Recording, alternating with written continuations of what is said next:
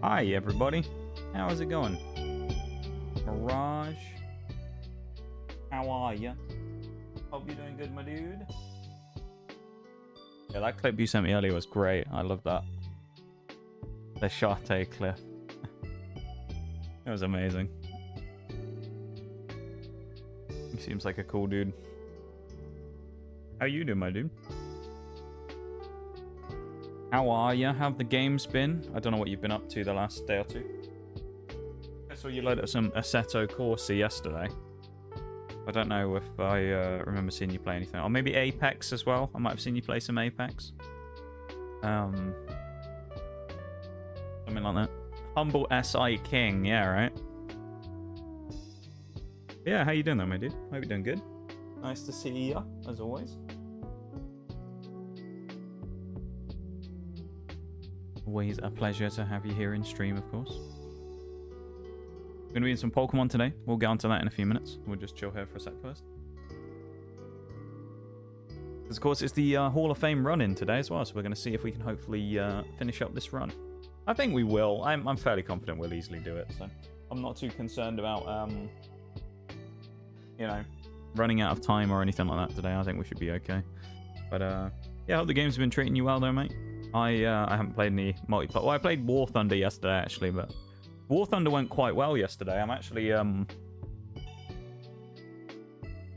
progressing very quickly through the British tree now. I unlocked the Tortoise yesterday, although I haven't bought it yet because it's 6-3 and I don't want to bump up my tiering yet. So I got the Tortoise unlocked yesterday, unlocked the FV4202 as well.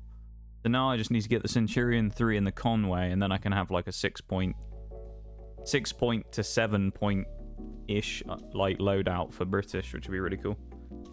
I think the highest I would have gotten was it's just straight jump from like 6.0 on the Centurion 1 to 7.3 or something on the Centurion 3, so yeah, it's gonna be kind of wild. But going well. Played some Siege yesterday, played some Apex, did some sim racing as well. Just had Popeyes. What'd you get from Popeyes? Which account were you on Siege, the alt or the main? Which one were you on? You did ranked or standard?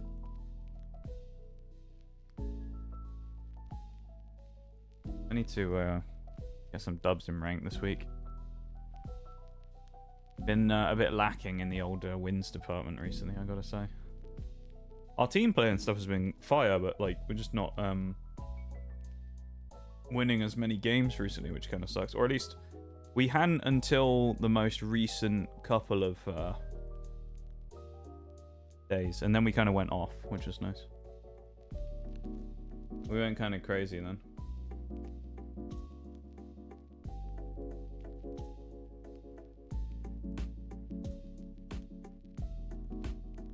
Embrace democracy, or you will be eradicated. And would have put rather play Assetto Corsa, but back on Siege Grand tonight. I'm aiming for Diamond this season or next. You might make Diamond if you solo queue, to be honest. I doubt you make Diamond if I'm there with you.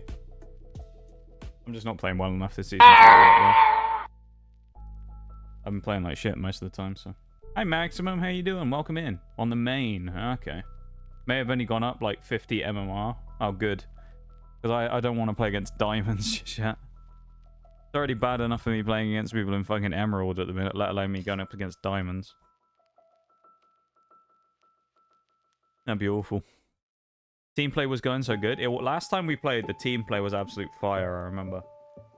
We were just on fire with with the calls. The call-outs, the swings, the crossfires. It was just majestic. Really was. There was some great teamwork going on. I mean, we won some hella close rounds and clutches and shit. It was great. So.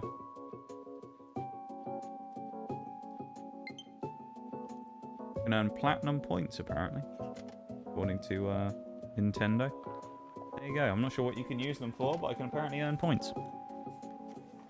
Going to be lurking today, but I want to say hi. No worries, Maximum, of course. Thank you for hanging out. I appreciate you dropping the sound alerts, and I hope you have an enjoyable time lurking away. No problem, my dude. You have fun with whatever it is you're up to, and we'll see you soon. Or we'll talk to you on Sunday, probably. Coming on solo queue to Diamond. But when we have a full team, we have better odds. Probably. I mean, I don't know, man. I don't know. It's a difficult thing, isn't it? Because if I look at it realistically,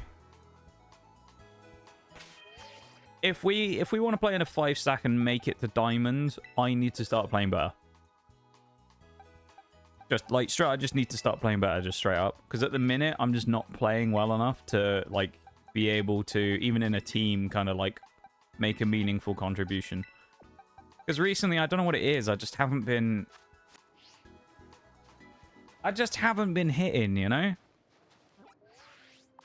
I don't know what it is, but Siege recently for me, it just hasn't been like... It hasn't been there, you know? I haven't been able to do as well as normally I would, like fairly decently. I've been just off the pace, and I don't know what it is. I'm just like not winning as many gunfights. I'm losing a lot of gunfights to like dying to a guy just pre-firing me and stuff, you know, as well. So it's like, it's not necessarily I'm losing all the fights I'm getting into it. So I'm not even having a chance in a lot of rounds to get into a fight. I'm just dying before I have a chance to kill anybody. And it's really frustrating. I don't know. Maybe it's just like one of those things where things will settle down a little bit and, you know, I'll get back into it again. But I have been on a good confidence building run recently, I will say. The last few times we've played, I've been playing a lot better. So that is good. It's been certainly, you know, boosting the confidence levels up for me. I think I am a confidence player when it comes to Siege, to be honest. Like, it's one of those things, isn't it?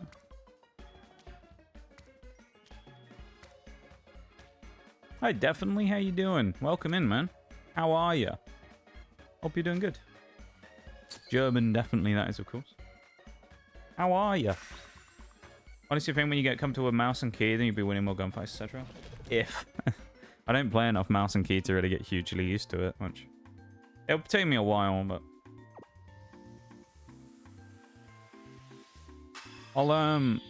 Yeah, I mean, I'll try and, like, get some, like, practice stuff in. I'll try and do, like, practice drills and stuff as well, which is something that's probably quite useful.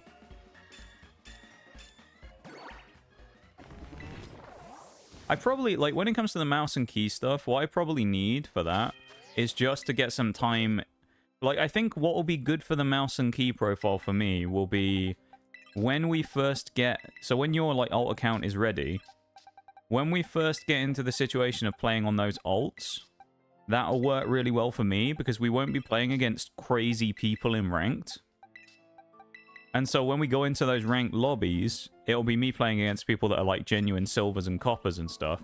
And so I'll have a fairly decent chance if I'm pretty new to mouse and key of actually winning consistent fights against those people. And then, you know, you just kind of get used to it and build it up fast as you build it with confidence, don't you? So, we'll see. Hi, Friday Man, how you doing? Welcome in.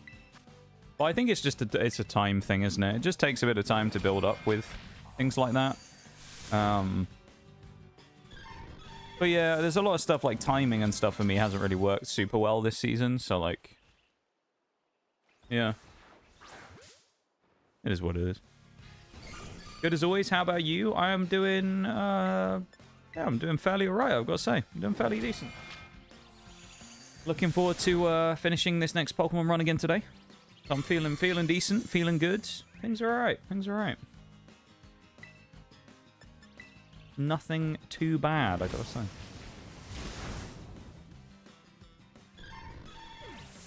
Looking forward to the weekend. Just feel like it's going to be a nice chill weekend this weekend. I'm just looking forward to it. I think it should be good. Yeah, things are good. I'm glad to hear you're doing well too, definitely. Oh. Frog in me throat. Remembered only playing on controller and he went for body shots and now I aim for heads on M&K naturally. I feel like I try to do that a lot. I try as much as I can to have decent crosshair placement. I think a lot of it is just the difference in reactiveness that you can get from a mouse versus a pad, innit? Because like playing mouse, it's a lot more high control at quick speed. You know what I mean? So, like, whereas I can flick people with a thumbstick, it's a lot harder to be consistent because there's no point click, you know? It's like a scale rather than like a exact point. Versus mouse, I just flick exactly where I want, fire the shot, and I kill someone. Which is why, and I think, I've noticed this already if I look at my gameplay clips, I've actually got a decent amount of, like, kind of, like, tough, not flicks, but, like, really thin angle, like, pixely type shots where I've caught someone on a horrible angle and I've swung a corner because I know exactly where I want to be aiming, and I get the crosshair straight there and headshot the person. So, like, there's a few clips, I think I've deleted it all now because I've been getting rid of all the footage, but... I think there's a few clips of when I've been doing it the last couple of weeks when we played against the champs in those lobbies where I actually killed a couple of them when I would just swing on a corner and just pre-fire at it. And, you know, head level pre-fire in the door and catch someone through a door frame. And I think it's just a time thing. I just need a bit of time under my belt to get used to it, you know. Get used to the mouse and key way of playing and the increased kind of speed and different way of it. And then I'll be okay. But I'll try and, like, if I can, get a situation going where I do, like, a daily... Kind of like I did back in the day. You remember when I used to do T-hunts every day? I wish T-hunt was in the game still, but try and get, like, some kind of... What? How did we run into that guy? What? No, I'll try and get some, like, daily training drills going if I can, where I do, like... aim lab stuff. Then I probably hit up some like AI playlists just to get used to actually putting it into practice of walking around a map and shooting people, and then do some of the training drills on like the map training where I run around shooting bots in rooms just to get used to that, like flicking and, you know, that type of stuff. General aim. Good to be here. Well, I appreciate you being here, Friday man. Good to see you again. I'm glad to have you guys here hang out with me today while we play some Pokemon. Right now, it's going to be quite a slow start, naturally as it is with these types of things, because there's a lot of grinding to do. So we are going to be grinding for a little bit before we get going. Just because that's the nature of the way these things go. We have to grind for a little bit just to get our stuff ready to go, you know. We have to get our levels up to about level 60, and then we can get cracking from there. But it means we just have to do a little grinding first. Not the slowest in the world. It's relatively quick to get going, but yeah.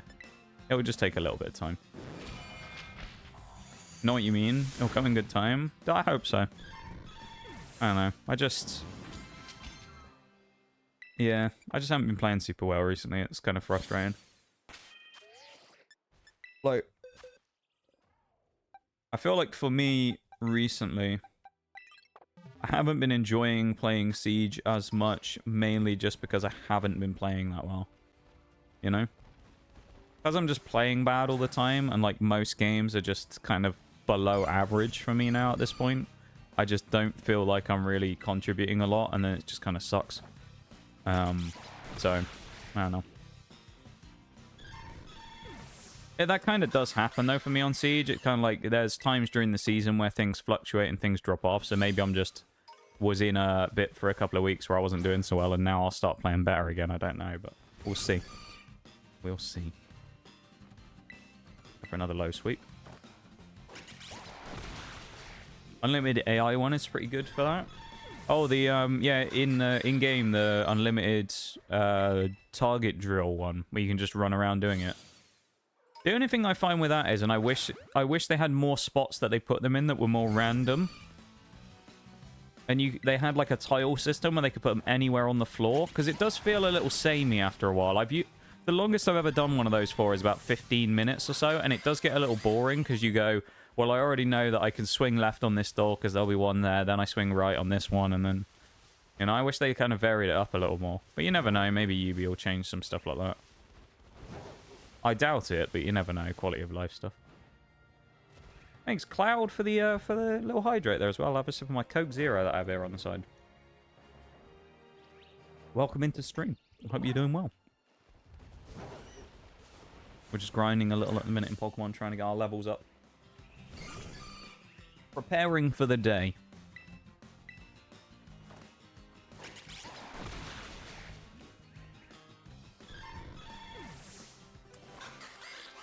I hope you're doing well. Blissies. Blissies, blissies, blissies. That's what we want. There we go. In our special farming spot up at the top of the map by the Team Star Fairy Base, where you can farm blissies and chancies forever. It's amazing. As long as you got sandwiches, you can farm. It's absolutely goated. Earth power as well. Let's go on our Sandy Ghast. That's pretty big. We'll get rid of Sand Tomb finally and pick up that. I think the setup we have here is fine actually. Sandy Ghast is kind of goated, so I think Sandy Ghast will probably go to the end of the game for us because it's that good of a mon. Yeah, I don't know though, Mirage. Maybe I'll get on tonight and try and get some like target drill stuff going. Try and build it up over time. Aim for like maybe next season or something where I'm like ready to go. But I do think yeah, getting some good games under my belt on the alt might be quite a good thing for getting the experience in with the mouse and that, because I mean I'm just not really used to mouse aim. It's uncomfortable.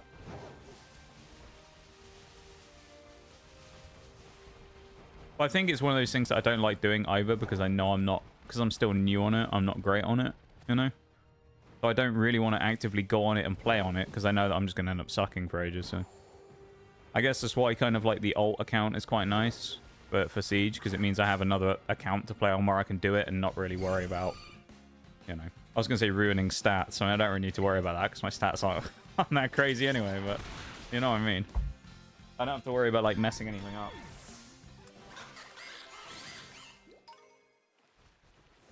Oh, look at all these blissies. That's what we wanted. Let's go. So many of them. Yeah, I hope everyone's doing good today. Looking forward to the weekend coming up. Good old weekend right around the corner. We're very close now, of course. Just one more day tomorrow. Which I always like Friday. Friday's a good day of the week, isn't it? I can't be the only one who thinks this. Friday is like one of the best days of the general like working week, because Friday is the day where you know once you've finished you're off for a couple of days. At least speaking in UK terms anyway. I know other countries are different, but over here in the UK the general thing is that people work Monday to Friday, and then most people have a weekend off. I'd say the majority of people probably don't work the weekend. So like the Monday to Friday grind is the long bit. Monday's always the worst day because it's the first day in and you realize you've got a bunch of days ahead of you, and obviously Friday's the best day because you're right at the end of it and you're you know, good to go basically. Don't think we need to worry about clear smog here. We can get rid of it. We'll keep expanding force. Gives us a couple of options as well with size shot, because then we get a physical and also a special hitting move effectively for our Armorooge. So it gives us options depending on what we're fighting. I think that's quite handy there. True story. Yeah, it's Monday. Monday sucks because it's why I say about this with the weekend as well. We talked about this a few weeks ago, I remember. If you look at the weekend, if you count Friday as like the start of the weekend, right? Because you have kind of like a bit of Friday once you've finished whatever it is that you're doing, where you start off. So you have that first part of the weekend that kind of, you know, you relax on a Friday night. So that's a good day. Saturday is kind of like a nice day where you fully relax most of the time. Sometimes you got to catch up on like errands and stuff you maybe haven't done during the week, but just for argument's sake, we'll say that you're errand free for the weekend, right? So you just have a nice Saturday, and then Sunday, terrible day. Why is Sunday such a bad day? I think Sunday is a bad day because Sunday, most of the time, you end up spending the whole time thinking, oh, I've got to go back in a few days. Or I've got to go back tomorrow, or in a couple of hours. You end up, Sunday's like the day where you spend more time counting down the fact that you have to go back than you do actually enjoying the day of Sunday, I find. Well, that's what I used to find anyway. Back in the lab, anyway. So it's just like that, I always find. Sunday kind of sucks for that. Friday is always nice because you don't have to think about it at all. And then, yeah, Saturday's like best of both worlds. Friday, Saturday, and Sunday off. AOL. That's not bad though. That's a nice little schedule working the 4 days. Is that a regular thing though, Cloud, or is that like a just this week you have that off and then it changes up over time? 50 accuracy on Inferno. No, thank you. Why would we use that? 50 accuracy. Ugh. Disgusting. What a terrible move. Pretty much every week. Damn. That's pretty nice, though. Pretty nice schedule right there. Not a bad schedule at all. Oh. Hey, Tyranitar.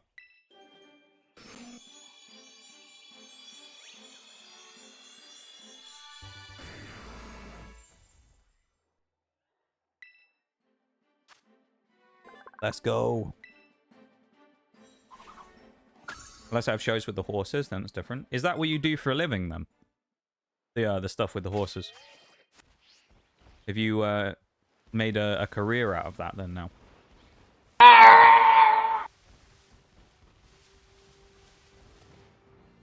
Hey, Shags. How's it going, mate? Well, I already spoke to you earlier, didn't I? But hello again, Shags. We find ourselves gathered here again for some Pokemans. Oh, you have? Nice. That's pretty cool. Was that something that originally was like a hobby that you kind of were able to turn into a career? Or was it just something that you kind of found yourself in and then really enjoyed it?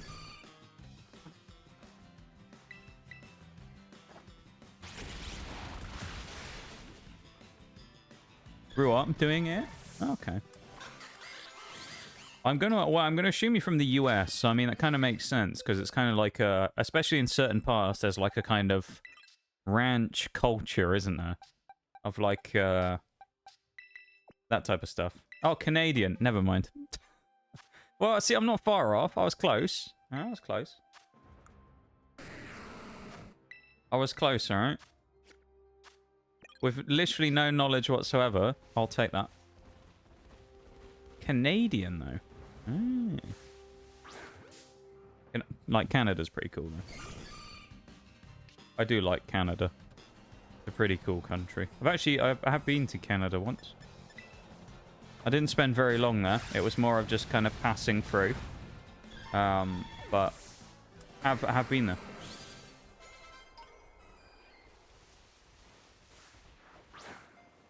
I remember I attempted to make conversation. I think he was... I don't know if he was American or Canadian. I don't know how that necessarily works. But it was the man at the Canada border.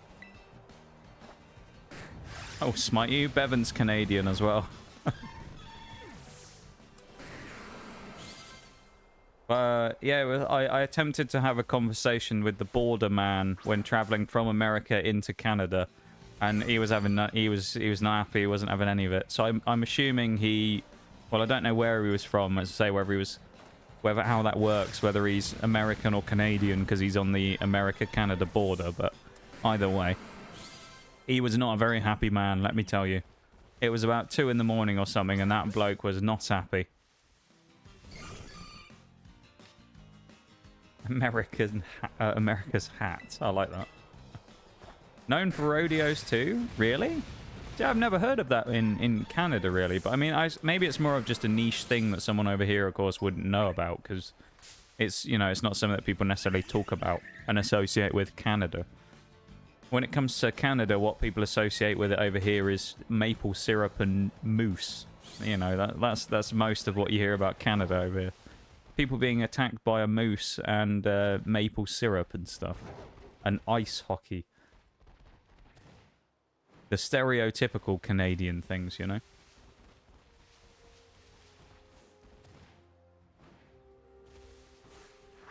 Then again, it's kind of the same over here, isn't it, as well? Where there's a lot of stuff in England that people don't know about that's just kind of niche, you know?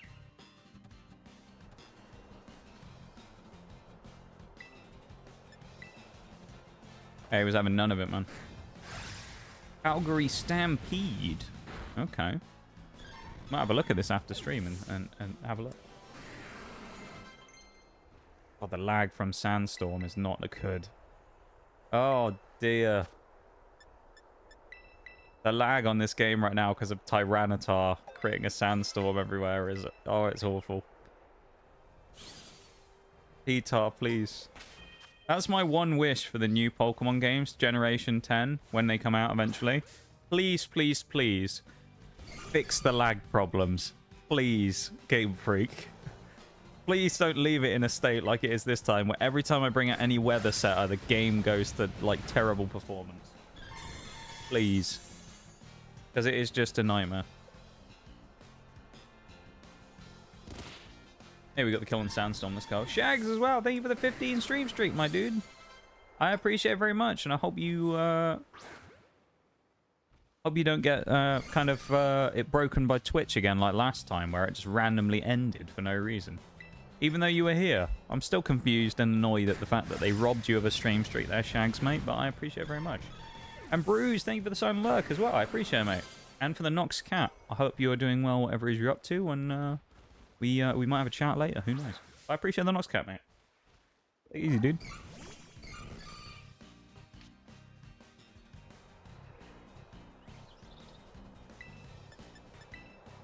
If it breaks, I'll build it again, no probs. Hey, I appreciate that, Shags. I appreciate that. Fake mod, SMH my head. What do you mean fake mod? Huh? What do you mean fake mod? What's that about, What do you mean fake mod? Why, because he wants to build a stream streak? Oh, because the stream streak got broken, you mean? Not everyone's got a 190 stream streak, Bevan, alright? Come on now. That is a mightily impressive stream streak, though, I've got to say. You and Oreo are pretty gnarly with those streaks. Yeah, I'm incredibly lucky that I have you guys who both have a 190 stream streak. It is actually crazy.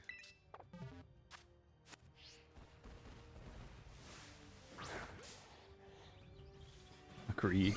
Fake mods with a 15 stream streak.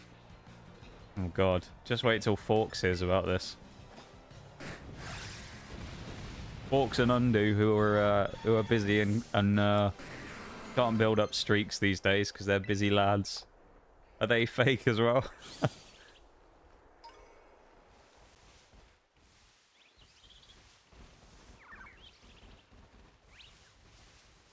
You're like one of those things. I just send them like a formal letter later on. I'll just be like, Undo. But we're gonna have to let you go as a mod. Fake mods. Reason for termination: lack of stream streaks. Just be like, I'm gonna have to let you go.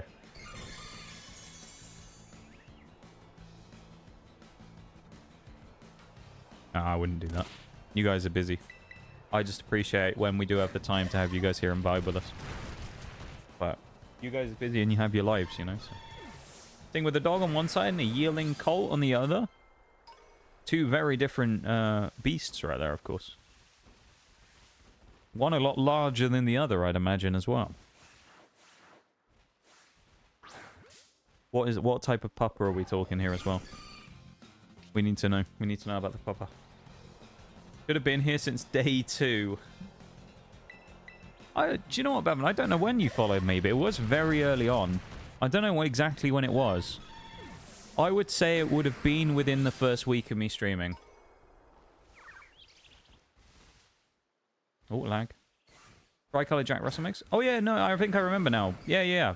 Didn't you get you got the butterfly costume for him? Never mind.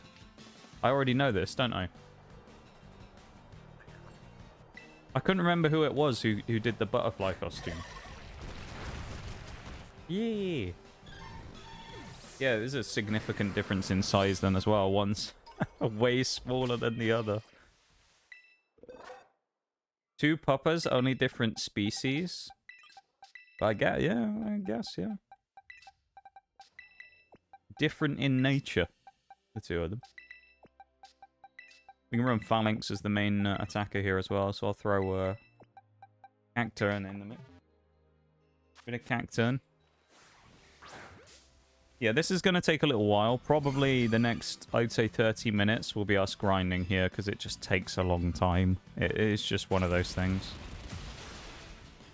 Even farming Blissies, getting up to level 60 to put ourselves at the level cap, it just takes a while. So, you know, we just have to grind for a bit. And then once it happens, once we hit level 60, everything falls into place and it speeds up significantly. It just takes a bit of time to get going, you know?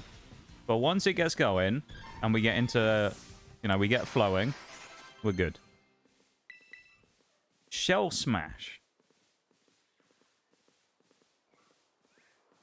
We could run Shell Smash. Shell Smash Torkoal. That sounds... Is it a special? No, it's just attack and speed, isn't it? Not special attack on the Shell Smash? Let's not learn that. I don't think we're ever going to get a chance to use it, really, on Torkoal, to be fair. I'm trying to, like, piece together what I think my final team will be here. Because, actually, this one's quite interesting, because there's a lot of really cool options in this team. Actually, we'll bring Gyarados out there. We'll put Reverie in. There's a lot of really cool options in this team, if you look at it. I mean, Amoonguss, Garchomp, Tyranitar, Palisand. I mean, there's loads of Scizor. There's loads of stuff in this this group that's really, really strong. And, yeah, I think it'd be really interesting to see who kind of gets selected at the end, because it's a very competitive group we have here. Amoonguss, yes. Or Amogus, as we sometimes call them. Amogus. We do like Amoonguss. But like Amoonguss is another one where it's like, great Mon. I don't know if it fits in the team at the end, which is crazy to say, because it's Amoonguss. But does Amoonguss fit? You know, do we have space for an Amoonguss? I don't know. Because I'm looking at the team and I'm thinking, well, what have we got? What are our options? You know, what do we have to work with? Do we need a grass type? I'm not sure. I'm not sure if we do need a grass type, you know.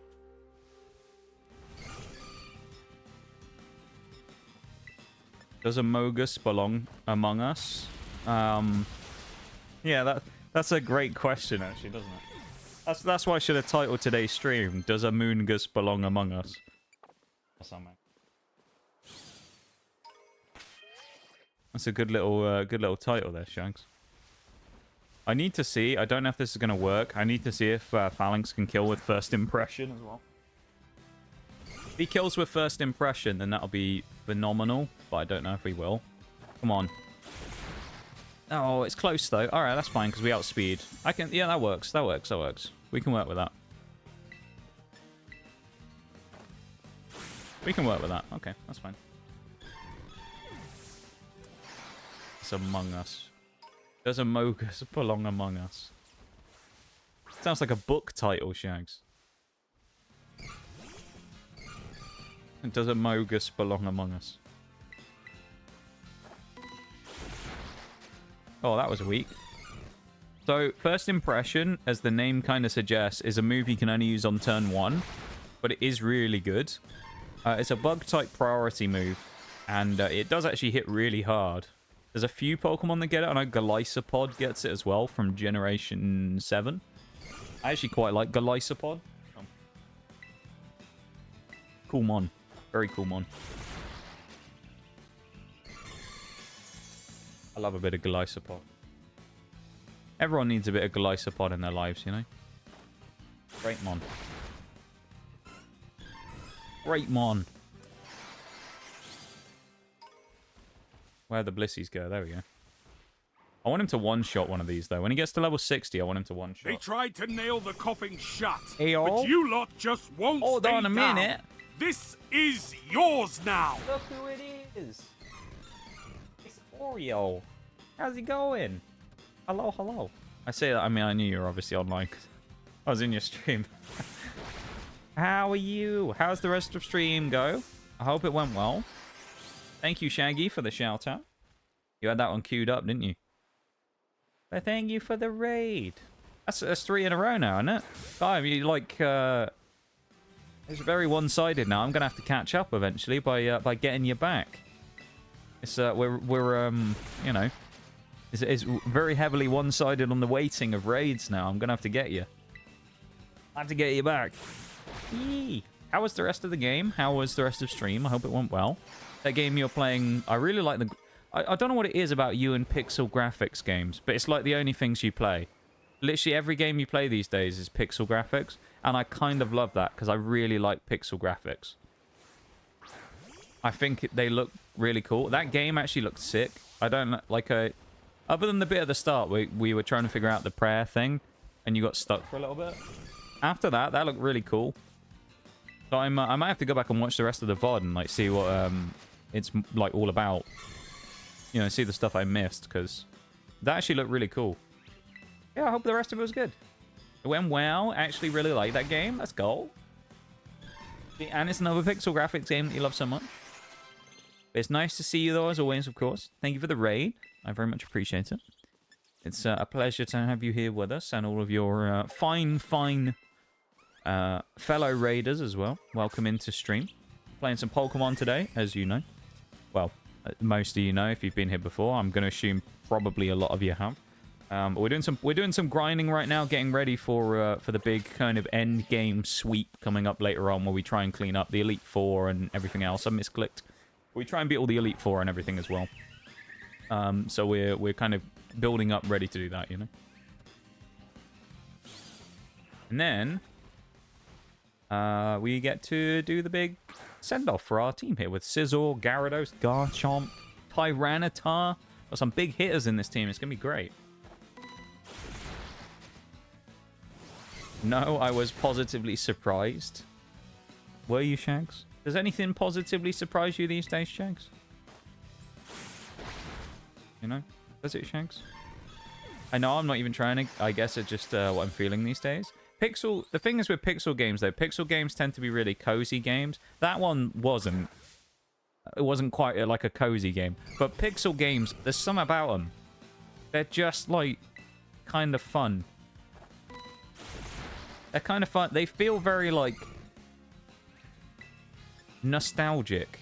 Because I think, like, we grew up in a... Like, some people now might not remember it if you're too young, but, like... I mean, to be fair, if you don't remember it, you're probably only just old enough to be allowed in stream anyway, but still. Like...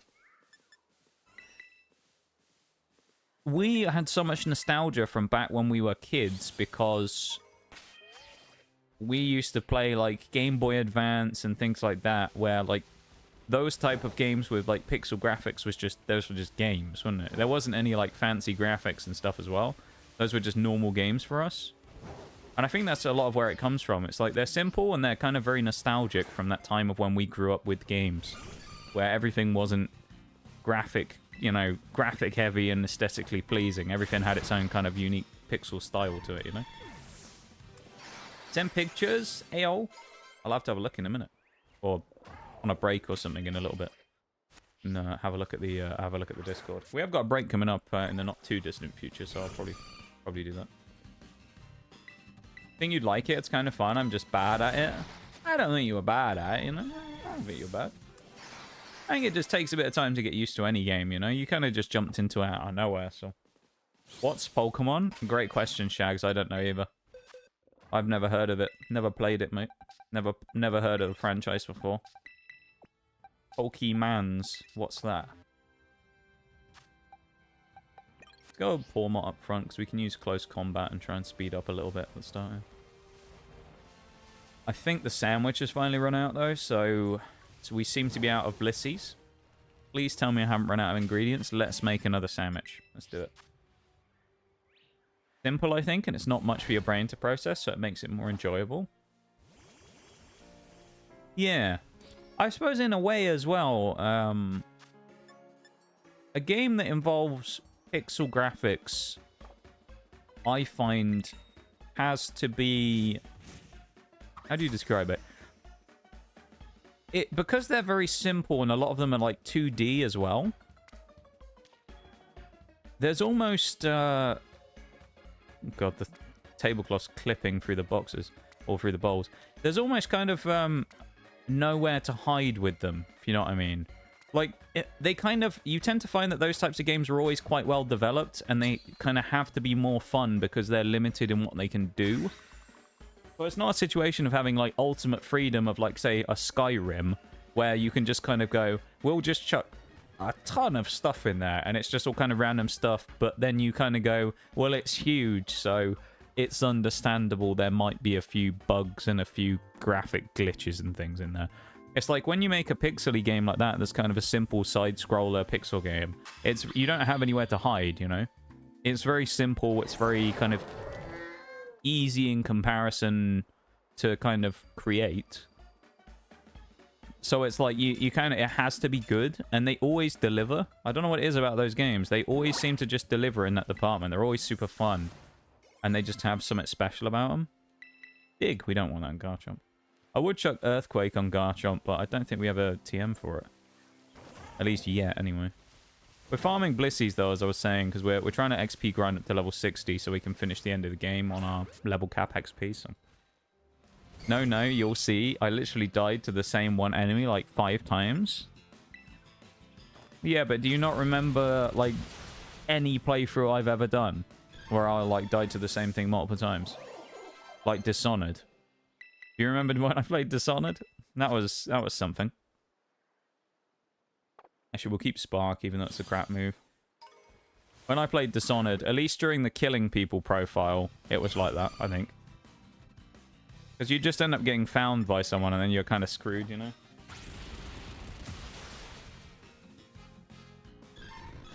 That was a good thing, though. Kind of Souls-coded in it. It seemed it, yeah. That's what I was kind of thinking, actually, when I saw it earlier. And there was that very aggressive message, wasn't it? There was like, pray or die. And I was like, God, this feels a bit Souls-like, doesn't it? That's what I was thinking earlier. It feels a bit kind of Souls-y, that game.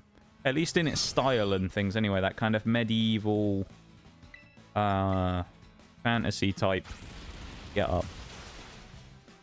But yeah, it seemed pretty cool, though. I'll have to have a look. You'll have to... we'll have to go digging on the old... Twitch Prime free games list again and see if there's anything else in there, because it seems like there's a bit of a gold mine, actually. Even if it's just games to play for fun, you know, if nothing else. So, always need more games to play for stream and stuff, so. I mean, like, things like Skyrim aren't going to last forever. Once we finish the playthrough, I mean, and got the 100% achievements, that's it, you know.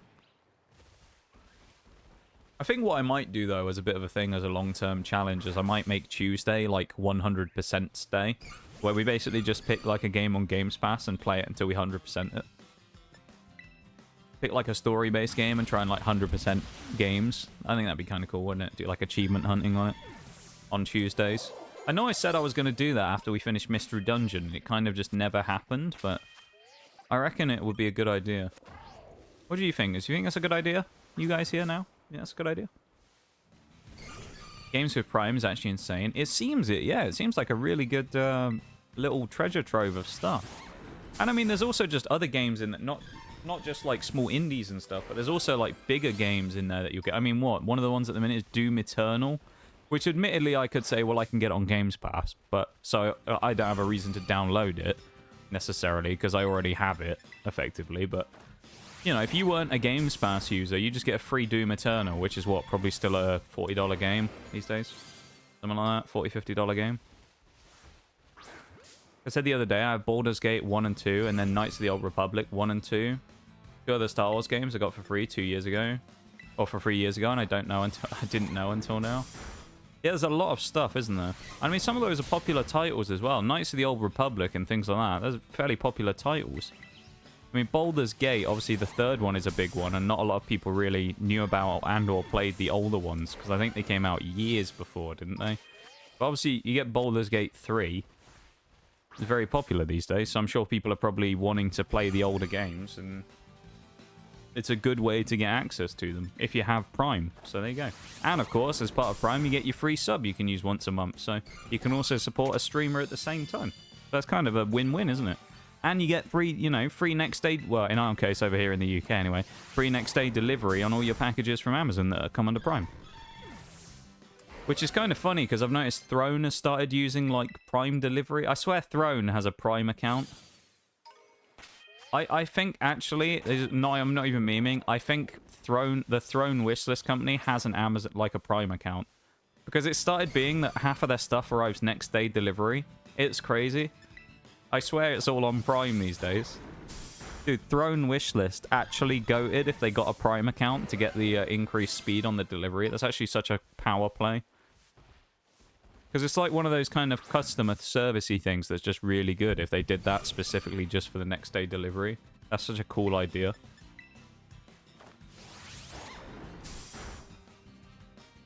Played the older ones way early in life and loved them so much. And I was so sad because I couldn't play them anymore, and now I can.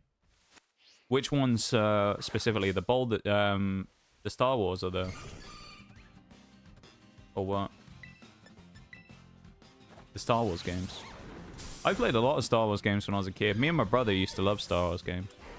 We played... There was an old Clone Wars game we used to play a lot of back in the day. This was on the GameCube. It was like vehicle combat, I think. That one was fun. We used to play Rebel Strike, Rogue Squadron, Jedi Outcast, I think was the name of one. Or was it Jedi Knight? I don't remember which one it was. What else did we used to play? Loads of them. We used to quite enjoy, back in the day, we used to enjoy the old original Lego Star Wars games as well. Those were good. We used to 100% those.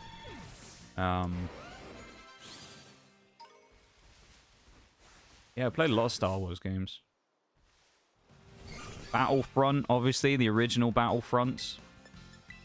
Orcs actually sent me a TikTok yesterday as well of some, it was like a mod, like a fan-made mod for Battlefront that someone had made. It was incredible. It looked better than it looked better than the game that EA made. It was insane. You can pay Amazon to use them for fulfill shipping.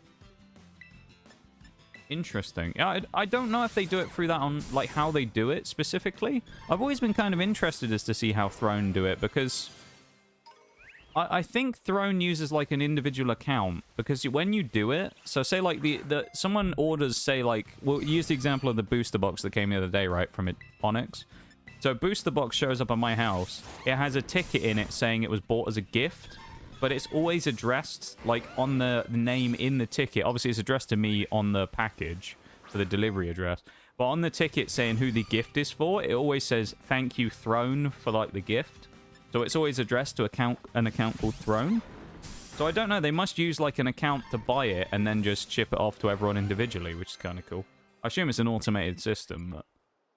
You wouldn't want to do that shit manually with how big they are now. Everybody uses the Throne practically these days. It's incredible how quickly they've kind of come out of nowhere. But fair play, they're actually a really cool service. Both Baldur's Gate specifically and downloaded the disc for Windows XP. Obviously can't use them anymore. Oh, that's a Windows XP. God, that's a throwback.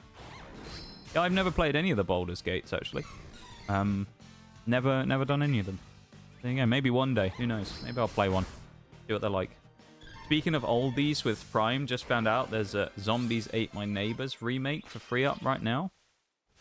I am not familiar with that game, Shanks. Speaking of oldies with Prime. I thought you were talking about people for a minute there, Shags. I was going to say, that's not very nice, is it? Calling yourself old or something. Because you do have Prime, Shags. As I can see, great example of you with Prime there, Shags. I can see your little crown that you have right next to your Twitch name. A Prime user right now. I actually do use Prime myself, though, of course. I actually do really like Prime. It's really useful in a pinch for getting stuff here quickly. Like, the amount of times that something will happen where, like, something breaks or I need a... Like, I remember when my PC... When I first got my new monitors, I realized that the... what was it? My GPU, I think, only had... Was it only had one HDMI slot for a monitor, and it had 3 DisplayPort slots? And I didn't have any display... Like, I think my monitor didn't come with a DisplayPort cable. And I was like, ah, fuck, what do I do? And I ended up having to, like, buy one overnight, and it arrived... I ordered it at, like, I don't know, midnight or something, and it arrived at about 10 AM the next day. It's crazy how fast you can get things to arrive these days. Too old? It was an SNES game? That is a old console these days, isn't it? The SNES. SNES. I just realized I need to close my page, don't I, as well? What just happened? It says we completed a goal. What happened? Someone just subbed or something, I think. I think it just said we completed a subs goal. Someone just subscribed. I can't believe what I'm seeing. Damn, Shag. Shags with a prime. Hey, yo. Was that planned, Shags, or had you forgotten you had a prime sub or something then, and me mentioning it, you went, oh, I'll use... There you go. That's kind of perfect, isn't it? Perfect timing. What a hero Shags is right there. Demonstrating the prime sub right there. And of course, Shags, as you know, I'm now obligated to say that, of course, you could have used that on literally anybody on the platform. And the fact you decided to use it on me is pretty damn cool, because there's millions of streamers out there these days. And I am very grateful to be the one to accept your prime. So thank you very much, my dude. I very much appreciate it. I would never forget such an important thing. Aww. Are you new using Prime then, Shags? I feel like I might be being crazy, but I swear the crown badge next to your name is new. Or am I just being crazy? Have you started using Prime recently? Or have you had it for ages and I've just never noticed? You might have had it for ages and I just never noticed, to be honest. That's the most likely situation. Bloody floettes. They're always hiding in the plants. I can never see them. One thing I forgot to mention as well that I need to say, I know you already know this, Oreo, but remember as always to go do your post-stream self-care. Look after yourself. Go have a drink, go have a snack, do all that stuff. We are going to be having a quick break ourselves in about 5 or 6 minutes to get rid of the pre-rolls. We run a 3-minute ad break about every hour just to get rid of all the pre-rolls and do all that stuff. So, yeah. So we'll be getting that done in a minute. So it'll be a perfect opportunity for anyone who's coming in the raid to get up, have a stretch, have a drink, do all those things you need to do really quickly. And then we'll be back to do some more Pokemon stuff. But we won't be doing that quite yet. I'll call it when it happens. When I get the 3-minute notification, I'll let you know. So you'll all know plenty of time when it's going to happen, okay? But, yeah. Thank you so much again for the raid, though, Oreo. I appreciate it very much. And you must be on a day off today, I'm guessing. Because you had a day off yesterday, didn't you? That's kind of funny, because I remember I was... Well, unless you're... Oh, no, you could be working late today. Couldn't you? I was going to say, it was funny. You and me were talking the other day, and you were saying to me that you never get 2 days off in a row. Told you yesterday that I was off today? Wait, am I just being confused? Did you work yesterday, then? No, because you went So you had 2 days off in a row? I just can't remember. Okay. No, I was just thinking it was weird because I remember the other day we talked about it and said that you never get 2 days off in a row. They're always spread out through the week. It's kind of weird, isn't it? We like talked it into existence. Damn, there you go. What are you going to do with the rest of your day off? You got any plans for the rest of the day? Anything fun you're going to do? Or is it just errands-y stuff and kind of general bits and bobs? Oh, I forgot you like it when I say that phrase, don't you? You always find it funny when I say that, bits and bobs. Apparently it's not a phrase that other people in the rest of the world use. I've found.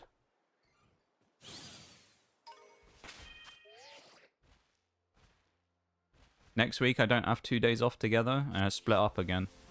Having them split up sucks though. It's just... Because 1 day isn't enough to like... kind of reset yourself. You need 2 at least, you know? 1 day to sit there going, oh, fuck, I've got a day off finally. And then the second day of the 2, you sit there going, oh, shit, I've got to go back tomorrow, you know? So you basically spend the whole time doing not a lot. Because the first day you spend the time going, oh, I've got to go back in 2 days. And then the next day you go, oh, I've got to go back in a day. Ad break in 1 minute 20, by the way, as well. So 1 minute 20 when the break will start. I will do like I normally do. I'll completely pause the game, walk away from the PC, go stretch my legs, go have a drink, do all that stuff. And then we'll come back and we'll go on again, okay? So no one's going to miss anything. So you ain't got to worry about that. Don't plan my days off unless I plan them far in advance, you know? No, I mean like just today. Like now that you finished like your stream stuff, did you have anything that you were like, oh, I want to do that for the rest of the day? I didn't mean if you had any, like, plans like that, no. But, like, do you have any thing now that you're like, oh, I'm going to go do that? I'm going to go make some food or something, or I'm going to go, I don't know, commit tax fraud. For example. It is a viable possibility. Someone might want to do that. Someone might want to go commit tax fraud after finishing stream. I don't know. I can't say that myself. You know? My lawyer told me not to mention anything about it.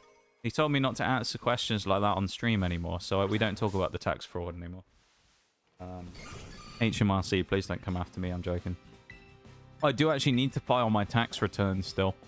I have, it's kind of funny, over in America, I know you guys, they're like very hot on the tax stuff, aren't they? It's like you have to have it in by a certain day and they have like massive penalties. Over here, they're so relaxed about it, it's hilarious. To the point where they're kind of just like, they'll send it to me and be like, right, you need to do this. And they'll send it to me in like June. And then you'll look at it, it'll be like, when do I need to do it by? And they'll be like, oh, January.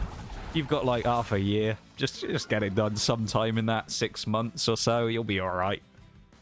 And then over in America, they're just like, get your tax return down now in the next 10 minutes or we'll come for you. We will hunt you down. You know? It's wild.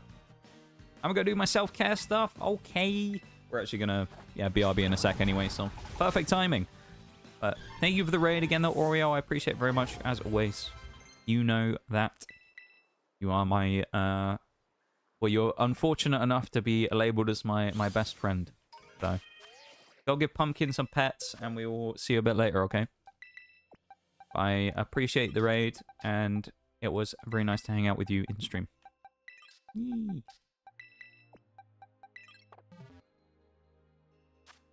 Alright. Before we kill the next Blissey and continue our mass murder of the Blissey and Chansey population, the break has started.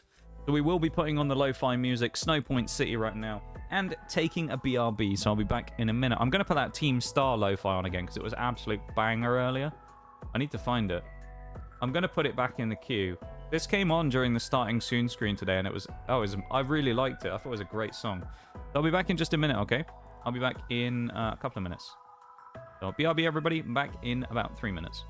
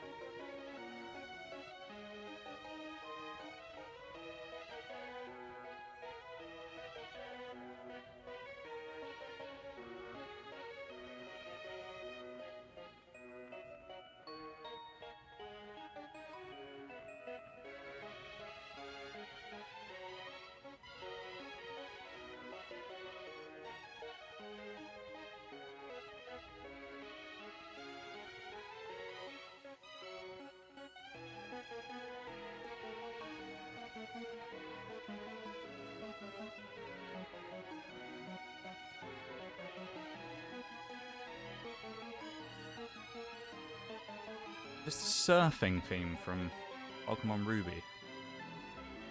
I want to say this is the surf music. Lily Cove City. Damn, no, I knew it was something. Alright, we're back. Pause that. Welcome in, or welcome back, Bruised. Actually, not welcome in. You were here earlier, weren't you? Lurking away. Pigeon. Pigeon. Okay. Just pigeon. Welcome back from the break, everybody. Any particular reason for the pigeon? Or just pigeon?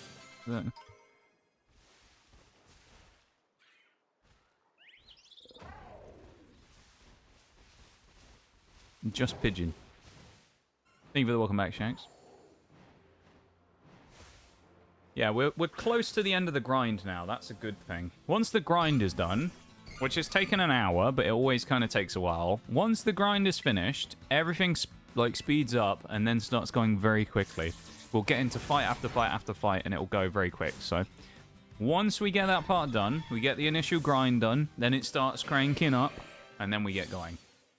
But it just takes a little bit of time just to get ready with the run. Get everyone up to level 60, because we do run a level cap. So our level 60 cap is the end game, basically. So we view it as like the final level cap we use before the end of the game. So we'll boost ourselves up to 60, and then we'll go crazy at the end of the game. Yeah, fighting all the last few fights we need to do. It does put us slightly over-leveled for the first couple of Elite Four members, but it balances out towards the end of the fight, and it means we don't have a massive level void at the end when we've beaten the Elite Four, but not the champion yet. So it's just kind of the fairest way to do it, is to level ourselves up to 60 before, and then go from there. No, pigeon. If you're trying to reference something, Bruised, I honestly have no idea what you're... Pigeon. I'm very confused. I have no idea. Pigeon. Just pigeon. No thoughts, just pigeon. Yeah. Sounds about right. I don't remember any references to pigeons. No reference, pigeon. I'm just confused. Okay.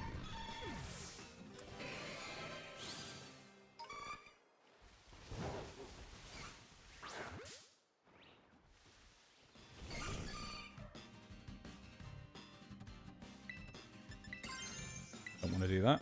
That was a misclick. Scizor is thankfully able to one-shot these Blissies with Iron Head, which is nice, because he's Technician, Stab, and attack boosting nature. So it's a kind of about as strong as you can get when it comes to not tuning him up even more by giving him you know, EVs and IVs in the required spread that you want. So he's basically as strong as you can get without doing any like tweaking by breeding and, you know, messing with stats. Come on, Blissies, where you at?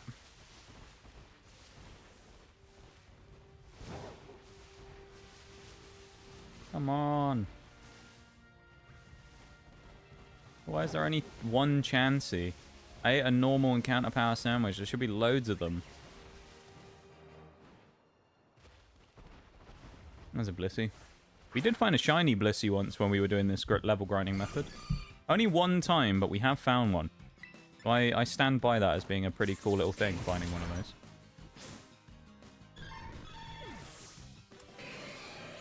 Stream Elements chiming in about Prime subs there. Shags doesn't need to worry about that, though, because he got in there early with that cheeky Primer. Thank you again for that, Shags. I appreciate the Prime very much, mate. Primes are one of those things that, we don't really see that many Primes, so it's kind of cool to have them, you know? You get the odd Prime here and there, but it's it tends to be with me. It's either straight subs or gift subs. There's not too many primers, so it's kind of cool to have another primer in the mix, you know? Primed, yeah. Primed and ready to go. There is the one thing I've never actually understood this really, but this is just like a Twitch thing. This isn't something that affects me either. This is just a general observation with it. But I find it a little weird. You know, Twitch has the, like, Partner Plus thing that they have, you know? The Plus program, where if you get X number of subs, was it 100 subs over 3 months, you get like a 60-40 revenue split instead. I've never understood why they don't count primes towards that. It's a really weird exception. It's really odd. I don't know why they don't do that. Very weird. But yeah, just a weird observation I've noticed with it. I don't know why they don't allow them to count. Probably so they don't have to give as many people Partner Plus and pay out as much, let's be real, but... Pigeon. I'm very confused as to what the whole pigeon stuff is about, I have no idea. I'm very, very confused about the pigeon stuff, so... yeah, I don't know.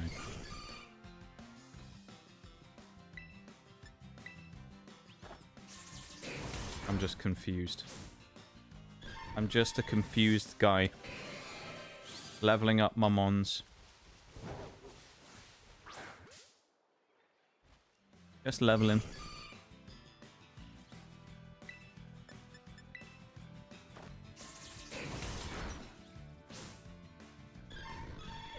Just a spot of leveling.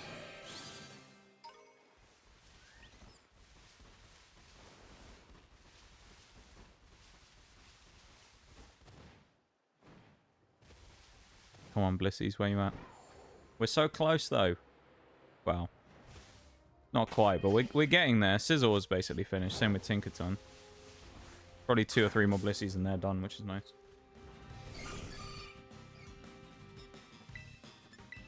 We're so close to the end of the grind. And then we can start actually beating people.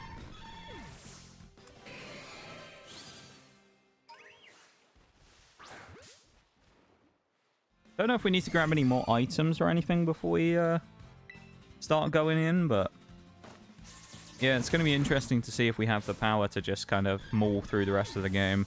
As of right now, we are undefeated, so we haven't lost a singular fight in the entire game, which is really cool. So we're still on top form.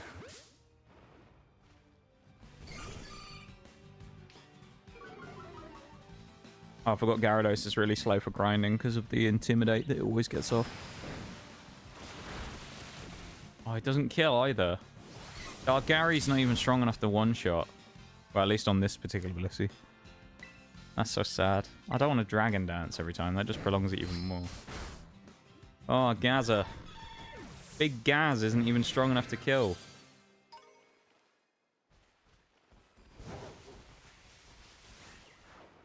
Oh, fuck.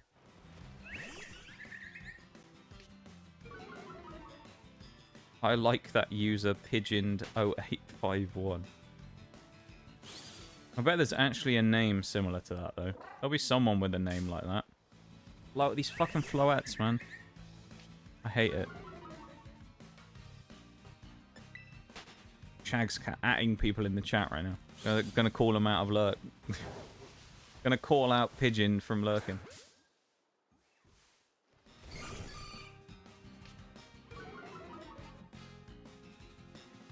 This is the type of situation where in the next, like, 10 minutes I would usually expect to be followed by an account called Pigeoned or something. It would then be, it would be part of a bit and they would come in and pretend to not know anything about what we were talking about. It always happens with these situations. The bit account names are always quite good.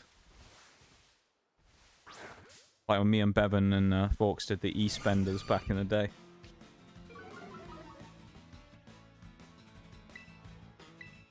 Pigeons better flock to this chat right now. We're about to, yeah, we're about to go up to, like, people are going to think we're, like, view botting or something. It's just going to be hundreds of accounts called Pigeon something in the account, in the chat.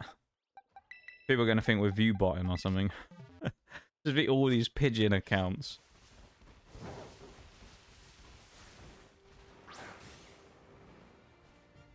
A congregation of pigeons.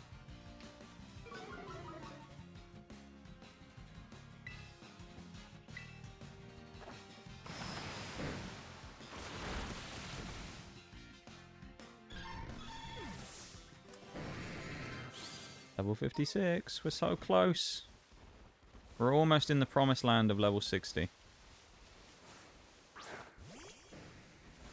I was trying to think if the pigeon Pokemon Pidove is actually in any of the Scarlet and Violet sets for TCG, where we'd ever have a chance of opening one, but I don't think it is, you know. I don't remember Pidove being in any of those sets. I mean, it's a dove, so it's not quite the same, but it looks like a pigeon, so I mean, close enough, you know. There, I've thrown a few corn kernels on the ground, now we wait. I love it. Thank you, Shags, for attracting the flock. Yeah, I don't think Pidove is in... Oh, maybe it is, though. I don't know. I don't remember. If Pidove is in any of the sets, that would be kind of cool. We opened at Christmas and got a Pidove. Get a pigeon. I know I say it practically every stream. I'm so hyped for that stream at Christmas. It's getting closer every time. Every day we get one step closer to it as well. And we're getting closer as well with the boxes and things as well. Is that the end of the second sandwich? I guess it must be. Yeah, the Vespiquen respawn, so I'm assuming that's the end of the sandwich. But we're not quite there yet, but we're still, you know, close. We're at, what, 3 booster boxes away, I think? We're getting very close now. Very excited. Weirdly, Pidgey isn't shaped, pigeon-shaped. Yeah, Pidgey doesn't really look like a pigeon, does it? No. Pidgey, what does Pidgey even look like? It looks sort of more like a sort of sparrow, doesn't it? A little bit. Pidgey is he's a bit of a sparrow. And then Spearow doesn't really look like a pigeon either, does it? Even though he's presumably named after a sparrow. And Fearow definitely doesn't look like either of them. He looks more like a sort of weird heron or something.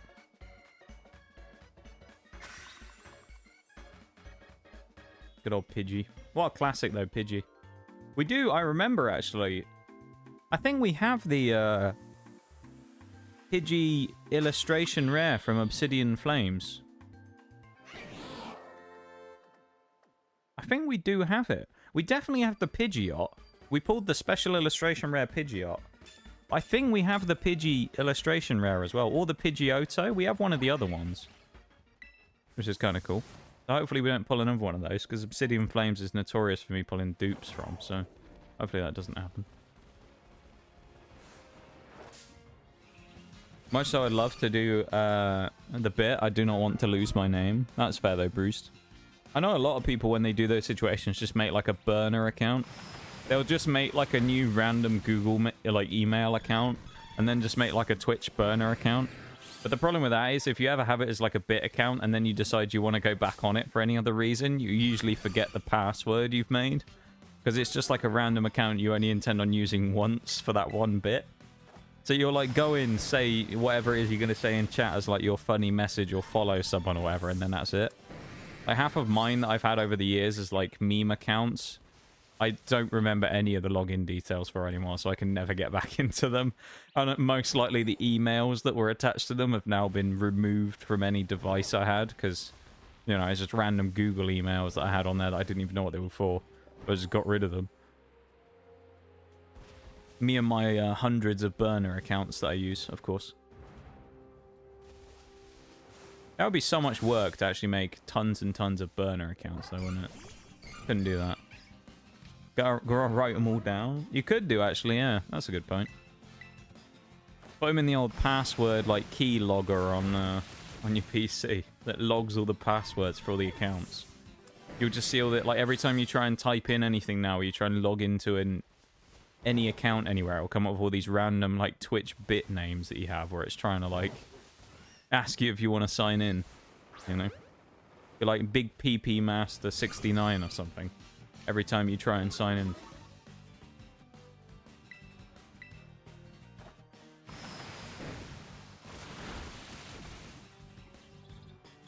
I reckon 2 more chances and, well, maybe not. Maybe 3 more Blissies, we're done. Maybe 4. 3 or 4, I think, and we're done. I'm very much looking forward to being finished with this. A rare catch. The rare is me pulling something new out of Obsidian Flames. I swear though, I've said this already. If we get that Obsidian Flames booster box at Christmas, which will be in stream 2, and we open it, right?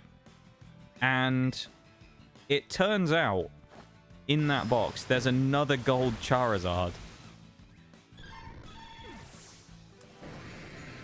I'm gonna lose my mind. Because every box of Obsidian Flames we've opened so far has had a gold Charizard in it. I don't even want the Charizard, because I already have 2 of them, and I don't like Charizard. But it's just kind of funny that we pulled the same card, like, as the special, you know, one in a box, like, you know, like, rarer card, like the golds or the special illustrations, and we pulled that fucking thing twice. Like, what? Gonna torture myself playing GTA 5? What's Chaos mod for GTA 5, Bruised? What does the Chaos... What is the Chaos? What does it involve changing in-game? Or what does it change in-game, I suppose? What does it do, adding the Chaos mod? I mean, I'm assuming it makes things more chaotic, but... Waiting for that double banger? Yeah, me too, Shags. I just think about it. Every time we have mention of it, or we think about the Pokemon stream, I'm just like, man, I can't wait for, you know, ripping a pack, pack... Could you imagine that, though? Pack 1 of the opening. So it's like, you know, we start the stream, we do all the talking, we get all excited about what we're going to be doing, I have the camera up, we get ready. Pack 1, Scarlet Violet base, double banger. Oh my god. Could you imagine? Pack 1, double banger. Oh my god. And it was 2 cards we needed. That would be even more goated. It'd have to be a full art and something else, because I have all the regular EXs. But could you imagine? Double banger right off the rip. That would set the tone of that opening to the extreme. It'd be insane. Insane. That would actually be goated, dude. That'll be wild. This is our team for this first fight we're going to be doing as well. We're going to bring Palossand, and then we'll bring... actually, no, this is fine as our team here. We're on... yeah, we're on Grafaiai up front. Why not? Go Grafaiai. Moongus, why not as well here with Specs. Assault Vest is fine on Reveroom, and then we can run Quick Claw on Palossand. Why not? Think for the hype, Shags. But yeah, like, oh, I'm so hyped about that stream, dude. Or that week of streams. All I hope, and see, this is the only thing. This is just me, just in general. Until the day when I get the last thing we need in hand, my mind will always be like, oh my god, we're not gonna be able to do it. Until the, you know, it'd be like one of those thoughts where I'm gonna be like, we're not gonna make it. We're not gonna make it in time. Until the day when I have all booster, but it'd be like collecting the Chaos Emeralds in Sonic. Until the day when I have the last booster box in hand, that's the day when my evil schemes will be fully complete, you know, and I'll be like, right, we're good. Until that point, it's gonna be like, well, I don't know if we're gonna have time to get all these in time. You know, or it'll be, or what if the shipping time, what if Royal Mail screws me over? And it'll be like thinking that until we get there. So we also still have the possibility of whether we need to do a sponsor. We need to figure that out or not, because I don't really have very long to decide if I need to do one. Because it'd be at least a month turnaround time. So if I'm going to do a sponsor in order to try and close out the last couple of booster boxes, then we're going to need to do it in like the next 2 weeks or so. So I'll have to decide pretty quick if I want to do one or not. So I don't know. We'll have to see what happens, I guess. Gives a little bar that when it hits the end of the screen, something will happen. Like, let's see, Killer Clowns, low render distance, spinning peds, etc. Okay, interesting. So the more chaotic you are, the crazier it puts, like, effects going on. I see.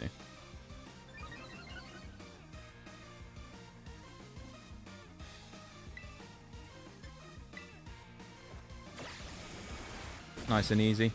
I mean, we're way over leveled for this particular fight, but that's just because it's one of those ones we should have done last time. I mean, imagine trying to defend a base and having 2 mid-stage evolution Pokemon is the best you've got. Come on now. Giza could easily throw out a Grimmsnarl and it wouldn't make any difference, though. I've been trying a sponsor type game lately. It's that Whiteout Survival that shows on IG ads all the time. Yo. Those types of games can actually be quite fun every now and then, you know? I do quite like them. I haven't done a sponsor for a while, actually, even though it probably would be quite beneficial to do one. One of the things that's put me off of them... Now, like, I don't know... For me, this is one of the things that puts me off. Some of them, I always thought if they were slightly longer, it would be better. But the problem is, the ones they've been giving me recently are too long. So, like, I've been getting a lot that they've given me recently that look really great on paper, and then you realize it's a 1 month time, right? So it takes 1 month to complete all the goals, which means the goals are all really long and take tons and tons and tons and tons and tons of grinding, which feels a bit much to ask of anyone to be like, yes, can you get to level 100 in a game, you know, or whatever, which takes an absolute shitload of grinding. So I kind of feel wrong about doing that anyway. But then, because it's 30 days, it's also one of those ones where it's like... From the side of it, from like the... part of the reason why sponsors happen, right? Sponsors happen because sponsors make money for the stream, right? And supports the stream. Let's be honest, that's part of the reason why they happen. And so for projects like, say, the Pokemon stream, if I went today, let's do a 30-day sponsor, we would actually miss the window for doing the stream. Reason being that it's 30 days until the end of the sponsor, and then it's an additional 30 days turnaround time while everything's verified before they actually hook you up with like your rewards for doing it. So in the case of something like that, I would actually miss the window for doing the Pokemon stream because it would be minimum 60 days before I got anything back from it. So it'd be like mid-December, pretty much right on the day when we'd need to do the stream, when I would actually get hooked up by the sponsor. So it'd be one of those ones where if I did a 30-day one, which is currently what I'm getting, I'm kind of in trouble because I'm not able to actually get them done in time. So I have to get one that's like 2 weeks or 1 week or something, otherwise I'm a bit screwed on that. Just a timer for something to happen, either good or bad, and people just use it while trying to beat the story. Okay, it just adds a little bit of interesting variation, I guess. With some random things happening, you know? Random effects of sorts. I see. 2 weeks would be optimal. Yeah, I think 2 weeks would be good, honestly. Because I think in some of them, some of the 1 week ones are actually a bit too crunched, you know? They're a bit too, like, close, crunched up. If only you can get a sponsor for War Thunder. Funnily enough, Bruce, you say that. That's actually why I came back to War Thunder originally. The original reason, if anyone's been around long enough, you'll remember this. The original reason I came back to War Thunder in June, July 2022 was because I actually got offered a War Thunder sponsor on through Stream Elements. And I was like, oh, okay, let's do it. Why not? Because I used to play this game. It's not like one of those ones where I'm just, you know, doing it for a random game for the sake of it. I was like, damn, I used to play War Thunder. It's a good excuse to get back into it. And we did it from there. And then I streamed it for about, I don't know, 2 or 3 months after that. And then I took a bit of a break. And then brought it back sort of every couple of months for a bit. So yeah, I have actually done a War Thunder sponsor before. The only problem with those types of ones is, for say like they gave it to me again now, is it's usually you get rewarded for new players. So in the case of like us just playing it on stream, most people who were in stream at the time already downloaded it, right? So we actually get no benefit from doing it now. That's the only problem with some of them, is they're great on paper, but then you find out that because they only count for new players, you can't really ever do repeats of them unless you have a constantly evolving massive community, you know, where you constantly have new people to do it. So like with War Thunder, I know a lot of us obviously have already done it, and some of the new guys in the community like you, Bruised, are already a War Thunder player. So obviously you couldn't do it. Jags couldn't do it. You know, people, Forks couldn't do it. Bevan couldn't do it. No one could really do it. So it wouldn't be beneficial to do it anymore. Unless there was like a system of, you know, more like a kind of YouTube sponsor that you get where they say like, we'll pay you $100 if you make a video. But that's not how those types of sponsors work. For reference, for Stream Element sponsors, if anyone's ever curious about how those types of things work, just out of pure curiosity, the way they do it is they basically say, here's 5 goals. Let's say install the game, get to level 10, reach level 20, defeat a guild boss, and then the last one might be like, buy the $5 pack, right? basically the way it works is that you earn money based on how many of those actions people do. So you might make like $5 for installing the game per person. I've never got anywhere near that high on rates. This is just pure random numbers. But $5 for installing the game, $10 for reaching level 10, 20 for getting to level 20, and you might make 15 for everyone who buys the $5 pack, for example. And then that's the way it works, is you basically smash the goals, and by doing the goals, you make money doing it, right? But in the nature of those types of things, they're almost always exclusive to new players, so you can only do it once. Because it's designed in a way that it stops people from just, like, farming... Say, like, Shags did it, right? And then he just goes, right, I'll uninstall it and make another account and do it again. It just, like, proofs it from people remaking, like, you know, multiple accounts to try and do it over and over and over and, like, farm it. They also have an IP lock on there as well, where if you try and do it on too many devices... I found out about this because I asked them about it. If you try and do it on too many devices on the same IP, it doesn't work either. It'll eventually lock you out of the link. And it'll tell you that you're unable to participate. So I think it's something like you can only do maximum of 3 devices on the same IP address. Now, albeit, Stream Elements isn't listening to this, so it doesn't matter. There is actually a way around that you can use if you really wanted to. Because, for example, there was a couple of people in my household that wanted to help out, but they couldn't. And I was able to figure a way out around it for them so they could actually help out with the sponsor as well. Cough, cough, use mobile data on your phone because it doesn't count as the same IP address. And then download the game using that and then switch back to regular Wi-Fi and it's fine. Because it's only for the for clicking the link that you need the specific different IP. Not that I... Well, I was going to say not that I condone people doing that, but if it's a situation if you get IP locked and it won't let you do it, just do that. It's the easiest way of doing it, because you're not actually breaking the rules of doing it. You're still an individual user doing it. You know. It's not like I'm doing that and doing it on, like, 5 old phones that I own. When I did that, it was for people that were, like, you know, wanted to help me out, who are also here. It just turned out that there wasn't enough slots where they could do it on, so I ended up getting a way around it for them. Unless your community includes lots of cousins, yeah. Oh, yeah. The old, Scrappy Doge, yeah.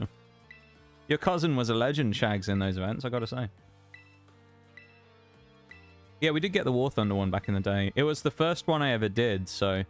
They kind of progressively get better over time, so when I look back at it now, I kind of look back and I think, damn, we got loads of people to download the game, and I didn't get a huge amount for it in comparison to some of the other ones I've done. But then also War Thunder with Gaijin maybe is different, because it was a PC game versus, like, mobile games, where, you know, let's be honest, there's a kind of a thing that everybody knows where mobile game developers are kind of rich, aren't they? Let's be real. They're all, like, gachas and make tons of money from people, so they're able to pay out a lot more on those as well. Do miss PNS event minigames. They were fun. Out of all the ones we've done sponsor games for, Watcher Realms has been the one that I've stuck with the longest, just because there's actually a decent amount to do. Like, the other ones are great, but I think it's just naturally those kind of base builder type games. I really like the early game grind while you build up, but then it kind of just gets to a point where you're kind of really powerful, and it's like, what do I do now? Because you finish the campaign and you finish the whatever else, and you're like, well, I'm not interested really in the PvP. So for that, and it's like you kind of eventually run out of things to do because you've progressed too much. And that's kind of the way I am in games in general, actually. I'm kind of one of those people who enjoys playing a game while you're grinding up, getting the skills, doing all that type of stuff. And then when you get maximum skills, it's usually a bit boring because then you just destroy everything in the game. And you kind of run out of things to do. Whereas like Watcher, which we did last time, there's just a little more to do than in some of those. The progression takes longer because you kind of hit the mid-game and then they pump the brakes on you and they're like, oi, you got to start grinding and getting better people now, otherwise you ain't getting any further in the campaigns and shit. You know? And you need like very specific people to do certain roles that will help you push on through the game, so... It, like, stalls the game out and makes it harder for you to progress really, really, really quickly. So.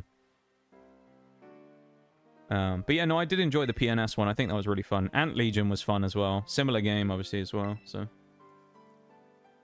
Not many new players who have never touched War Thunder. Yeah. And that's the thing as well, is so... because of that, it means, say, I always, or like you think about it, say like you had multiple people, right? Let's say like Shags was also thinking about doing a War Thunder sponsor at the same time as me. It then creates this sort of awkward situation of like, let's say we had a very similar community, me and Shaggy, right? Shags isn't a streamer, just for reference, but just for reference, right? We'll use this as an example. Shags is also a streamer of a similar size, and we both have a very similar community of similar members. Who are you picking? You know, it puts you in an awkward spot of it's like, well, I can only support one of you. I can only do the sponsor for either me or for Shags, so who do I do it for? And then it puts people in an awkward spot, because then it's like, well, who do you support? Do you support Shags on his sponsor, or do you support mine on mine? You know, and it makes like this awkward situation of like, who do you pick? So it's kind of, I always try and pick ones that I don't see other people that I know who've done recently, because I don't want to ever get into a situation like that of kind of people not, you know, having to like pick and choose who they want to support just because it's not like a optimal one for it. Although in fairness, I did, Stream Elements did send me a thing for a beta recently that they were just advertising to me, where they said, because of that situation of people running a sponsor and then having people who've already done it, they were going to try and implement a system where you could download like other games as well. So say you'd effectively do like a sponsor for say like 3 games at the same time. So it was like, oh well, I can't download Ant Legion for the Swarm, but I can download PNS and do that one instead. Which I thought was quite a cool system, but it seems a little OP though. If you're able to farm like 3 at the same time, that seems a bit crazy, doesn't it?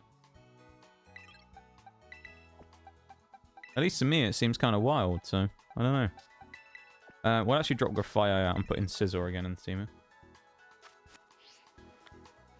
But, yeah, so they're obviously trying to think of ways to get around that and, like, help out with that. Because, I mean, obviously, there's only a certain amount you can do before you just run out of sponsors you can run, you know? And it creates a situation of just running into the wall. But, yeah, for me, War Thunder was a fun one. War Thunder's one of the most fun ones I've ever done, just because it was a game I'd already had experience with. And it was a gateway back into playing it again. None of them have been bad, though. I haven't, I would never take a sponsor with any game that I didn't enjoy. Because it's just disingenuous. So all of them I've enjoyed. All of them I put in genuine playtime into, to understanding and playing the games before and after I did them. And I've enjoyed every single one of them. Now, I have a hierarchy of which ones I've enjoyed more. But I've enjoyed every single one of the ones I've done. And I've never done one as just like a, let's literally just do it for the money. Or for the benefit of doing it, right? For whatever thing they put up as like their reward, right? They've all been ones I've been genuinely interested in and then gone, screw it, we'll give it a go. To be honest, some of the games on Stream Elements are like them rubbish games and are the exact copy of another game. Yeah, there's a lot of mobile... Well, it used to be a lot of mobile game ones. Now there's a lot of PC client versions of like either mobile games or things like that on there. I'd say the ones we've done, while some of them technically haven't been like the most advanced or best games ever, they've all been quite fun. And it's some of it is more the kind of community coming together and doing things rather than like the game specifically itself. I'm not actually gonna, well, should I? Maybe I should get, no, I'm not gonna catch Tatsugiri. It's fine, we're gonna leave Tatsugiri now. It's kind of too late to get it. I'm not that interested in grabbing one. So we'll leave Tatsugiri. We will have one Pokemon we won't catch for Hall of Fame, because honestly, I don't think we need it anyway. We don't need a Dragon type. But yeah, it's like with ours, we've had like, with the Watcher one is a good example, right? Not everyone, it probably was their cup of tea as a game. But if you look at it, there was kind of like this really cool sense of us coming together, because one of our goals was to, it was like a bonus goal, was to kill a guild boss in game. And we were all noobs, of course, so we all had, like, brand new, fresh accounts and terrible stuff. So we were trying to, like, kill this guild boss over the course of a week, doing, like, you know, 3% damage at a time. And we could, like, fight it twice a day. And it was, like, this really cool, like, thing where we kind of came together as a community to try and slay the guild boss and stuff like that, you know? So it was just really cool. And so even with some of them, whereas like maybe the games might not necessarily look on paper like the most interesting thing ever, it's kind of the streams themselves and actually doing them can be quite fun, like bringing the community together for a goal of doing something like killing a guild boss or something. They're just quite fun to do. Dude, there's an item. It gaslights me every time because there is an item here and it disappears every single time. I'm telling you. I'm not crazy. We all saw it. There's a red beam right there in the middle and a Pokeball appears. And then it despawns when you get too close to it. It's really weird. For the love of cash. I mean, everyone loves money. Don't get me wrong. Everyone needs money. Including me, right? That's just the way it is. Everybody needs money to survive. So, you know, while I enjoy doing them, being paid in some cases for doing them is quite useful as well. It's just the way it is, isn't it? You know? Like, there's an obvious benefit to doing them. In the case of not only just finding a cool game that we might enjoy playing, but also getting a benefit from it as well that goes towards supporting the stream and funding future projects. That's what, 90-odd%, I would say, probably, of the money that's been earned from sponsors in the past, from the 4 sponsors I've done, maybe, over the last couple of years. Maybe 5 sponsors. I can't remember the number exactly. But almost all of it has gone towards one of 2 things, being either future stream projects, which I have a fund that I've been putting stuff from the sponsors toward each and every time we do one, which is for, like, future things, to say, like, panels, overlays, things like that. So I've got that I've been kind of building up over a while, because eventually I will end up getting some custom stuff that's a bit more our style rather than just the, Stream Elements default black and green stuff.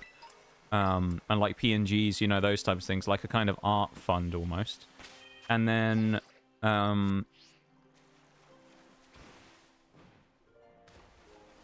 yeah, one of the other ones, literally the whole stream we did, the, was it Star Trek Fleet Command?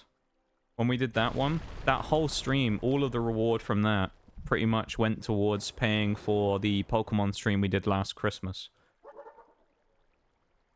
Because the only reason we really did that stream was because we did really, really well on that one sponsor, and so we were able to do it in time. And so from that, I was like, damn, we'll do this crazy Pokemon idea that I had, and we did it. Because we managed to be able to afford it, so it was very cool. I'm glad we were able to do it,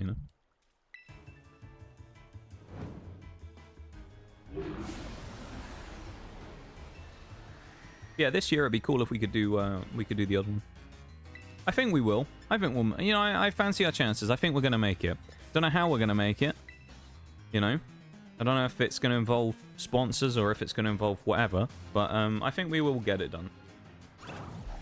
I mean, Onyx has set us up very nicely so far for getting, getting fairly close. So Onyx and socially as well.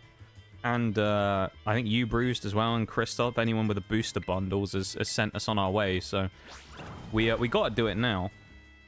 We're in too deep to not make it now, aren't we? We got to.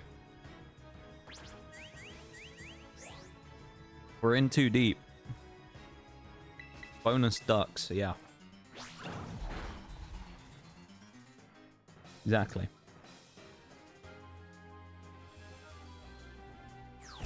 Anyway, I started blasting. Yeah, I reckon we'll get it done. I fancy our chances, and I think we'll get it done.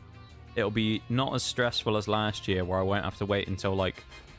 I think, if I remember rightly, last year when we did it... Thank you, Maximum, for the sound alert. I'm pretty sure when we did it last year, something... I don't remember what it was, but something turned up really late.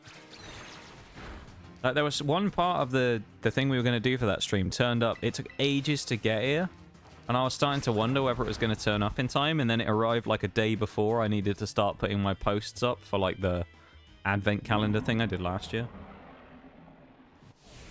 Don't mind the fact that Tinkerton is floating on top of the water as well here. So I ignore that when it shows the other camera angle again. But we are floating on top of the water.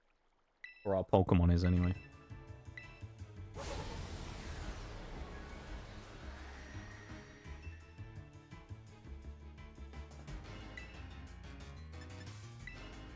Should we can use Fake Out on turn 1? Once we've won this fight, we fight Eri. We can get Eri done within... Or if Eri's been beaten by, say, 10, 15 past 9, 10 or 15, like 10 or quarter past 9, if we've beaten Eri by then, that sets us up quite nicely then. Because basically, the way it normally works is the Elite Four is fairly quick, depending on how it goes. The Rivals normally take something like an hour to beat them all, because you've got the cutscenes. And then the final part is an hour as well.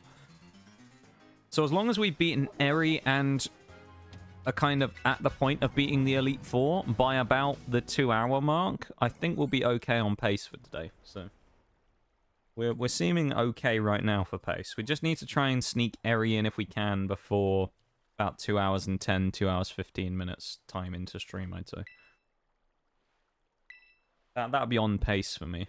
I actually need to get a clock up one day for one of these and find out how long it takes us to do individually, shouldn't I? Pokemon Scarlet and Violet speedrun. I don't know what the best Pokemon to speedrun the game would be with, actually. I'm sure there's something. Where there's probably some, like, really early game one you can use that's really goated for playing the game or something. I feel like Armarouge would be good, though, for that. That could work. Or Skeledirge with Fuecoco. That could work as well. Because I know you can get some rare candies in the first area and things like that. So maybe you can like power level up to 15, 16 and evolve or something before the first gym. And then go crazy from there, I don't know. Who knows? Who knows indeed? What I do know though is that these cutscenes take way too long. These cutscenes are always just me doing that. It's just me button mashing the entire time, just trying to speed it up and get through like the text as quick as possible. I'm already running fast text speed in game, and I'm spamming the A button constantly just to get it to go through quicker. We're saving frames here. That's what we're doing. But it adds up in the end. Even Noxcat Bruised, I appreciate it, my dude. Thank you for the redeem. I appreciate. Big appreciate.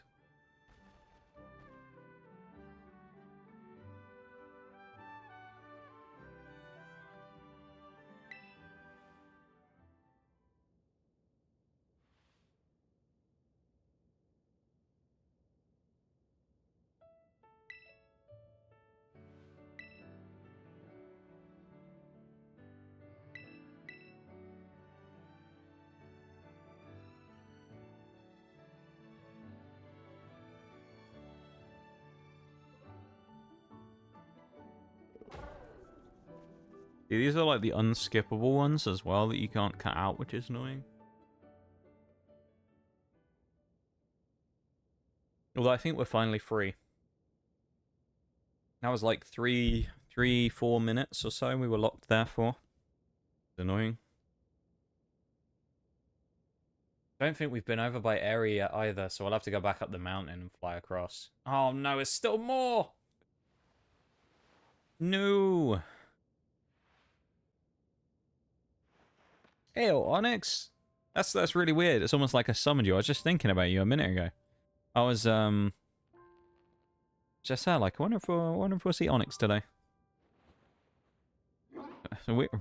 Weird timing, that is. I summoned you. How you doing, my dude? Hope you're doing well. I was going to mention the Paldea Vault. I think I said that yesterday, didn't I? That the Paldea Vault booster box arrived yesterday. I think I mentioned that on stream. So I think I said that. Yeah, my memory's all over the place at this point. I used to pride myself on my memory being on fire, but I can't fucking remember these days. I can't remember half that stuff anymore. Beginning to wonder. You're wondering where your power was, weren't you? How you doing, the Onyx? Hopefully today was good. You had a decent day working away. How was it? How have you been? Doing great? Yeah, you did. Okay, I did. I thought I probably did. I've already mentioned that stream, the Pokemon opening stream, at least probably 300 times today so far.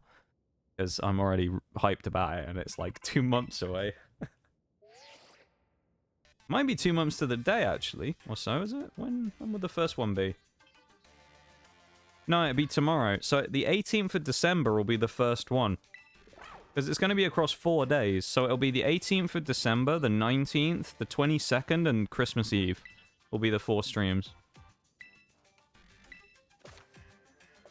It's going to be really weird, though, on that Tuesday, because we're just going to do, like, normal Skyrim and then just special streams.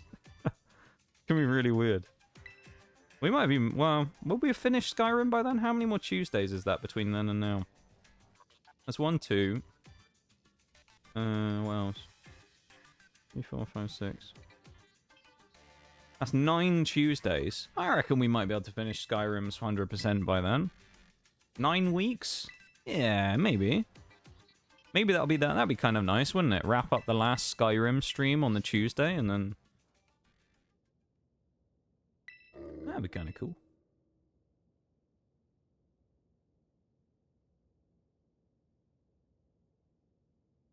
Work was good, not much to do. Got a salary bump, which was nice. Ayo.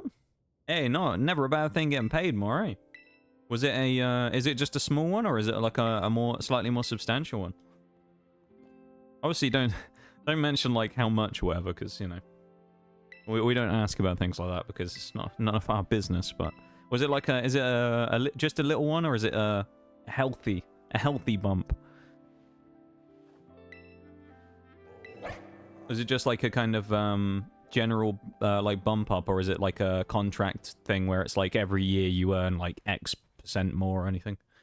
25%! Holy shit, that is a big one. That's not bad. 25% increase, wow. Oh, good for you, my dude. That's what we'd love to see. Was there a reason for the bonus, or... just went, no, you know what, I'll just give you some more. We've got some money lying around, you can have some more. Hey, oh, look at that, though. That's pretty cool. There you go, that'll help you fund your trips to the other side of the world again, won't it? Be nice, that'll get you on your way.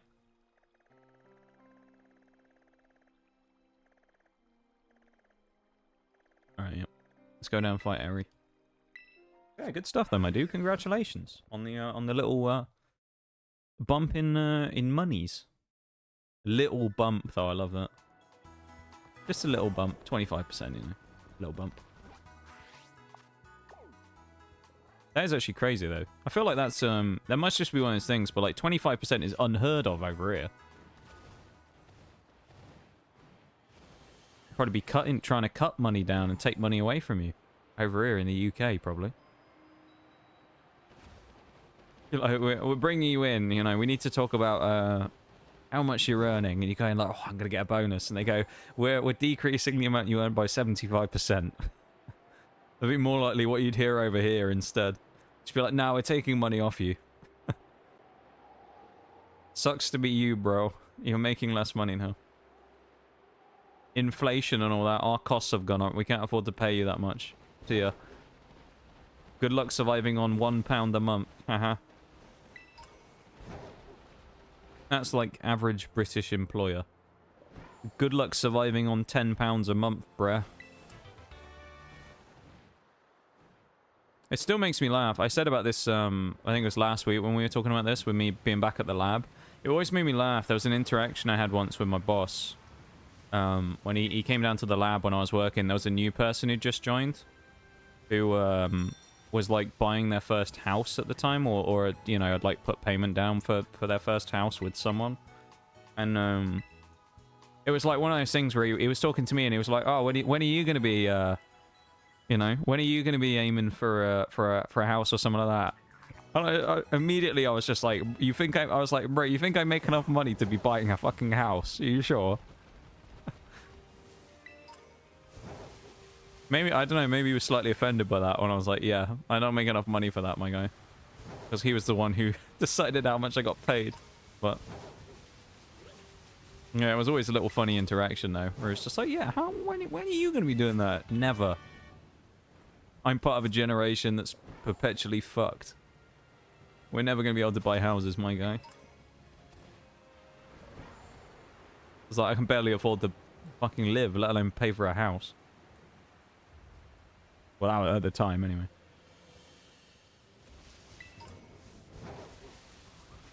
Yeah, when it comes to the UK is one of those places where, although we have decent like working standards and stuff, which I will say is particularly nice, when it comes to like pay and stuff, pay over here is kind of criminally low, I find. In a lot of cases. It's because my screen's on dark mode because the time it is, but I genuinely thought there was a pink Dratini there for a minute. The chance of us ever finding another pink Dratini, non-existent. But like the fact we found one here before and it accidentally got away, devastating. I don't even care for Dragonite. I don't even want a shiny Dragonite because shiny Dragonite looks terrible. It's like pale broccoli green or something. It's like a weird dark green color, which doesn't make sense because Dragonair and Dratini are pink and then it suddenly turns green when it evolves. Never made any sense to me, but it would be cool to find a shiny, obviously. Especially because it would give us shiny number 4, which would be the most we'd ever found in one run. 3 is the most we've currently found in one run, which is equal here. The previous one we found Litleo, Starly, and Weasel, I think was the 3. Or maybe it was the one we found Rookidee. I don't really remember exactly which Pokemon it was, but we found a couple of Mons and then we did that. This one we got 3 as well. We got the Hoppip, we got Psyduck, and we got Oinkologne, wasn't it? We found Ampharos in the last run, actually, around here, so that's cool. Hi, Forks. How you doing there, my dude? Welcome in. Both that and I've worked there for a year, and I've also done a lot of extra stuff to learn things and become more vital for the company, so that's why I got them. Oh, nice. Yeah, yeah. It's like little bolt-ons and extra training bits and stuff really pay off in the end, don't they, when it comes to things like that? Ah, good for you, though, my dude. That's really good. Living proof right there that those types of things are actually really good. Extra bits of skills and courses and things, if they ever give you anything like that, and bolt-ons and stuff, you know, it goes a long way with those types of things. Fair play. Good luck surviving on beans and toast, bruv. Now, I could make it work on beans and toast. It wouldn't be very glamorous, and it wouldn't be, you know, wouldn't be the best diet in the world, but I think you could live on beans and toast. I wouldn't mind. You get some good fiber, carbohydrates, you know. It wouldn't be the most unhealthy struggle meal in the world. Eating beans. Actually, I say that beans are going up in price, folks. I'm telling you, mate. Beans, not as cheap as they used to be. Beans anymore. You probably still wouldn't even be able to afford just eating beans at that point. You'd run out of cash on just the beans as well. The beans would be too expensive. The bread would be alright. The beans would be too much, though. You'd be out of cash. Not the bean. I know, the beans. We'd be out of beans. Be terrible. Return of Shiny Dratini. I would be so sad if Shiny Dratini appeared and we missed it again. I really would. When are you going to get the house you'll never reach? Yeah, right? Yeah, I think it was just meant as one of those things where he was just like, oh, you know, the other person who like just started is buying their house. Like, you're... Because I think they were a similar age to me. Because I was, what? I was like early 20s. I was like 22 when I think when I was working there, if I remember rightly. I can't remember when it was, when I started in relation to birthdays and things, but I think I was about 22. Yeah, and the other person had like got was about to buy a house or whatever, and he was just like, oh, when are you getting yours? When are you sorting yourself out with one? I was like, never. Bold of you to assume my generation can afford the real estate. Yeah, I don't know. I guess the other person who I used to work with was like, I don't know where they got their money from or whatever, but they were obviously able to buy a house, which is kind of crazy. So I don't know if they were just, you know, inherently came from like a wealthy background or whatever, but maybe they just made a load of money somewhere else first. I don't know. They were still really young though, so I don't know where they'd have got it from, but either way. I mean, fair play to them, I guess. They're getting a house or even putting down for part of a house with someone else these days is pretty difficult. Revolt when the beans are too expensive for beans and toast. Honestly. Character in your game died. I had my head chopped off. Oh.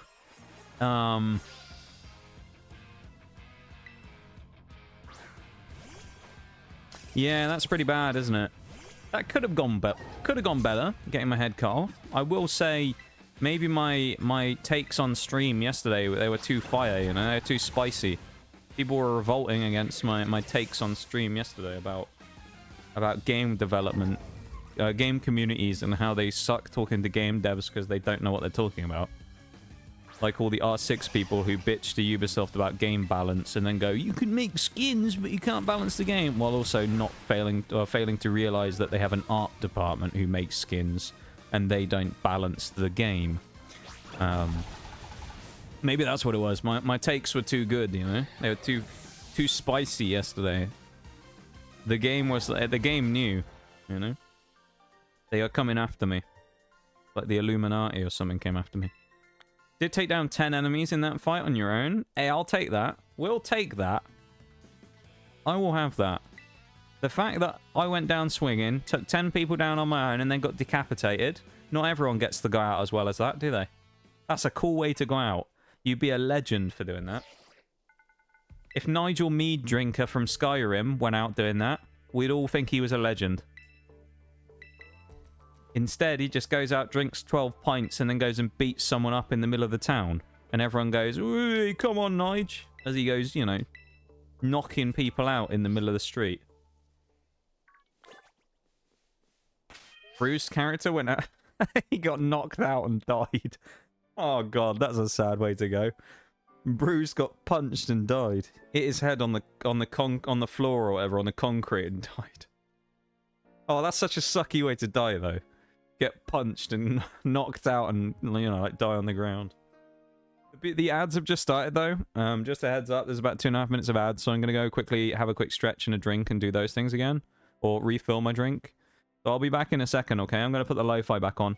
I'm going to put the music on again, because that same song is just a banger.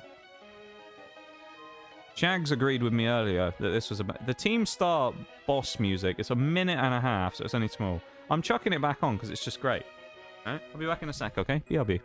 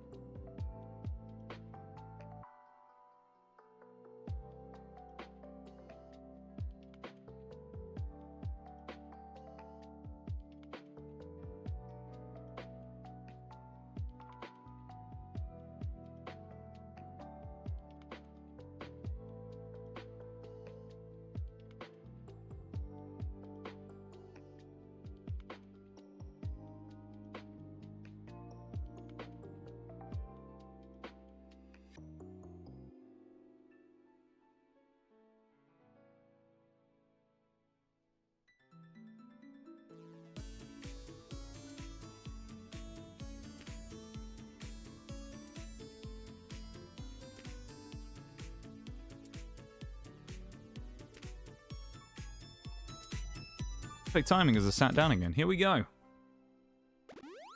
Do a quick heal. And, oh, phalanx. We need to get into this and get going as quick as possible, because we're running out of time. It's the 2-hour mark, and I need to have beaten the Elite Four by the end of the hour. So that means I need to be Eri first, and these phalanx are right in the way. Fuck off. Why have you got to be stood in the middle of the door? Why? Why are you here, Phalanx? Making me waste PP, dude.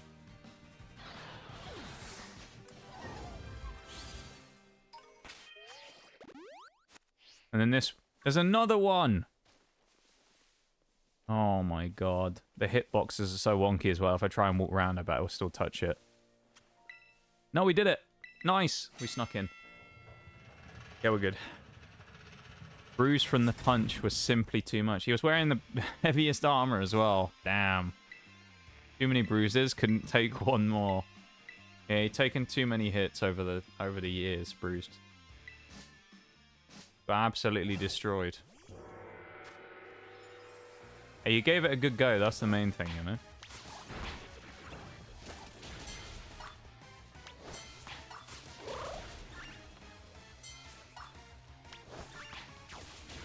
Thank you for the alert, Shags. You have a good one, my dude. Try to be productive for a bit. See you kids later. Have a good one, Shags, man. Take it easy. Thank you for all the modding stuff that you do. And I hope you have a good one for a bit. We will see you when you are on a break from being productive. Okay. Take it easy, man. Have fun. Well, as much fun as you can being productive.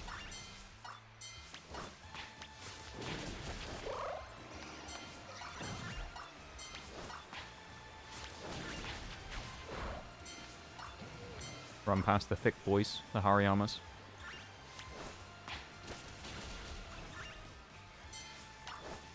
How do you spell the name of your character in Skyrim? I'll add him as the new unit. Alright, I'll put it in a sec. Oh, Nigel Mead Drinker. I'll put it in chat in a minute. Once I've beaten these geezers. Nigel will be the new He'll take my place as the new version of me, you know? Be like the reincarnation. Mead Drinker. That'd be great. Alright, that's that done. Right, I'll type it in now. This will be his full name.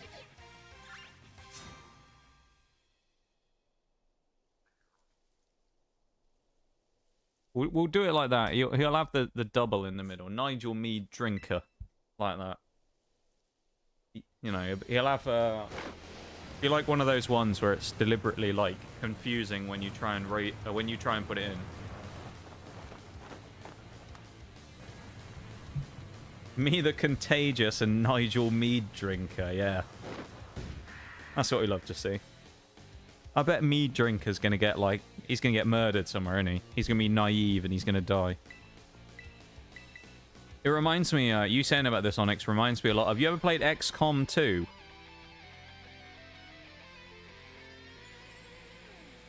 Or do you know anything about XCOM? Oh, you have? Yeah, we did a couple of playthroughs back in the day, a couple of years back on XCOM 2 with all of our soldiers being named after people in stream.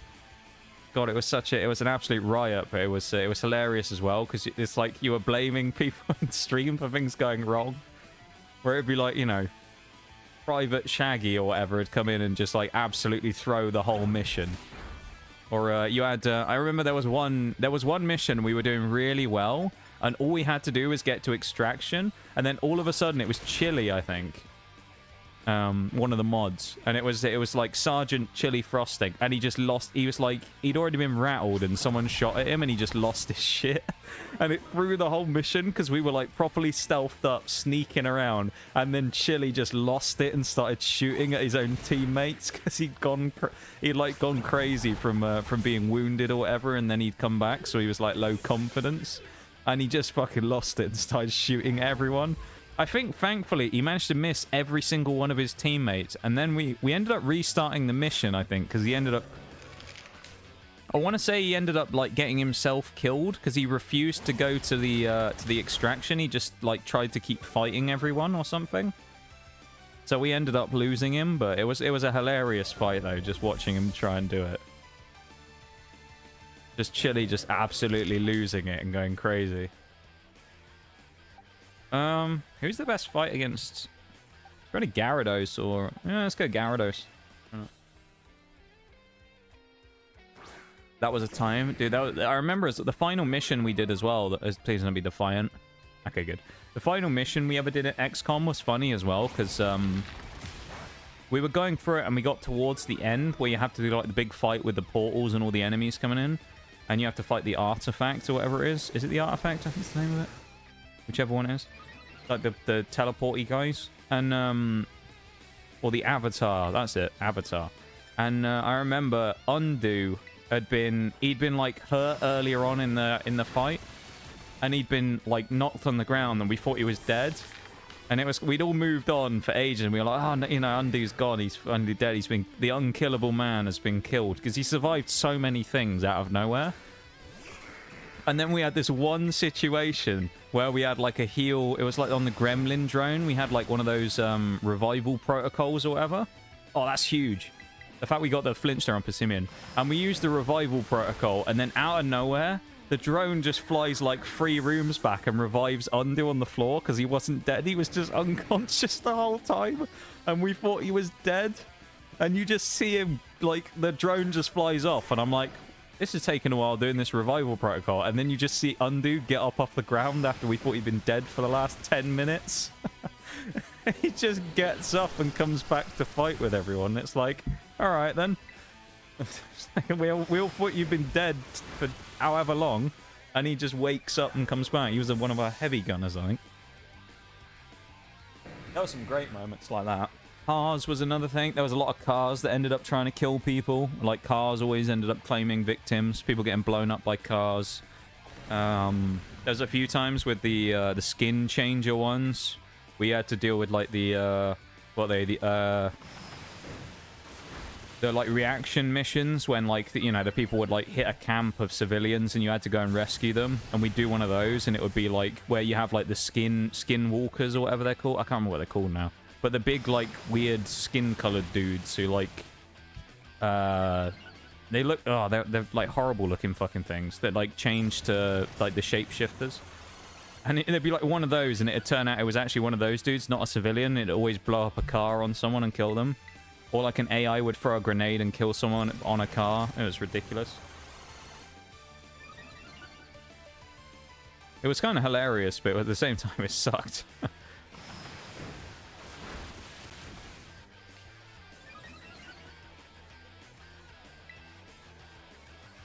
This is scary, this fight. Gyarados can take one more, that's good. Faceless, that's their name. You're right, yes. Faceless, that's their name. Got XCOM Enemy Unknown, XCOM 2, and Xenonauts 2? That one I haven't heard of. Yeah, XCOM 2 is the only one I've actually played, but I really enjoyed it. It was a super fun playthrough when we did it. Oh, Gyarados living on 1 HP due to the friendship. He doesn't want to feel sad. Speed harshly falls from Reveroom, but he has still got those bonus attack boosts. Gyarados with one more waterfall, but it ain't going to be enough, unfortunately. Stamina is too high. Gyarados, unfortunately, has probably died now in this fight. Yep, Gyarados goes down. All we need, though, is... He's at -4 speed. What did he go up to on speed? +2 or 3? So he's maybe at -1. Scizor can kill it with Bullet Punch. I'm going to go with Expanding Force on Armarouge, but if Armarouge doesn't do it, we can Bullet Punch with Scizor, I think, and maybe kill. Let's try it, though. Oh, we're dead. He lived. You suck. You suck, Starmobile. You couldn't even kill Armarouge at +2 attack or 3 attack. You suck. That's actually really good, though. That gives us about 45 minutes. Well, give or take 40 minutes to beat the Elite Four. Typical XCOM 2 situations. Yeah. Yeah. It was a time. We did it twice. It was so good we did it twice. I did XCOM 2 originally, I think, in my first year of streaming. And it was really fun. And then kind of everyone, after a while, it was like there was a bunch of new people around who hadn't experienced it, but they'd heard the legend of XCOM 2. And I was like, screw it, we'll do it again. And to be fair, the second one never quite went as good as the first. The first run we ever did was special just because it was the first time we ever did it and we all experienced all of the XCOM-ness of it the first time. Second time we did it, it wasn't quite the same. But we did have some like little meme things in there. We made Nigel as a character. Mead Drinker. He wasn't called Mead Drinker back then. He was just called Nigel, and his second name was just ... because he didn't have one. And he was a sniper, and we had like, he was like the legend of the sniper who couldn't miss. So he like never missed a shot. We say that he missed loads of shots all the time. He actually was terrible. He'd always miss when you needed him to kill someone, but we'd always just say that he never missed. It was like an intentional shot. He was just trying to like warn someone or whatever instead of kill them, you know. But it was great. We had some great ones, and I would always try and come up with the nickname for people in XCOM as like something related to their like something they'd done on Twitch. So you'd have like some that would just be like a fairly simple one. So it'd be like, you know, Forks' might be like the mod or something, and then you'd have like another one that would be like, I don't know. Trying to think of one of the good ones, like one of the better ones. Like Bevan at the time used to have a classic thing where he used to come in and highlight message of PP, and then he'd always do a hydrate, and it was like a classic Bevan thing. So he had like, you know, Bevan PP was his like, you know, his nickname.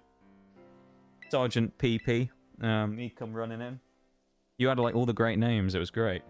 Mirage was another one. I don't remember what his nickname was, to be fair. But there were some good ones in there.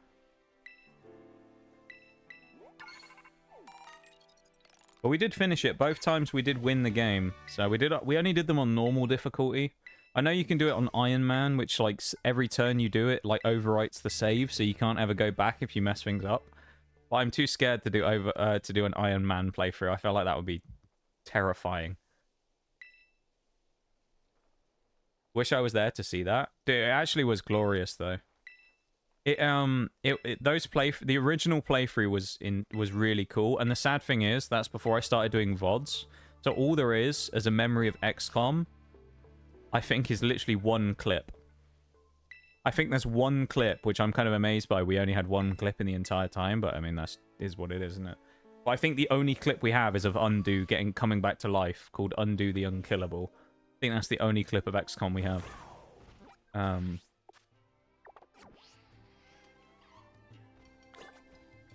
At least it's the only one I remember having, anyway. There was a few other really cool moments. I remember there was one mission we had to do where we had to hack into a computer on a train, which was really legendary, because we'd stealthed all our way up the train, and we were, like, right in position in this perfect, like, ambush. And then we did this one turn, and everyone missed, practically. And it was, like, one of those, oh, shit moments. We're in trouble now, because they all know we're here, and we messed up all our shots. And we had everyone in, like, perfect positions. No, maybe it wasn't. I don't like. No, I think it was. We had everyone in, like, Overwatch positions, basically, and, like, the next turn, because the enemy had, like, reacted to us and then started running across to where we were in the train. And I think it was me.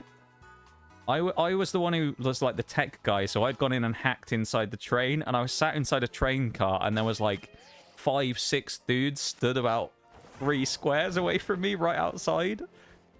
And then all of a sudden, it was like just the perfect moment.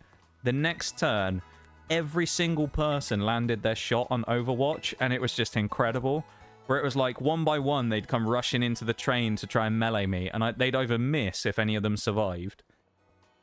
And they would, you know, I'd live to fight another day and kill them next turn, or everyone on Overwatch hit their shot. And it was just this glorious, like, montage of hits. And I remember, I think the best one of the whole bunch, funny enough, I think was Shaggy, who was miles away. He was, like, the back cover with his rifle. He didn't even have a sniper. And out of nowhere, he just hits someone, like, 10 tiles away or something with some, like, massive long shot out of nowhere. And then when we looked on, like, the next turns, it would have been, like, a really low chance to hit if he'd actually gone for the shot himself. But it was just one of those perfect ones where everybody hit their shot, and it was just, it was sublime. Because if you don't know, XCOM has a shooting system that's basically like RNG. So it'll give you, like, say, you have a 20% chance to hit, or whatever. So it's complete RNG, and sometimes XCOM's known for being a troll game, where it'll say you've got 90% chance to hit, or 95, and you'll still miss every time anyway. Because it's just XCOM being XCOM. But, like, the Summit's so kind of, like, great about it when the RNG in XCOM 2 works for you and everyone just lands a shot and it's just the most glorious thing ever, just watching, you know, turn after turn as people just get, you know, wrecked. Overwatch in that game as well, for anyone wondering, is like a situation you can put your people in. So each turn you can either shoot, like hunker down, or you can go into something like Overwatch, right? Overwatch in that game basically means that you set them up in a position where if an enemy runs into their line of sight, they will shoot at them, right? So, like, it would be like, you know, you set your sniper up and he sat there on top of a rooftop, and then if someone runs into his line of sight to try and fight one of your other people, sniper takes a shot at him. And so it would be like that, right? And in our case, we had, like, just some incredible turns of when people needed to land shots to save people or get a crit to keep themselves alive. We did. Someone got critically wounded at one point, and we were able to pick them up and actually get them to extraction before they died. Kind of insane. We had some great moments. We also had some sacrifices as well. I remember there was one time where, I think it was Dev. He killed a sectopod with a sword. Where it was like, we were in this horrible situation of this mission that looked really great, and it went really badly wrong all of a sudden when a sectopod turned up. And we didn't really have any heavy gunners with us, because I think they were previously injured, so they weren't around. And we had this, like, these two rando, like, NPC ones who we just had to bring, because we didn't have enough soldiers left. And they were trying to kill this sectopod, and they couldn't do it, and the only one who could deal enough damage to it was Dev, one of our CQC, the Ranger, that's the name of the class, isn't it? One of the CQCs.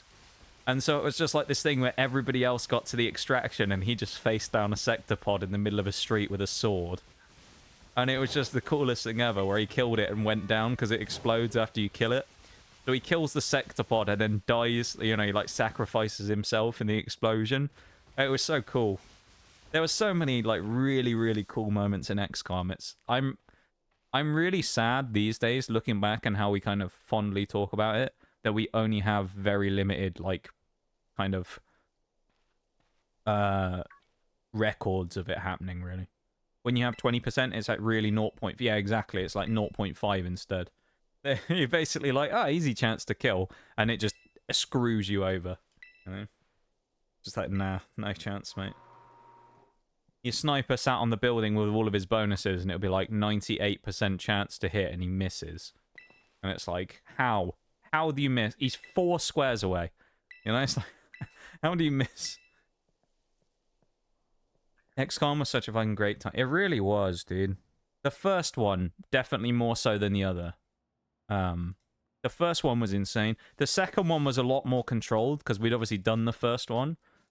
So the second one wasn't as dramatic, but it did have its own funny moments in. You know, like with the return of Nige and things like that. One thing we never had happen, and I was a little sad this never happened, because I thought it would have been a really cool moment for the stream, is you could set it up when you did the character creator to say where they would appear. So you could have it as like random soldier VIP, and then there was another option which was called dark VIP, where you could have it where one of your people would appear, one of your creator characters would appear on the evil side. And I was like, wouldn't that have been the coolest thing ever? If you just drop in on this mission, they're like, oh, we got a VIP we need to take out. It's an assassination mission. And then you find out the assassination target is like Undo, or it was Chili or someone. And then it found out that we're going, I wondered where he'd been. We hadn't found him the whole playthrough. And it's because one of our people was actually evil on the other side. He'd defected. Like, it would have been so cool if we'd have had an evil VIP, you know? But hey, we had some great playthroughs in XCOM. It was super fun. As I say, I'm just sad we don't have more memories of it because, well, I mean, two things really. Being that we don't have any clips of it, and actually there isn't... From what I remember, there's not that many people who were around in the time when we did XCOM who are still here now. I think most people who were around when we did XCOM have, like, moved on now, and I don't really see them anymore, so... Yeah, that's kind of sad. So, like, we kind of, you know, live on with the memory of it. None of these gyms were that hard, actually. Let's just go Cascarafa, because we never picked that one. Let's go Kofu. I don't know. So many epic moments, both victories and defeats during XCOM. Yeah, there were so many cool moments. It was just...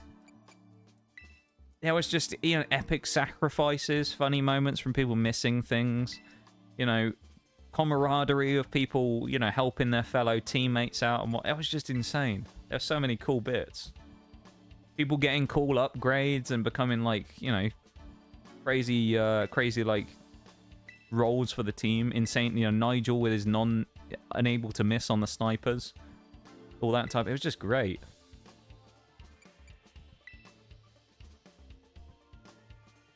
I mean, will XCOM ever come back for round 3?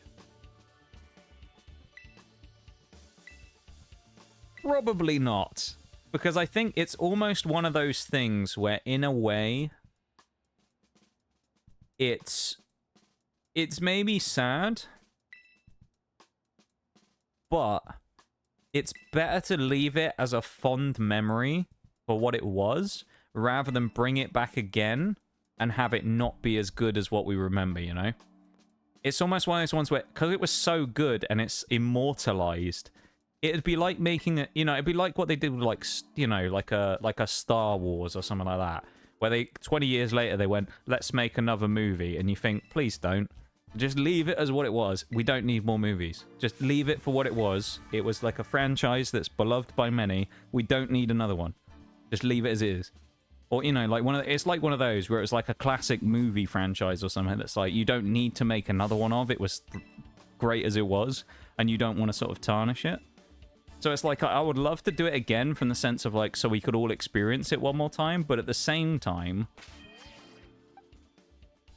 it was so good, it's kind of, bringing it back would be a risk, because it would maybe make it not quite as special as it was anymore, you know, because if it went badly, then it'd be different. I think both times in XCOM I got fucked right away. One of them you definitely did, folks. I remember in one, I think you died to a car, funnily enough. Second one, I think you survived a while. I don't know if you made it to the end, though. You did survive a while in one of them. One of them, though, you died, yeah, pretty early. There was a few people who died really early. I remember Mr. Mac died really early once. So Eager died to a car at some point. Undo died to a car in one of them.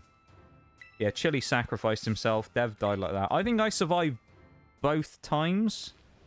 Nige survived them all, because he wasn't in after missions anyway.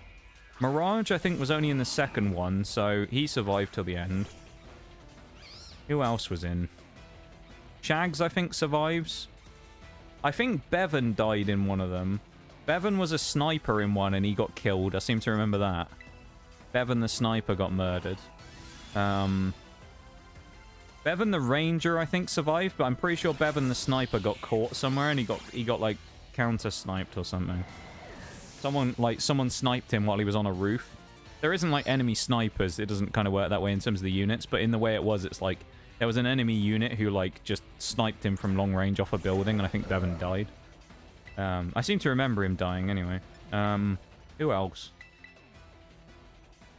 I'm trying to remember who else was in it. Kind of hard. There was. I don't think we had one for everyone. There was a lot of people, but we definitely didn't have everyone in there. I don't remember exactly who else was there, but there was a lot of people. Remember that much. We're going to go to sleep after this turn as well. It's fine, because Dom Fan will probably come in. I'm guessing it's going to be Dom Fan anyway. We basically have 30 minutes here as well to defeat all of the Elite Four, so...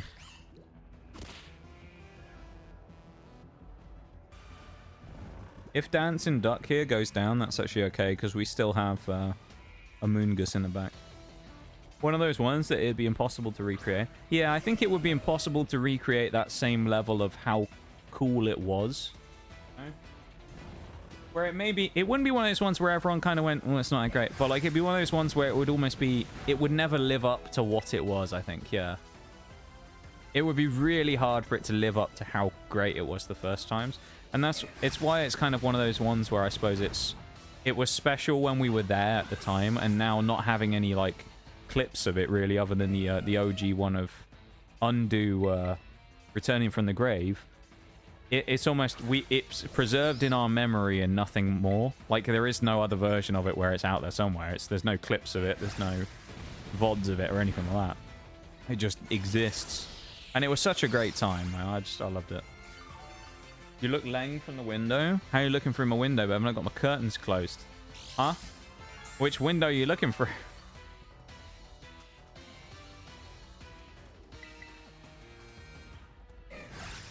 You sure it's my window, Bevan, or are you looking through someone else's again? We talked about this, you know. You can't be looking through people's windows, Bevan. Can't be spying on people inside the houses, you know.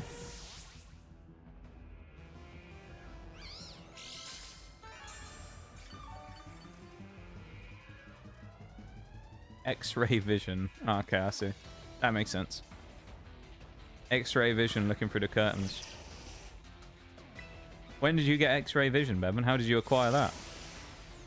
100%, I'm sure it would still be fun, but for those of us that were around for the OG runs, it would never live up to... Yeah, no, I agree. I think for me as well, it wouldn't quite live up to it. Not that I think it would be bad at all. It's just, as I say, I think it would be one of those ones where it'd almost feel a bit done to death. You know? Where we had our, like, crazy moments with it, and it would almost feel like we were just maybe doing too much if we did another. That being said, if the situation ever happens where they release XCOM 3, which is looking less likely every year, to be honest, but if they ever did, I would be very open to doing an XCOM 3 playthrough if they ever make it. So, I think that would be cool, doing XCOM 3, if they ever made it similar to XCOM 2 anyway. But I know a lot of the people from Firaxis who made the game are gone now. A lot of the creators of the original XCOM stuff, they're all gone, basically. They all left, I think, or got their jobs like cut last year or something, I think. Which sucks because, you know. I think there have been rumors for a few years that an XCOM 3 was kind of like maybe in the works, but... Yo, slow bro in chat, let's go. Secret, why would I tell you? Because we're homies, Bevan. That's right. Gotta help a homie out, you know?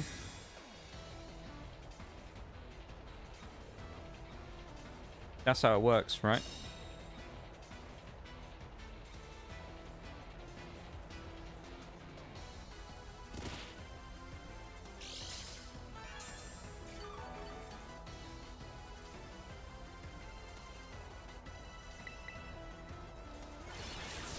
Oh, I thought a Moongus was going to do more damage than that. That's actually a bit sucky, to be fair. I thought we were going to get hit way harder. Yeah, Moongus. Kind of lame, though. Did you do the training card thing yet? Like me? Oh, yeah, I did. Yeah, Fork sent me one the other day. I did. I can tell you who I had on it.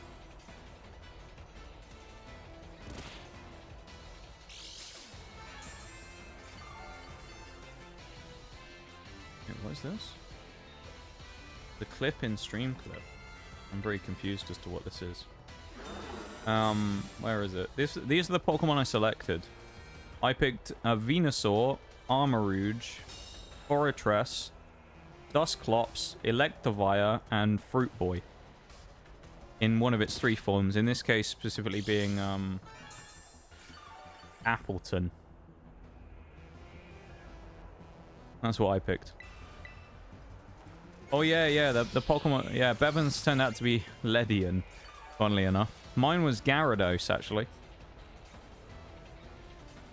I thought that was a pretty good one to get, Gyarados.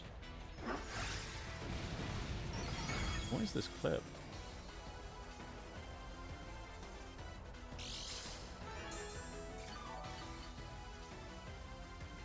Right as I come back from... Oh, it's when I get caught by the... It's when I get caught by the stupid fucking phalanx. I wonder what that was, because the thumbnail for it was the BRB screen. So I was just like, what is this? It's right as I got caught by phalanx, right as I come out the BRB and try and run to the gate. This is such a slow fight. We've wasted 5 minutes basically fighting Clodsire. Ugh.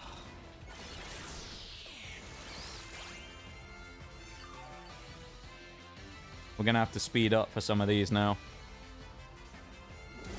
Who's next? Is it... Oh, it's Poppy, isn't it, with Steel?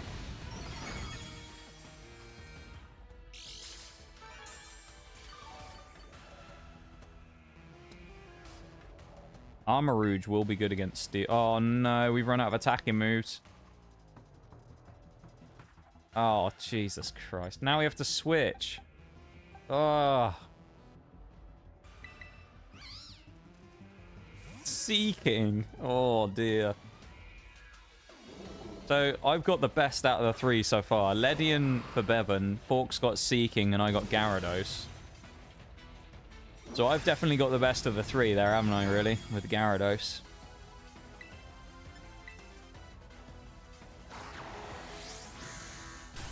Finally, Clodsire goes down. That was about 10 turns too many. And a crit at the end to add insult to injury. We wait for next year. It will change. I don't know what mine will be. I mean, I was only 1 year away from getting Magikarp, which would be pretty bad in itself, wouldn't it? So, I don't know what's after Gyarados in the decks. I think it's something cool, though, isn't it? I'm in that, like, cool area of Gen 1, where it's, like, Gyarados, like, Electabuzz, Magmar kind of area, I think. Kangaskhan, maybe? I can't remember. I know Jinx is around there somewhere, which would be, you know, that would be an odd choice.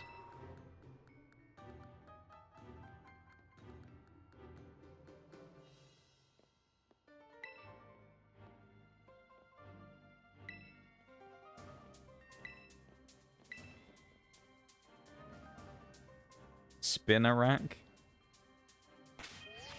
Oof. That's pretty bad, Bevan, getting Spinarak. That's a pretty bad one, I'll say. Spinarak. That, yeah, I mean, at least you get Ariados the year after, you know? Ariados is cool. That'll be good, right? That'd be a cool one. Who do we want for this? Oh, Armorage Torkoal. Definitely.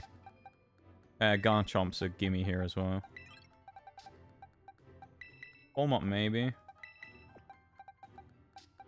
Torkoal's definitely one. I think we'll actually stick with Quackaball because we can low sweep. Then we'll do that. And I think Scizor is actually not a terrible idea just because of a kind of resist. I think we'll bring Scizor as a resist. Rocky Helmet Garchomp. That sounds like a good idea.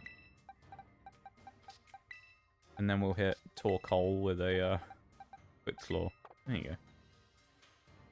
Alright, let's have a go at Poppy. Here we go. I hate Gen 2.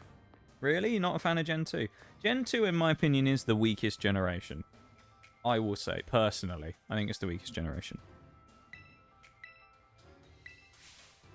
Let's have a look at the national decks. What will mine be next year?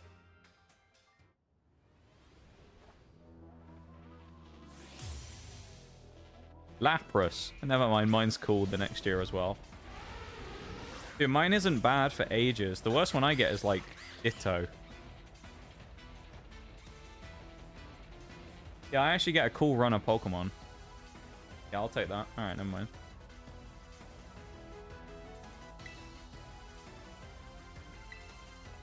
One shot, please.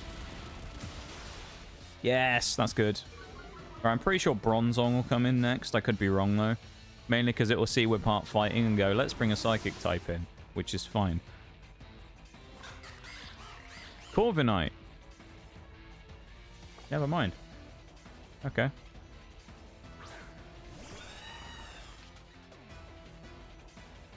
IDK, I think Gen 1 is by far the worst. In general, or like the games, or are we talking like the roster? Roster of Mons or the games? Because I feel like potentially some of them may be different depending on like whether you view the game itself or the roster of the Pokemon as one or the other. I would say Gen 1's roster is it better than Gen 2? It's got some cool mons in Gen 1. Gen 1 and 2 both are kind of lacking. Gen 3 is where you get a really juicy one with some really cool stuff in, I think. Because that's where you get, like, you know, you get your proper, like, Swampert. And we all know Swampert's really cool. And, you know, Sceptile is another starter. Blaze. There's 3 starters are great in Gen 3. You know, Growlithe and Kyogre and Rayquaza. You get Deoxys in Gen 3. You know, you're getting some cool mons in Gen 3.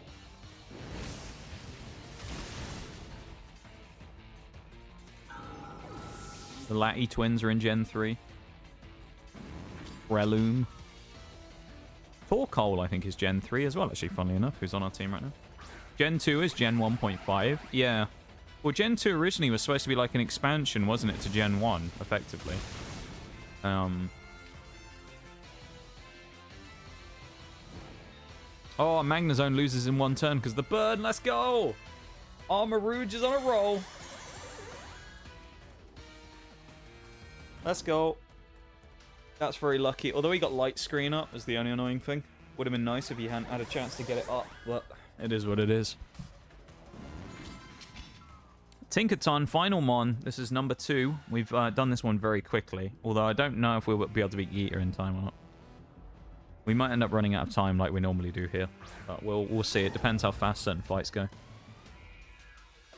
Remember last time we tried to do these parts of the game, we got stuck on Penny, funnily enough, for ages because we had not a great team to deal with their EVs, and they nuked our attack.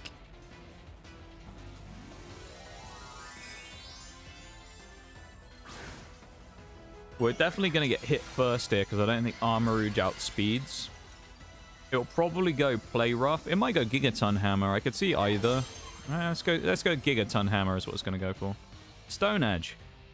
Forgot I had that. It doesn't matter because it missed. Hopefully this is a one-shot. Oh, that was weak. What? It hit. Alright, we're dead. What?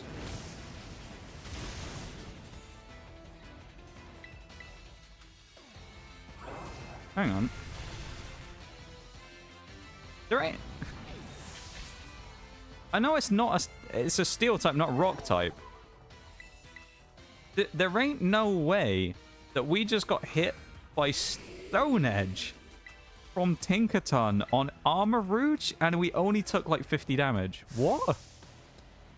How did we only take that little amount of damage? Stone Edge 120 BP. That's a huge move. Damn. We'll eat this really easily as well. Oh, actually, that did more than I thought it would on Palossand, but it doesn't matter because the Sandcastle eats everybody's soul eventually.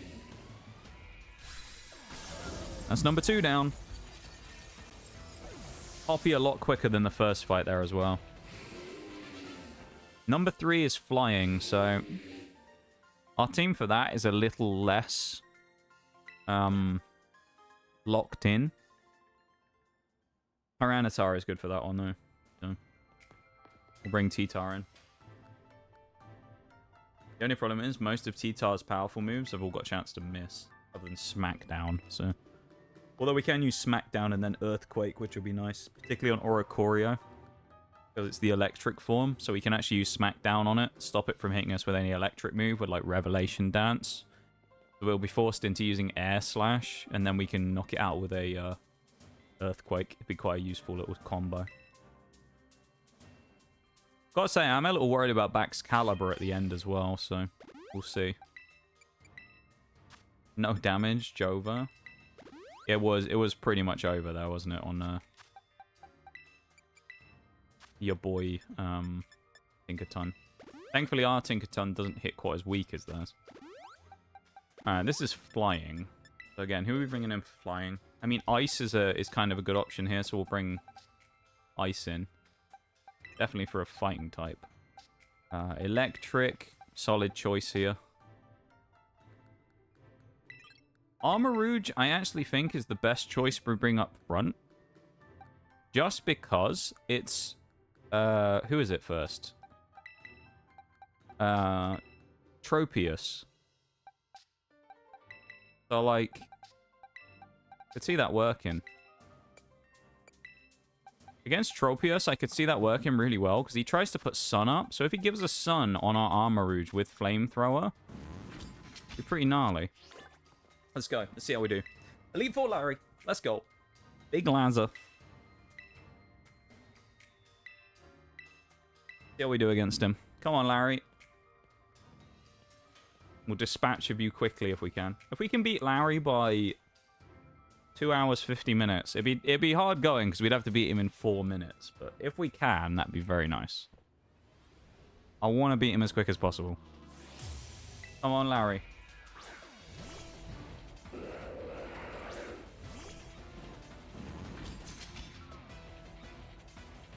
Come on. If he sets up the sun, that is really nice for us. Really good. Come on. Outspeed, set up the sun. Alright, he doesn't. Okay, he might. Okay. Oh, okay, okay. Alright, we don't get the speed. He probably outspeeds us now. That's fine. That's okay, unless he flinches. But...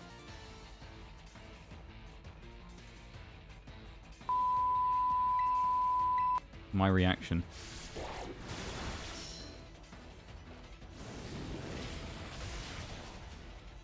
Knew that was coming. Alright, well, we didn't get off quite as much damage there as we would have liked before that happened. Staraptor now probably kills us, so that hasn't really gone anywhere near as well as we would have wanted it to. Just sad. Yeah, let's try Flamethrower. I mean, Brave Bird's going to do a lot of damage to Staraptor, but... oh, he lived! I think this is a kill for Armarouge, surely. Come on. Yes! Lives the Brave Bird, tanky Armarouge. What is happening? This thing's frail. How is it living these hits? Oricorio coming out next. Again, this is our Tyranitar special combo for this one. If it knocks out Armarouge, we switch to T-Tar and we kill this thing, so... we outspeed anyway, though. Armarouge with the Flamethrower, and it knocks Oricorio out in one. We're picking the pace up. Oh, let's go. Who's next? Sunlight is gone, though. We lose the power of our increased fire. Altaria Part Dragon does resist fire. So that is going to be a little bit of a problem for us. We can still go for the Expanding Force, and we outspeed. Good damage. Ice Beam. Armarouge goes down. It's fine. Fine. Just created a new group of the game, and Nigel Mead Drinker is loving his great axe. Oh, yes. I love that. That's perfect. Mr. Mead Drinker is very... he's settling into his role of the sort of barbarian well, isn't he? Hey, welcome in, Nee. How you doing? I walk in and it's murder. Yeah, it's... I mean... it's going down at the minute. We need to beat Larry. We were trying to beat Larry before 2 hours 50 if we could. So we've got 1 minute effectively to defeat his Flamigo. He is going to Terra it as well before he does anything, so that's going to waste a bit of time. But I'm hoping we can knock it out. What best case scenario is, he uses Brave Bird, does a ton of damage to himself. After Garchomp hits him with a Dragon Claw, then he knocks himself out with Recoil. We can do it in 1 turn and maybe sneak it in under the 2 hours 50 minutes mark. Which then sets us up to potentially beat Hassel by 3 hours. It leaves us with the fight against Geeta and then the rest of the stuff. So, 2 outspeeds. Garchomp. Not a lot of damage. Gonna have to be a big Brave Bird if it knocks itself out here. It is going for it. This is gonna have to be a one-shot kill on us to probably knock himself out. It's going to have to do a ton of damage. Not enough. But Garchomp... oh, it's not even an... oh, Rocky Helmet Chip. And the recoil. Garchomp with the Dragon Claw can clean this up in 1 more turn. Sneaking in the knockout on Flamigo at 2 hours 49:55. Okay. All right. Rocky Helmet saves the day a little there. All right.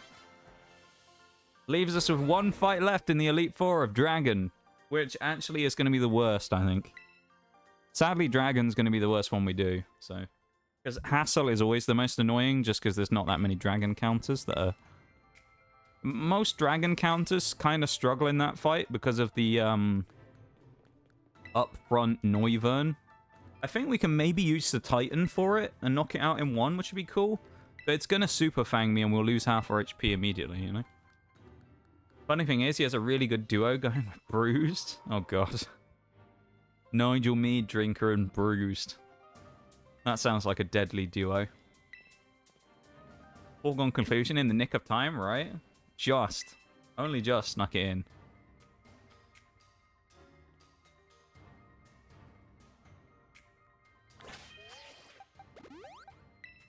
All right, we're not gonna heal Armor Rouge right now because we don't need it for the next fight. Gyarados is a useful one here. Ormot is definitely not, so that's dropping out. Tinkaton is good here as well. And I think Palossand is useful. The best option here is to Titan up front, I believe.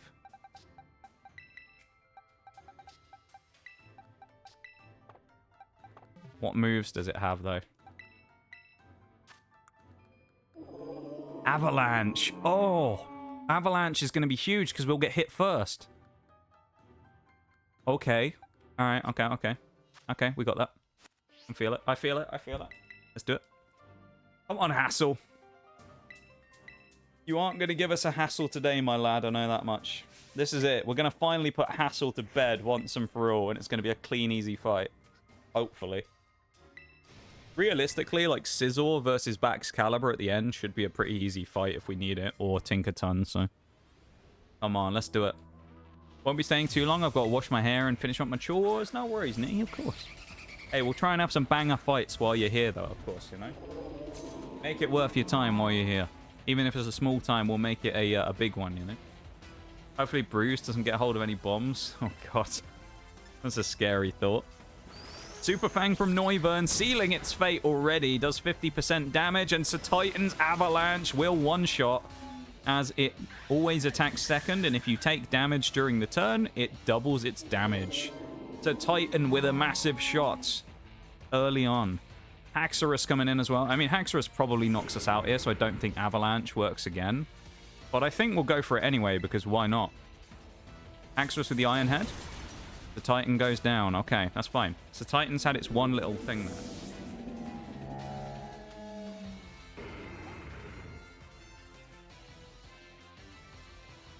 Let's go Garchomp now. I think Garchomp in the middle here is a good option.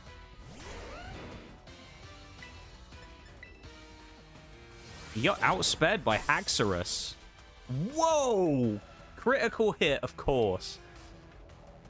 That was not good at all. Yeah, losing Garchomp is actually big there. That's not great. I guess we gotta go Gyarados then instead and try and get some Ice Fang kills now.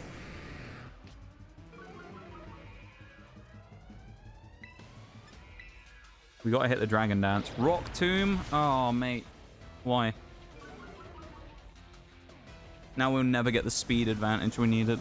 That's so annoying.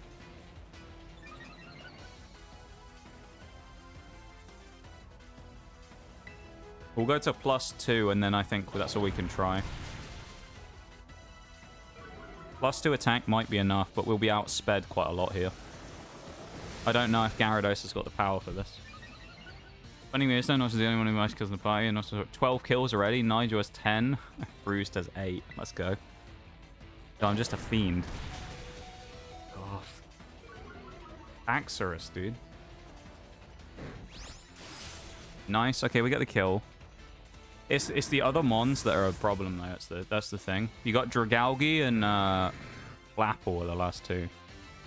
We probably... Well, Gyarados maybe outspeeds this thing. Maybe. I don't know, though. Oh, he does. Gyarados getting the pace down. Let's go. The hammer's going down. Oh, poison. That's not good. We definitely get outsped by Flapple. Flapple, there's no way we're slower, we're faster than Flapple. So Gyarados dies no matter what next turn, even if he somehow kills Flapple, which leaves Baxcalibur in a 1v4. No way we outspeed here, surely. Dragon Rush missed! Oh, Gyarados is going to go down a hero, I think! Lands the Ice Fang! Oh, Gyarados rips through his team! Double Dragon Dance, Haxorus' Rock Tomb ain't stopping the pain train. Oh, what a hero play from Gyarados. Let's fucking go, dude. Gyarados, the absolute unit. Monstrous. All right, let's go Tinkaton first, because the other two are more bulky and can live against backs easier. Welcome in, Shaylee. How's it going? How are you? That was a great moment to come in as well. Haxorus definitely playing 4D chess. Dude, he knew. He knew. He was predicting me on that Gyarados. I could drop his attack. Let's go Fake Out on turn 1 just to troll. I could use Baby Doll Eyes if I really wanted to and just knock him down to -6 attack. So Haxorus, Excalibur wouldn't be able to do anything. Maybe I will, because it is priority. We'll see how much damage he does. Maybe we'll do it next turn. And because I think Scizor and Palossand have the power to win, so... So we'll go for a hit with Play Rough and see how much it does. Brick Break? Okay, about half with a crit.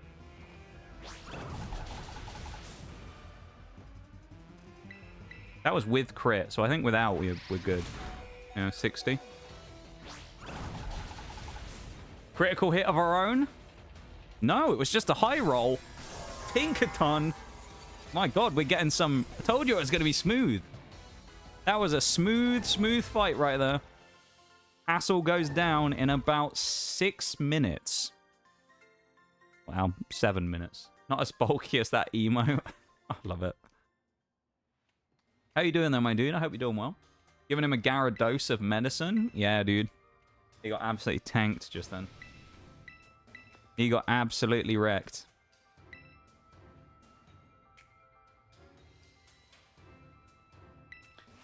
I've got to think about what we do now. Like, who's the lead for the... Oh, Titar, I think, has got to be the lead for next fight. Yeah. Oh, no, it has a fairy move, doesn't it? No, Tyranitar could work, but... It's going to be risky, though. Tyranitar against Espathra is a risky fight. Because if it goes wrong, we're in trouble.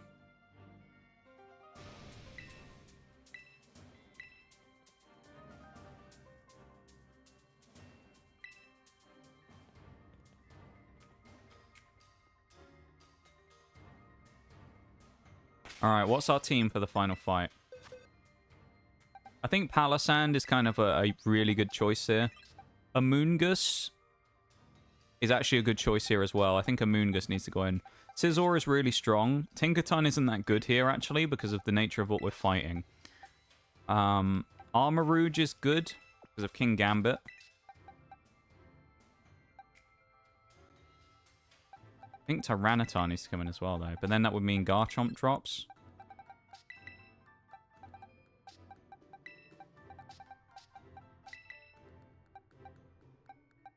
Oh, I know. I mean, Quick Claw is redundant on Scizor, but let's run with Assault Vest. We are going to wait for the break, I think, before we do this fight. There is a break in like 3 minutes, so I don't want to take the break right in the middle of the fight. So we will do it after, okay? But we'll get ready. We'll set up on the fight against Geeta, and then we'll do the actual fight when the break's over. So lead Pokemon here. Actually, you know what? Scizor could be really good against Espathra. If we set up with Fury Cutter. Ooh.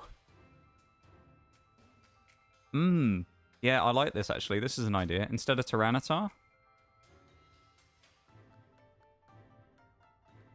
Doesn't mean Tyranitar's not that great in this comp, though.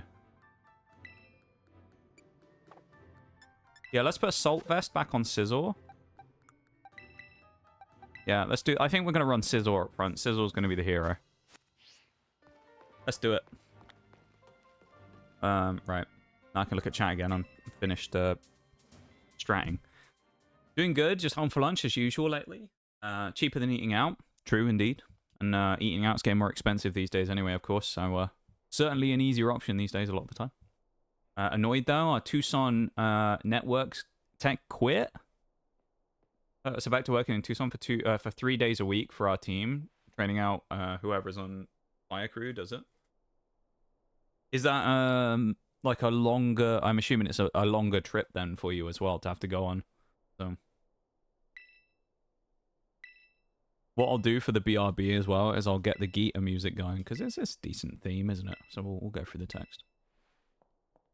Once every 6 weeks or so until they... once every 6 weeks or so until they fill the position again. Hopefully they can get it done quickly, though, because it isn't an inconvenience. So I really... Well, hopefully, you know, for you, they can get it done quick, because that would be not so nice. Crank the music up. We have to. All right, well, we're not going to start the actual fight until we go here. So we'll just watch the Espathra and Scizor stare each other down until after the BRB. So we get to listen to the music and wait. We will be going Fury Cutter first, though, just so everybody knows. 2-hour drive and then home. Oh, yeah, that's not nice. Or stay in a hotel for 2 nights. Both of them not great options, though. Like, they're both kind of bad options, aren't they?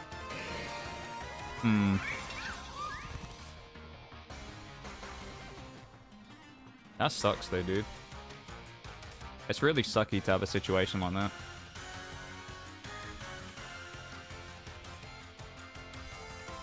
Hopefully they get the position filled soon, though, you know? And then you don't have to worry about it. That'd be the main thing. That's what we're hoping for.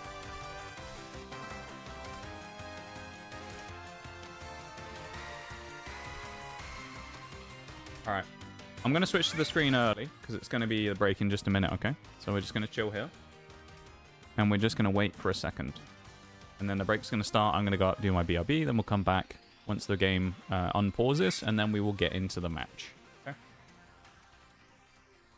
It's going to be a good one, though. This could be a banger. We need to get this one done fairly quickly as well, because we don't have a huge amount of time to beat the rivals.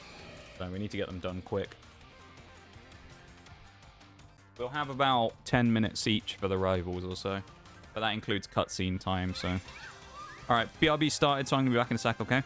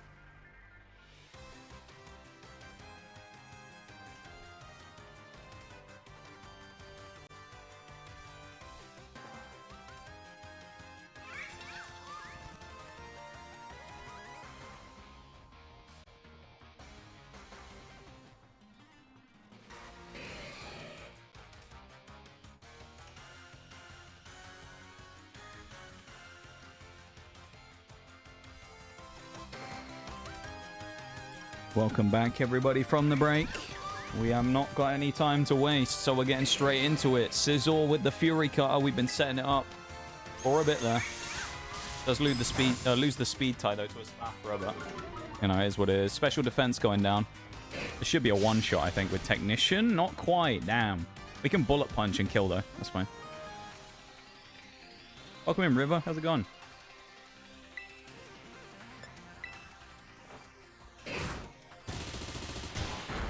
Thank you for the welcome back, Nee. I appreciate it.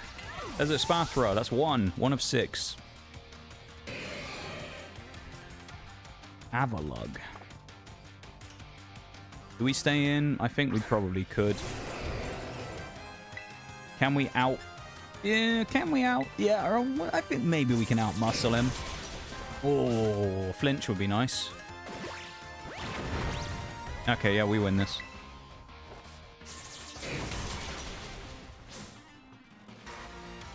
Avalanche, that ain't gonna do a lot. Nice, Sizzle gets another victim. And he's gonna get a bullet punch for free on someone else. Done playing a little Assassin's Creed. Nice, which one were you playing? Which Assassin's Creed? King Gambit. We do get a free Fury Cutter on him.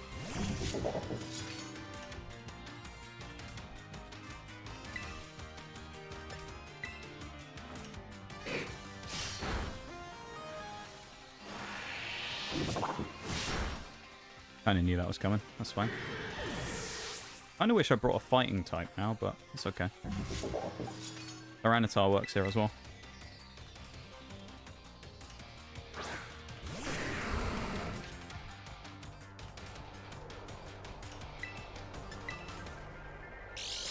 Quick Claw, old boy. Let's go. That's pretty handy. Well, that did not do a lot of damage. Oh boy. That was really weak. What? I thought that was going to do more. Really? That was so bad. Oh, T-Tar. Oh, what a waste of a slot. T-Tar was such a waste to bring. Damn. That's not great, honestly.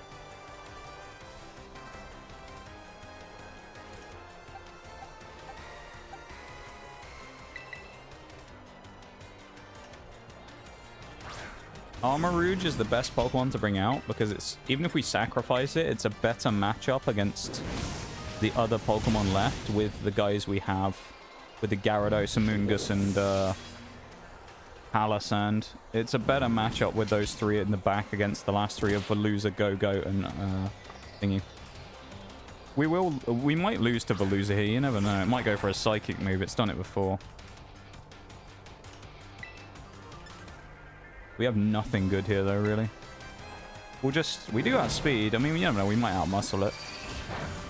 No, it's going to be a few hits to kill. We definitely lose here on the thing. Which I think means I'm probably going to bring in Gyarados, try and Dragon Dance on it a couple of times, because then we can Ice Fang potentially onto the Go-Go. I can see that working. Black Flag. Good choice. Okay. Good old Black Flag. A good choice of Assassin's Creed. I know beloved by many. Couldn't cut the mustard. Yeah, it was pretty bad, though. I seem to remember that happening before as well, honestly, about Gyarados. Not Gyarados, sorry, T-Tar. That happened one of the last times we used it. We sort of built it up as like a big monster, and then it kind of flopped. Oh, this is definitely GG's here. I think we're going to go for 3.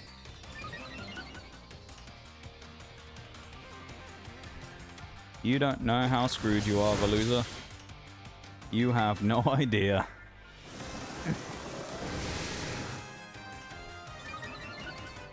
Three Dragon Dances.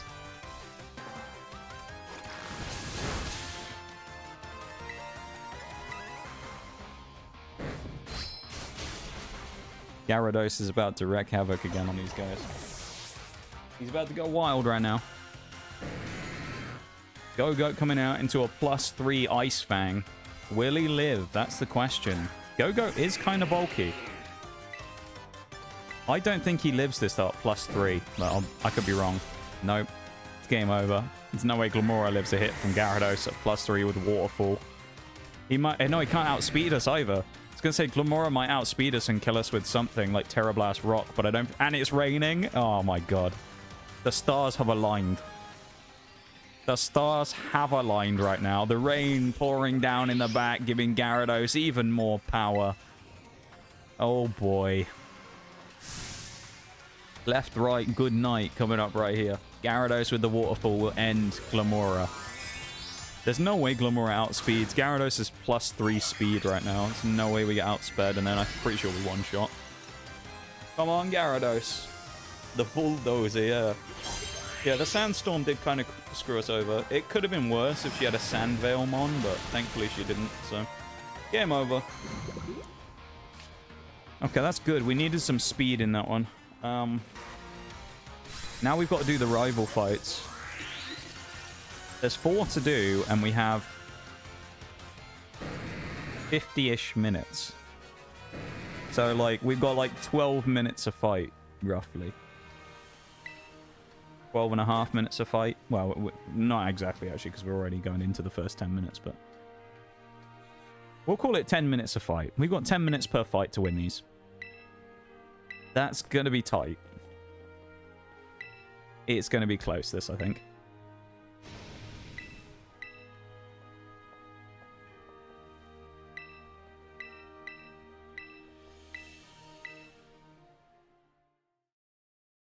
Trying to think about like what the best option will be for certain things.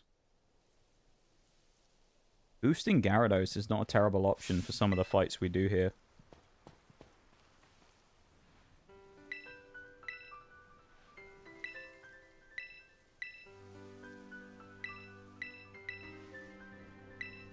It's all going to come down to whether we kill certain people easily or not.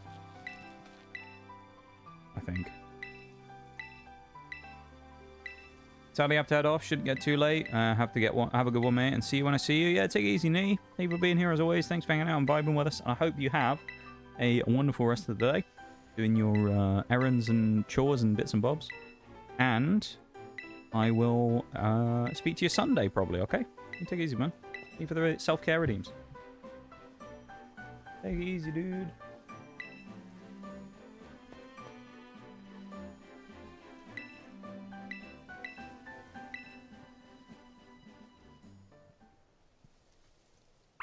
Nice.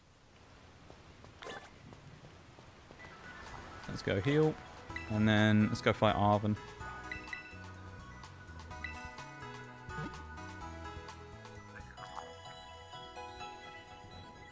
Who's Arven's lead?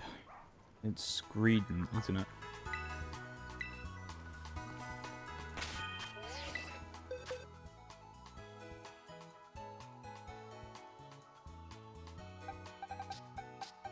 Honestly, Phalanx is not a bad option for that fight. I might actually bring Phalanx for that. Tyranitar, quite frankly, is getting disposed of and dropped out. Scizor's coming in for that fight because it's solid. Gyarados is a good option, and Moongus is a good option, and Armarouge. It's that Mabostiff at the end that's a problem, isn't it? It's Terra Dark. Tinkerton is probably the best option for that. Wise Glasses. Put it on a Moongus.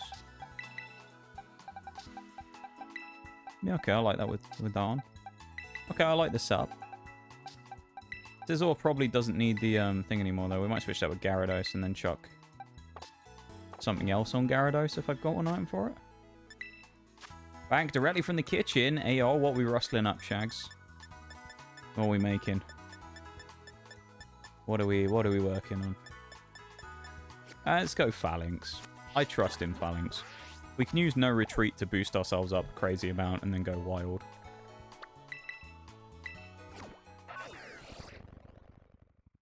I fancy our chances with No Retreat Phalanx. He's the GOAT, you know. Phalanx it was like the shock surprise last time, I remember when we used him, so. And he actually works really well here against Arven's whole team because he has a normal type. He has Cloyster, which is part ice. He has... I mean, Scovillain, to be fair, is not that great of a matchup because it has Zen Headbutt. He has... or Toedscruel. But he has 4 Pokemon he's really good against in Garganical, Mabostiff, Greedent, and Cloyster. So he actually works particularly well here.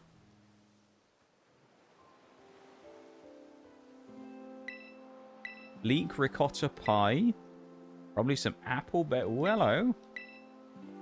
Okay. That sounds good, Shags. You inviting us over after stream for a bit of grub? Inviting us in?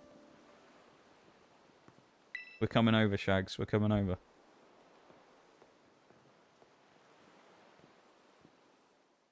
That does sound good, though.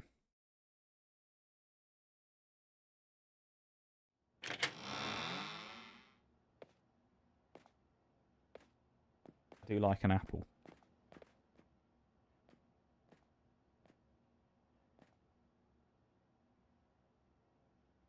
You better. I'm counting on you all for the portions. You're making like an industrial-sized amount, aren't you? Like 100 portions worth.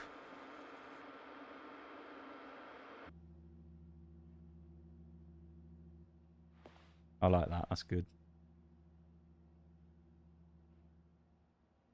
We'll be there, mate. Don't worry. We'll be there.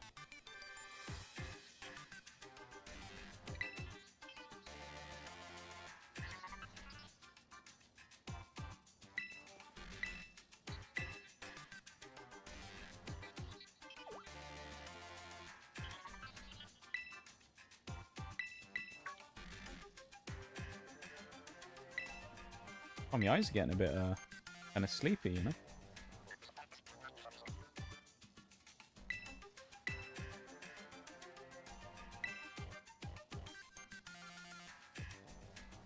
Getting a little bit tired. Only 10:20. Not even late yet.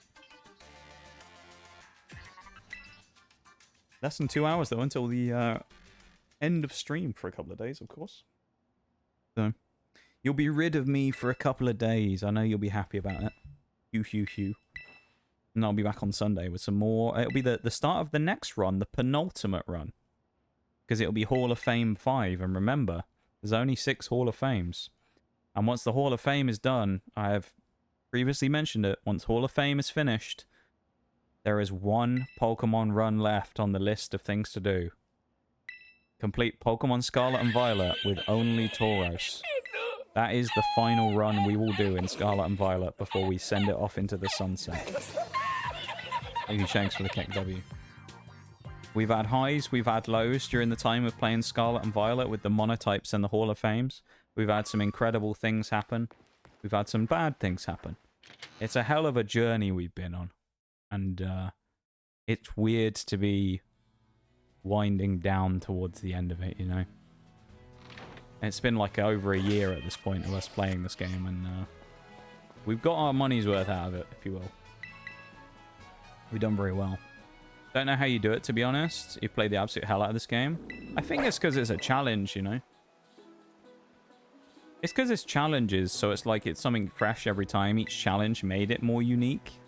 From the fact that when we did the monotypes, it was, you know, it was a challenge to try and do it with the different types we had. The game didn't change at all, but of course the options we had to use did. So I think that's probably part of how we did it.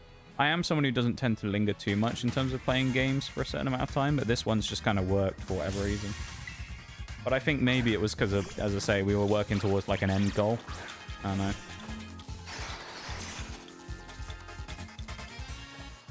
But yeah, I mean, even me, like, I can kind of see the writing on the wall when it comes to, like, we've done pretty much everything we can in Pokemon at this point. Like, when it comes to this game, anyway. So it's like, it's hard for us to keep finding more things to do to keep it fresh. And I know, like, people have come in and suggested, what about doing this run or this run? But it's like, at this point, you got to remember, we played 18 monotypes. We'll have done 6 different runs through, the Hall of Fame. So we'll have done 24 runs. Plus we did oh, we can only use that once. Oh, I thought we could use that multiple times. Uh-oh. That's annoying. I didn't realize that. I thought we could do that multiple times. Oh, well. We're going to knock our defense down here, then. But yeah, so we've done 24 runs through the monotypes and the Hall of Fames, 25 with Tauros, 26 with a Nuzlocke, and 27 being a regular playthrough. 27 playthroughs of the game. You know, it's like, I think we've done enough playthroughs. So, Yeah, I mean, Scarlet and Violet's time has come, really. And by the time Christmas comes around and we do our special Pokemon stream at the end of the year, you know, it'll be time for it to ride off into the sunset. So, yo, Shags is getting added as well. Let's go. Cool. I get bored. I love watching you do it, but I just couldn't do it myself. Yeah, that's fair enough. I can understand that, you know.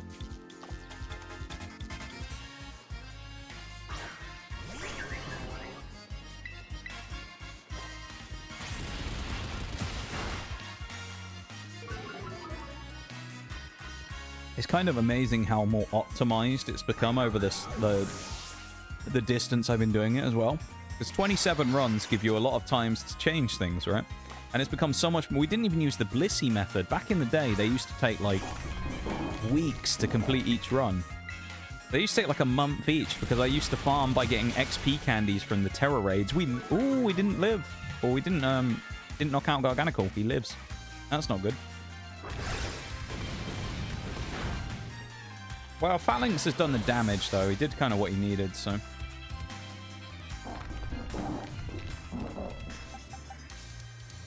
Yeah, this works. Quite enough Scarlet and Violet time in it. Yeah, I think we'll have done our time by that point, you know. Services to Scarlet... I deserve an award for services to Scarlet and Violet on Twitch.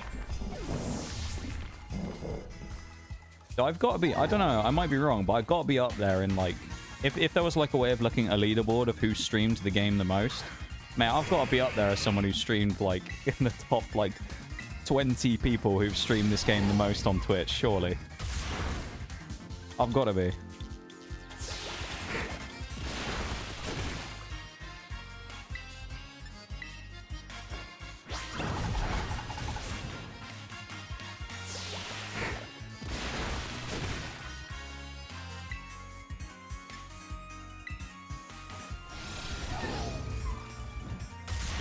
I have a plan for Tinkerton here, because I know we're not going to survive a hit from a Bostiff.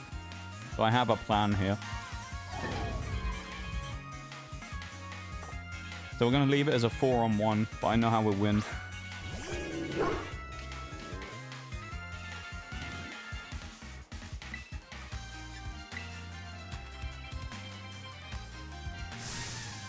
Yeah, I think... the tenure of Scarlet and Violet has been a good one. It's been a great playthrough across all the many playthroughs we've done. As I say, in both stream and life, there's been highs, there's been lows during the time. There's been insane streams, there's been dire streams where we've been stuck on the same fight for ages. And there's been times where we've cleaved straight through the whole game, you know, looking at Cloyster. But, like... as an experience, it's been pretty wild, you know, and it's been the longest running series of anything I'd ever done on stream by miles. Like, it's been kind of crazy.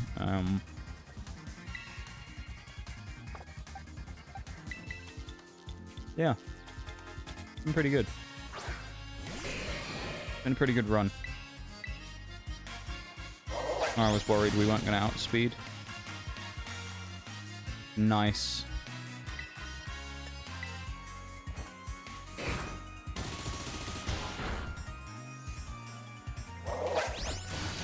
I knew that was going to happen.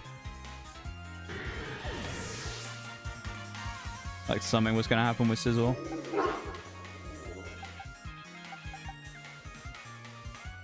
Go Gyarados. We'll get the free Intimidate off. It'll be at -2.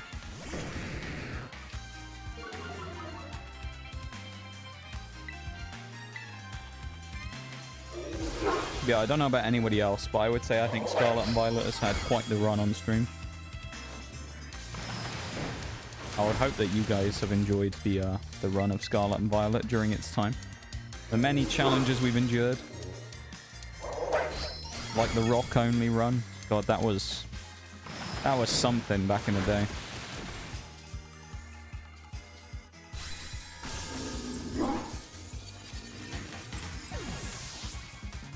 If I thought rock-only was bad, then Tauros only is going to be bad, because we have 4 Mons. The only good thing is that we get a fire and a water. And a fighting type. So, we have 3 good options there. Normal Tauros isn't going to be that useful. Other games to come? It is true. There is. I don't know what. Honestly, I'll probably figure that out at the end of the year. Like, I don't know what's to come. If you're looking at, like, overall, as far as, like, I'm concerned right now, I've kind of, like, figured out what we're doing up until Pokemon opening stream at Christmas, and that's about it. So, like... So I don't know further on past that, like, into next year, what we're doing yet. But at least for now, that's kind of where I know we're up to. Alright, we're gonna be fighting Penny. I think a ton. Palossand's good there. Scizor is good there. Gyarados, bring out. Armarouge is potentially useful. Bring you out. Who else is just good as a Mon?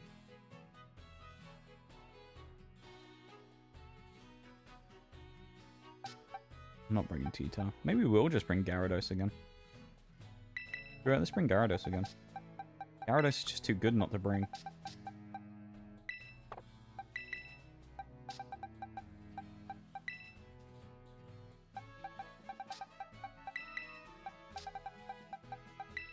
That works.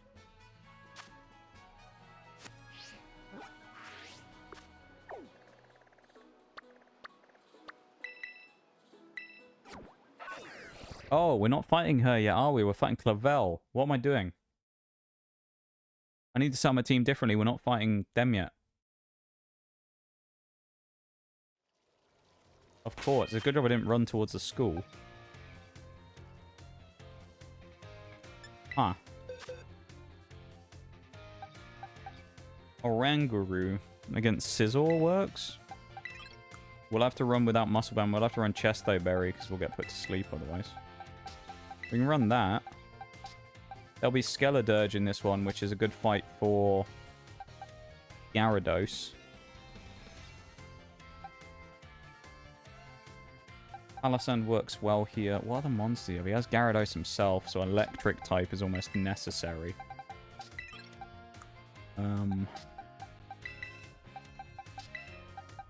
What other monsters do you have? I can't remember.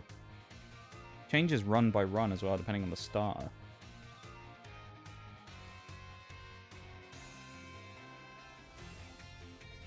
Oh, this is Houndoom Gyarados, so he doesn't have a Moongus.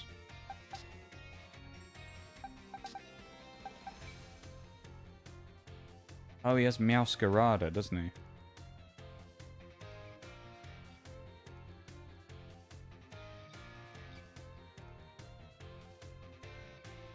I'm gonna run with this team.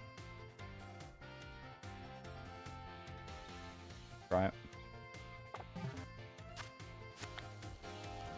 Nigel now has 30 kills. He's in 7 battles. Damn, he's an absolute monster. I love it. I'm not surprised. It's Nige, isn't it? He's a madman, and those who are in his way of his mead, yeah. Yeah, you just have to tell him there's some mead if he wins the fight, and he just goes crazy, you know? One situation, he was surrounded on all sides and did a spin with his axe and killed every enemy with decapitation. That sounds like our Nige. Sounds like something he'd do. Something he'd get up to, you know? I could see him doing it.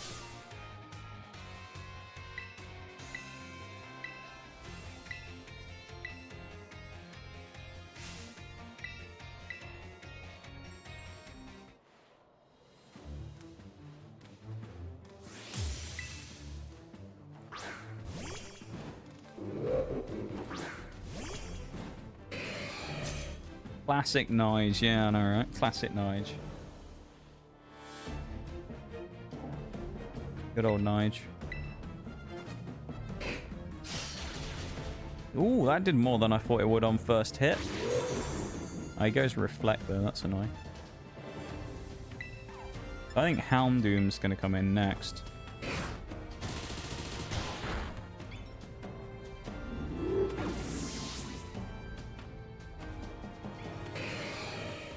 Yep.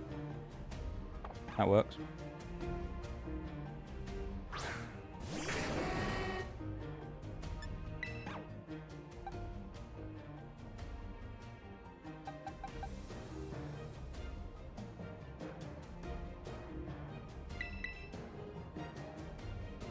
does have Thunder Fang, so we gotta be careful.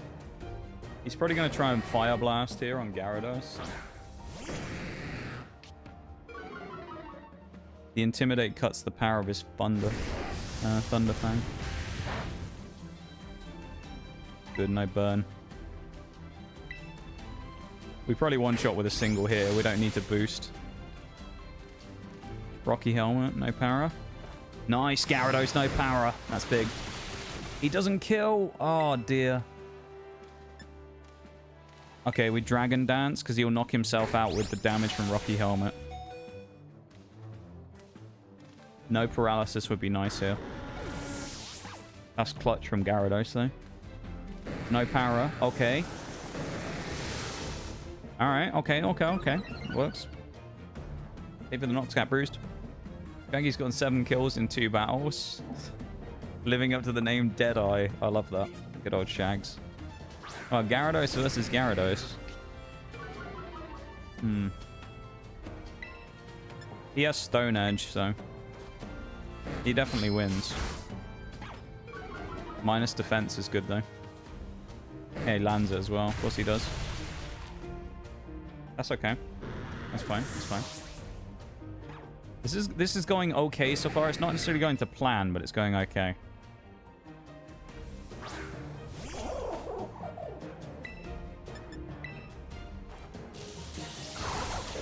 Nice.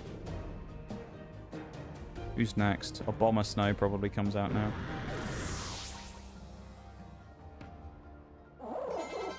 Yep. I like know the AI really well at this point. He's probably gonna, he might Aurora Veil. I could see him trying to Aurora Veil. We'll try and knock him out in one close combat before he gets it up. Oh, it's so close. Please go for Ice Shard or something. No, he hasn't got Ice Shard. He's gone for Aurora Veil, hasn't he? That's okay, actually, because we knock him out in one turn. That works. That's fine. Okay. That's fine. That gets rid of Aurora Veil, I think, because he's dead. If it doesn't, that's more of a problem. I can't remember if it does or not. Oh, it doesn't. Okay. This ain't so good. Get the paralysis. Critical hit. Guaranteed paralysis. Nice. Feels like we're in the Shadow of War fighting pits, yeah. Honestly, it does that, doesn't it? +2 speed while paralyzed. Don't know if it's faster than me or not still. Might be, might not be. It's not. We can kill it then.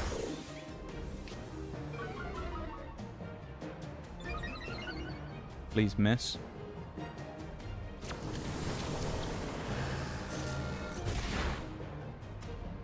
That wasn't a miss. Fuck. That was a problem. Sizzle with Bullet Punch? Yeah, that works. Because this weak armor means that Sizzle can probably kill on this now. Nice, okay. We might still scrape this, you know, in time. I don't know. It's gonna be close, I know that much. Armor Cannon! Oh, yes! That's such a good move as well. Armor Cannon is a huge move. There's Aurora Veil gone. And that's a 1v1. Meowscarada versus Scizor. Scizor wins this all day long. We don't get the quad here, but we can hit Fury Cutters on this thing. It definitely outspeeds us, though. That's the only thing. Because it's going to go Terra Grass as well, so we lose our quad effective hit on Grass Dark, unfortunately. Oh.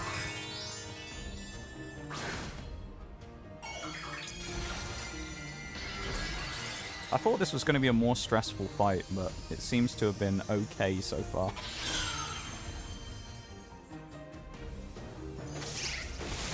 Thunder Punch. Oh, some damage. We don't even need another Fury Cutter to risk it on the miss. Scizor with another kill. Dude, the kill count on Scizor is really high today. Scizor and Gyarados are like the duo today for just wiping things out. Gyarados just seems to like live everything at the minute, and it just can't be put down, and it's able to just keep killing and killing and killing. And Scizor just comes in and cleans everything up constantly. It's amazing. What a fight.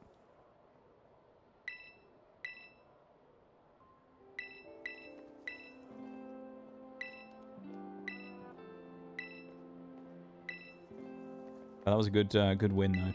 We'll take that.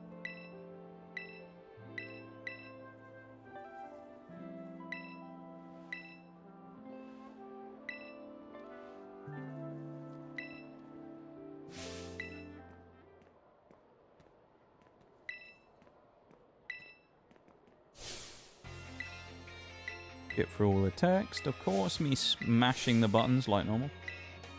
I win, PokePal. How's it going?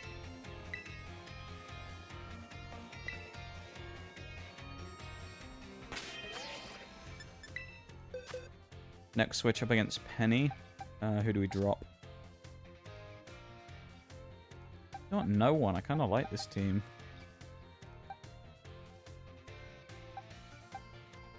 Maybe I'll stick with this. Oh no, we had Tinkerton last time, didn't we? Instead of someone else.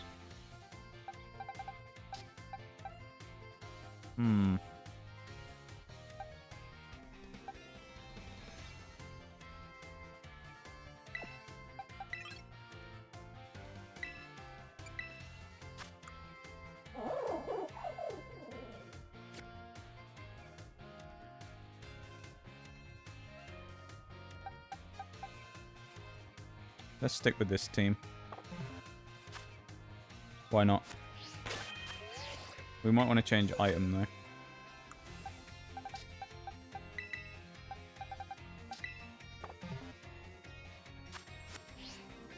Do that. I fancy our chances here.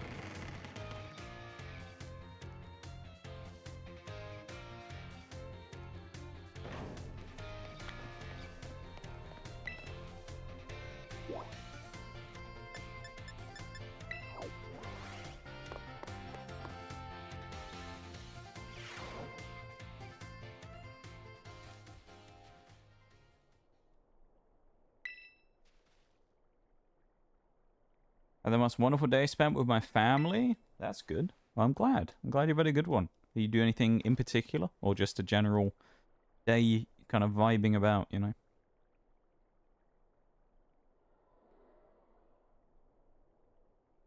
Or did you do anything specific?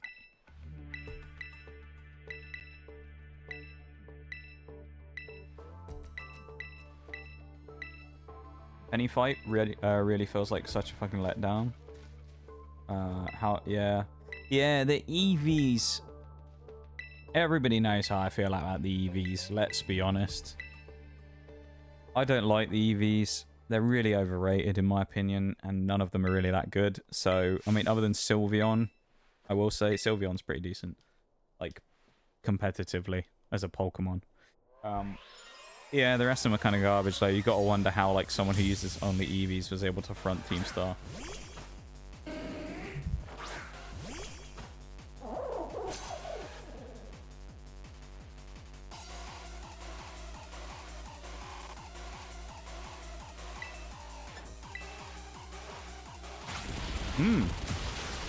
My gamble paid off. That's huge. I was pretty sure I was gonna get baby doll eyes there, so I'm glad they didn't go for that. Almost certainly. No, I was gonna say it's gonna be Leafeon. I wouldn't expect Flareon to come in, and that's a weird choice. All right. I should have used Dig, shouldn't I? What am I doing? Go for that in a minute. Yeah, no, you're right, folks. I agree. I don't know how an EV trainer managed to be the Team Star boss.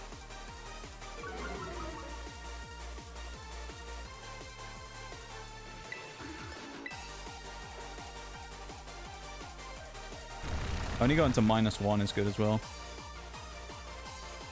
Started with a coffee and cake morning, then lunch, shopping in the city with my sister and niece, then tea and catch up with one of my other sisters. Now settling down for a night at the same sister's house, I'm guessing. Nice, that's cool. Well, I'm glad you had a nice day hanging out with your family. Sounds like a nice little time. And on a Friday as well. I like Fridays. Oh, I needed to cough then. Yeah, I like Fridays, one of my favorite days of the week. Or, no, it's Thursday, isn't it? It's not Friday. What am I talking about? Never mind. I've been talking about Fridays all day. I really like Friday. It's not Friday, it's Thursday. That's a good way to spend a Thursday instead then. Because Thursday is one of those days of the week that's just kind of eh. Other than the fact that I stream on Thursdays, alright? That's the answer you should be saying, chat. You know it. So do I. Come on now. You should. That's what you should be saying. Wow, Thursdays aren't an day, because that's when you stream. Mr. Streamer Man. I hear you say in the background. If we got frozen on Aurora Beam then, I would have been actually quite tilted. Yeah, sounds like a good time though, Pokemon. I'm glad. EVs are only semi-relevant because of their versatility. Other than that, there's 2, maybe 3 decent ones. Yeah, I would say Flareon... Flareon's fairly decent. Sylveon's good. For me, I would say Vaporeon is okay as a bulky water. It's not crazy, but it's decent. Jolteon can be nice because of its speed, though, so... Jolteon can be good in its way as well. Moongus. What an absolute hero. Let's go.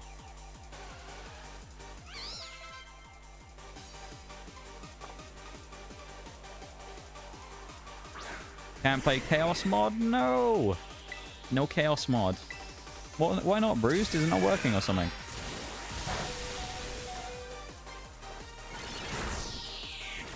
It's going to be a slow fight from a Moongus, but...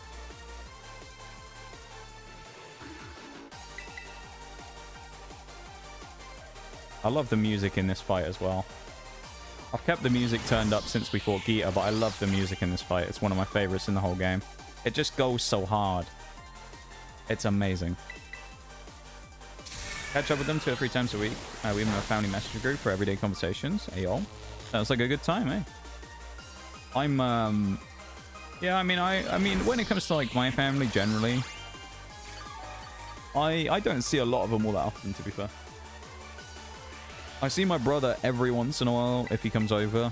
Other than that, like, slightly further away family, I don't really see very much still now. Maybe, like, once a year sometimes. I don't really see a huge amount of family all that much now. That's kind of nice, though. But that's just how, like, mine are, you know? We're just not, not like we don't always like feel the need to meet up all the time, you know. So like we're just kind of people that none of us mind being kind of on our own for a long time. So it's just the way it is, you know. No, I'm glad that it works for you though, the way that your family is. That's nice. Good to hear. You and Nigel were the MVP in this battle. You saved Bruised from a horde of spiders, and Nigel got 4 more kills with his axe. Dude, when is Nigel not getting kills with his axe? You know, guy's crazy. Gonna go with Vaporeon, Umbreon, Jolteon. Yeah, I could see Umbreon as well. That was what I was kind of thinking of. I was thinking Umbreon. Umbreon is also potential. The only reason I went Flareon is because I know it can be used. I remember seeing a lot of them in Pokemon Showdown, funnily enough. Pokemon Showdown, Flareon with Guts, Toxic Orb, Facade. It's really nasty. And it has Flare Blitz as well as like coverage, so it's just a good mod. Mod that allows mods to work is not working because it's a weird up there. Oh, that's annoying. Always hate it when stuff like that happens though, and it ruins your fun. That's why I don't really get involved in mods, because it always breaks things. It never works properly. Well, it doesn't always. That's just a generalization, of course. But every family is different. Yeah, exactly. Mine's just, you know, a little less connected, I suppose, you know? Yeah, no, that's good. I'm glad. I'm glad you've had a nice time hanging out with them, though. Hear that a lot from British people. As a Latin American, I see my family all the time. Yeah, I think over here, it's just we're probably just less connected. Some people are more connected than others. It's just the way it is, isn't it? I suppose it also depends about like where people live and whatnot. You know, you might have people that live further away or people that live closer or whatever. So in my case, most of my family lives relatively close. So we're just do our own stuff or busy, you know. But we'll meet up every once in a while. You know, we try and do stuff together at like Christmases and things like that. This is what I was saying yesterday about, you know, when I was talking about the Pokemon stream stuff, when I was talking about why it's special.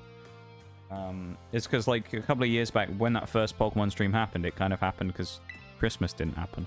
And then we did that special stream that kind of filled in the Christmas vibe when we were all hanging out, opening our little packs and going crazy on stream, so... Because that, I mean, yeah, as I say, it was like Christmas is one of the few times we used to do meetups and stuff and have like a big get-together, and it didn't happen, so... I simply streamed Pokemon in May and opened cards instead, and it was great. It felt just like Christmas. Guess I was unaware of Flareon's game. Flareon's not crazy good, it is just... It's like decent, you know? Just because of like... It kind of hits hard with Flare Blitz, and then, you know, like, Facade Guts is just a good combo. But other than that, I don't really hear anyone like talking about Flareon other than that though, so it's probably very niche more than anything. Family is all about balance and finding what works with you. Yeah, exactly. I agree.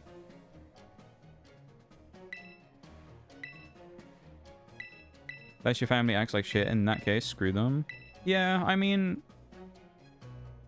I suppose it depends, doesn't it? Every family is different in that regard. Like, to some degree, I have people in my family that I like, and I have people in my family that I don't like. The way it is. I have people that I get on with, I have people I don't get on with. I have people that I get on with for a while, and then they do something that, you know, throws that all out the window. So...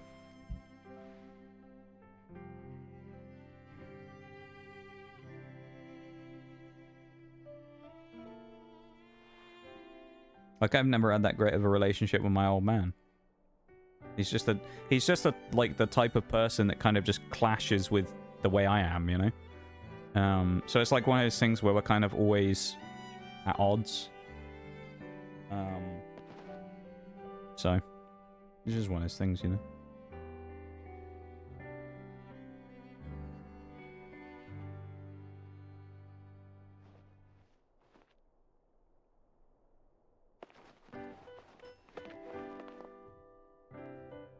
Yeah, thankfully I don't have too many people in my family that I avoid at all costs. Only a few. There's still a few though. Some of them aren't necessarily quote-unquote family yet, but they're like people that you see at those types of events. They're like, you know, people who other people bring with them, we'll say, without getting too far into it. I mean, I could probably say it anyway, because it wouldn't matter, but I'm just going to beat around the bush about it, because I'm not going to say it directly.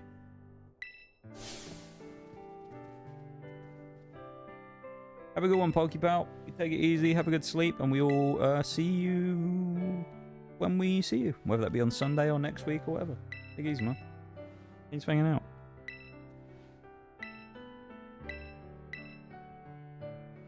I really wish we could speed this up. Oh, hurry up.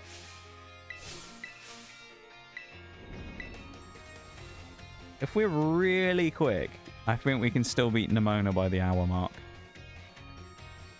I mean, if we add like the extra, say, 2 minutes in, I want to beat Nemona by the time the ad break hits. And then that gives us like an hour, basically. 55 minutes to an hour to finish Area 0 and beat the Professor. Which... The Professor is going to be an interesting time. And I think it'll all come down to... Well, it's going to be an interesting fight, I'll put it that way. Professor's going to be a really interesting fight. I'm quite looking forward to the Professor battle.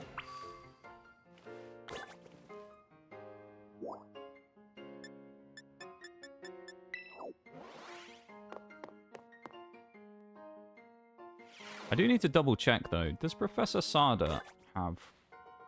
What does she have on her... Oh, okay. Oh. Yeah, this is an interesting one. So, when it comes to Professor Sada, there's basically one main thing to consider, which is she has one Pokemon, practically, that is capable of stopping Scizor. One. The only Pokemon she has that's really capable of stopping Scizor is Fluttermane, because it has Mystical Fire. Other than that, you've got Slitherwing, who's quad weak to Wing Attack, if we go for that. Or we could choose someone else and, you know, win that fight easily enough. Screamtail is part Fairy, and it has no moves that are good against us, so we can just beat that thing up. Brute Bonnet, nothing really that great against Scizor, and it's Grass Dark, so it's quad weak to Fury Cutter. Obviously, Fluttermane is a problem, but it's part Fairy, so we can beat it up with, you know, Bullet Punch. Sandy Shocks is kind of a weird one. It's like a middle... He's kind of a bit of a wall. He is Electric Ground. We're not really that great against him with any of our moves, but we're also not bad against him. And we resist some of his stuff a little. And then you've got Roaring Moon, who is also another Pokemon which, quite frankly, gets blasted by Scizor. So, yeah. Interesting fight at the end of this one, I think. Cutscenes in this game take so damn long. They do. It's weird though, because it's not all of them. It's only some of them. Some of them are slow and really long. Some of them are quick, and some of them in between, like different. You'll get like 2 cutscenes in the same bit. Like you'll go and do like, I don't know, the bit of Arven when you beat Tatsugiri, right? The final Titan. And then it'll be really fast to start with, and you go, oh, it's over. And then they'll do a whole other cutscene, and it's like, never mind.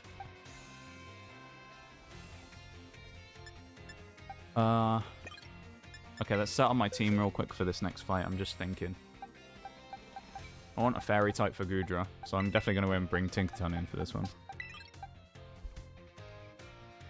Orthworm gets checked real hard by Armarouge. Ormot is in this one, which gets checked really badly by Palossand. Skeledirge. The only thing I'm not liking here is we do have a bit of a weakness to fire with these 3, but we also have Armarouge isn't that great here either, is it? Tyranitar's weak to it as well. Maybe we have to bring the duck. Who do we drop? Oh, we have Gyarados though, actually, don't we? Now I say that. Yeah, we got Gary.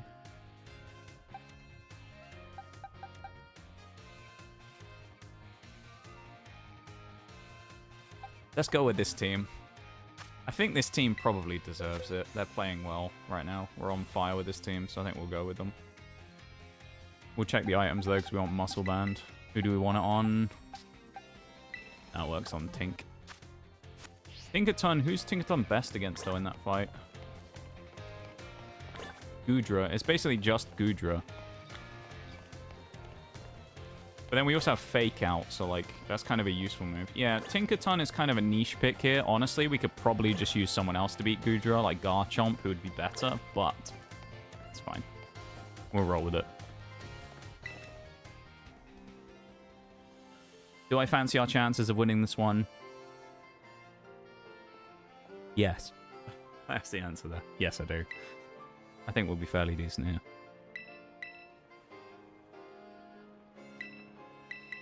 Do I think we're going to be insane? No. Do I think we'll be fairly decent? Yes.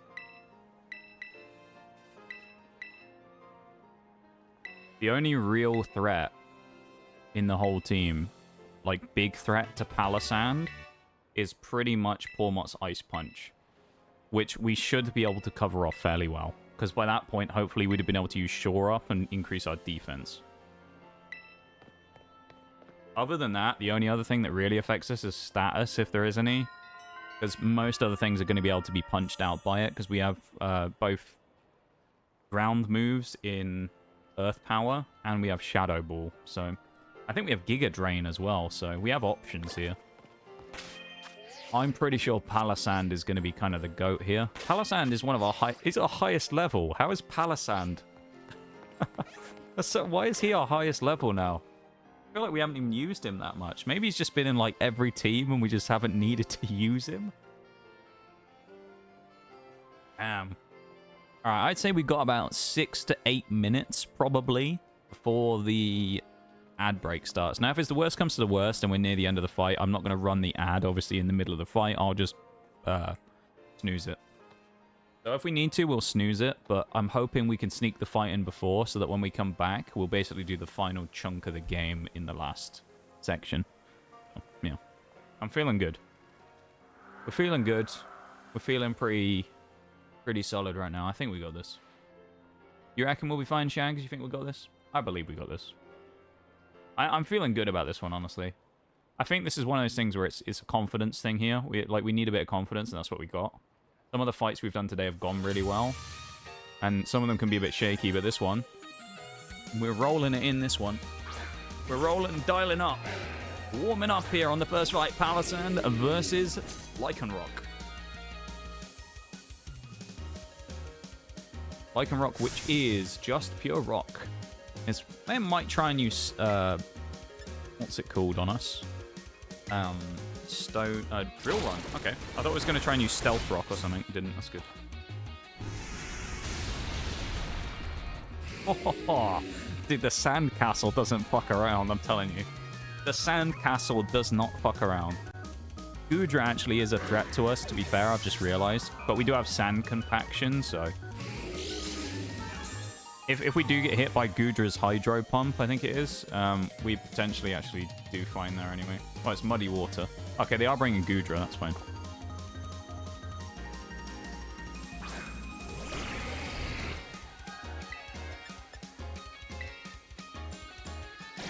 We should live this. Yep.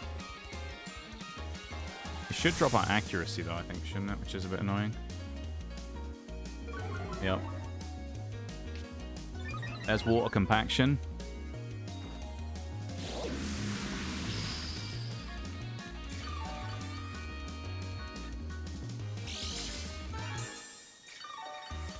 The only problem is because of it using Muddy Water, it's not a physical move. So actually, we might be better off just going for Shadow Ball here and then playing the rest of the fight just out as we do. Ice Beam. Ooh. Maybe I should have used... Oh, the freeze is not good. Palossand. Frozen solid. The Sandcastle's been stopped in its tracks. No! That's unfortunate. That's actually really sad that Palossand just got frozen there. Dude, that's not the first time Freeze has screwed us over in one of these runs, is it? It's a shame it's not a physical hitter there. It would have been good against someone else, but... Oh well. I thought Palossand would be less threatened there, but that's okay. It's fine. The ad break timer is ticking down. It's at 2.5 minutes, so I probably will end up snoozing it because, well, we need to really, don't we? 3 damage with Fake Out, and then we go for the Play Rough. When it gets to like 10 seconds, I'll run the snooze. It's the final one I have. We outsped. It missed, though. That's good. Oh, that's so close on the... If only we could Fake Out again, that would be so nice. That's really annoying. Welcome in, Naps. How's it going? I have a joke. If you laugh, you lose. Oh, I won't lose, I guarantee you. I never laugh at these jokes. I've trained myself to be too good to not laugh when someone says, if you laugh, you lose. Guarantee I'll just be stone-faced the whole time.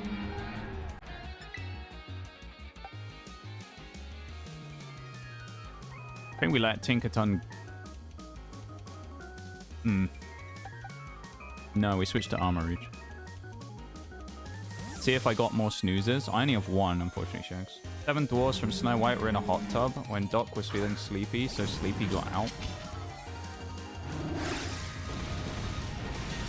That's a ground move? Well, that was unexpected.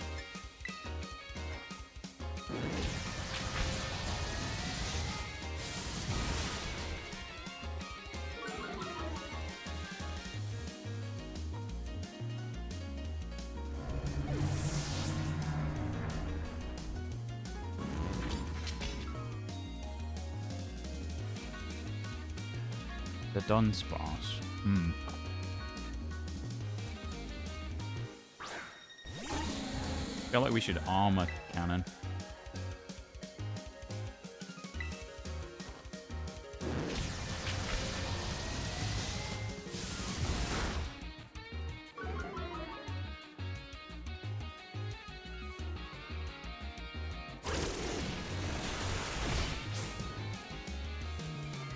Hi. Did you get the snooze, Shags? Oh, legend. Thank you, Shags. 2 out of 3. Thank you, my dude.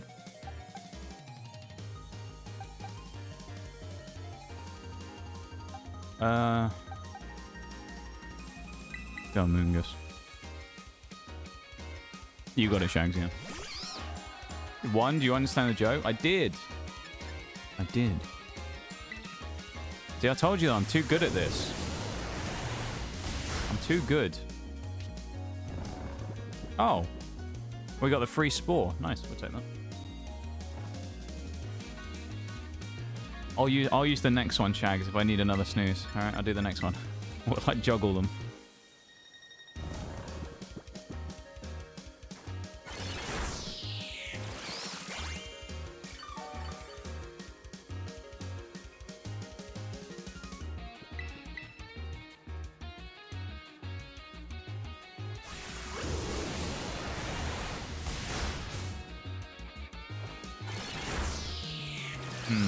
I think Amoongus loses this.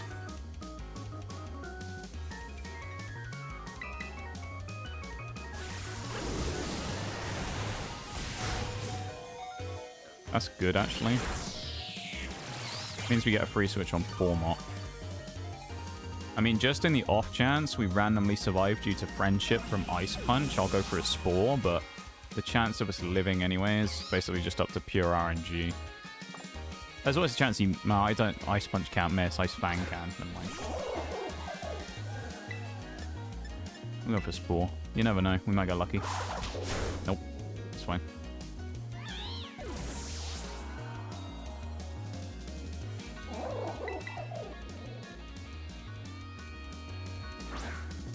The 2 we have left, I'm not entirely satisfied about our chances of winning this. Just because Gyarados up against Skeledirge is kind of dangerous.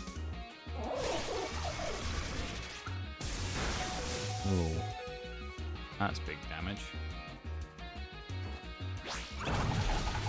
Alright, that's pretty useful. Okay, so Skeledirge is going to get a chance to use a foot. Well, it's going to get a free move though, isn't it?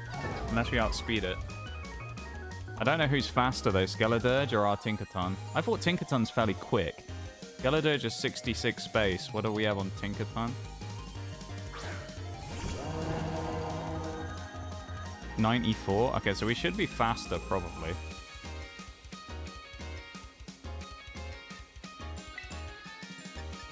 There's no point going for Baby Doll Eyes, either. Because I don't think he even has a physical move, does he? No. Best thing we can do here, then, is just go for Play Rough. Probably.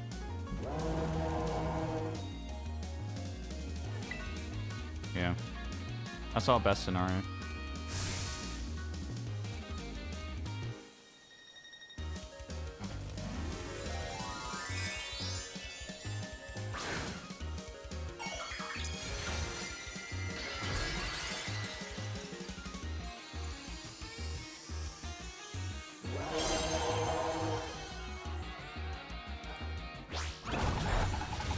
Wow, what a load of damage that was. And it's used thingy as well.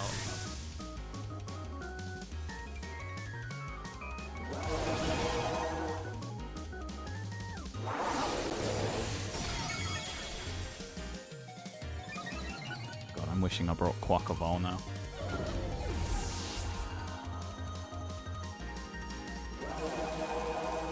I feel like I have to put Gyarados in next. And try and win with Gyarados to maybe give Scizor a chance to kill with a Bullet Punch. I think we only win this as well if we get at least 1 Dragon Dance. And then we probably have to do some big damage with Waterfall here. Depends how much damage we take from whatever this hit is. Shadow Ball, how much? Less than half, hopefully. Right on. We might need a flinch here. Oh, he might. Oh my god. This is going to be really close. Oh, Oh, Gyarados, what a hero! He clutches again, dude. Oh, Gyarados cannot be stopped. The clutch fucking king, dude. Gyarados cannot be killed today. He just survives everything. Nice. What a unit. Gyarados is an absolute unit. Oh my god. He just survives. Oh my god. I could have gone for a double Dragon Dance. The thing is as well, I don't know if it would have killed. I mean, I could look on a calculator or something, but I would have hazarded a guess that probably Scizor knocks him out with a bullet punch anyway. Was it Friendship? No. He had 12 HP. So he lived on... he just lived the shot from Skeledirge. See, now, this is the reason I did that. It was... I don't want to say like this is one of those ones where it was like... RNG obviously plays a part in it because of damage rolls. 100% though, we won that because of the way I did things there. Alright? Meaning, this would have been the mistake that I would have made that I think would have lost us the fight. If I had played my last two Pokemon the opposite way round, and I used Scizor first. He definitely goes Torch Song, because it's a quad, you know, super effective attack. So Torch Song is the option that makes sense, right? If it uses Torch Song, it boosts its special attack to +2. Okay? Now, if he's at +2 special attack, I almost guarantee you those two Shadow Balls would have killed Gyarados. We would have had to have gotten Friendship to survive then. So the only reason we probably won that in the end, like we did, was because we used Gyarados first, and were able to get him in there before Skeledirge was able to boost. Because Skeledirge boosted itself, but it wasn't powerful enough to kill Gyarados with one boost. It needed two with Shadow Ball. And thankfully, Gyarados was strong enough to tank it. So, very good. Very, very good. Oh, ad break notification should be coming up any second now, I think. That was close, dude. Fucking hell. That was too close. Oh. We got to decide our team of 6 to go to the end here as well now. That was way too close. I'm so glad it was Gyarados who clutched that, though, because I was looking at it thinking we're against a fire type, and one of our two Pokemon left is Scizor. I was like, we're in trouble here. Currently remoted into a client's PC with a coworker remoted into my PC, trying to figure out what the actual fuck to do with an ancient printer. I love it. You got like a PC remote control train. Did Scizor even fight? No. No, I don't think it did. That's pretty cool though, Shayla, getting the little train going there. All right, what's the final team we fight here? I need to double check again. Let's look at the stuff. So,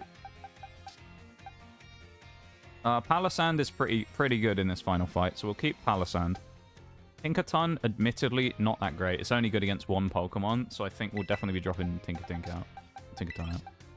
Gyarados, I mean, Gyarados has to go, doesn't it? There's no way we can't bring Gyarados after its performance so far. Has to go.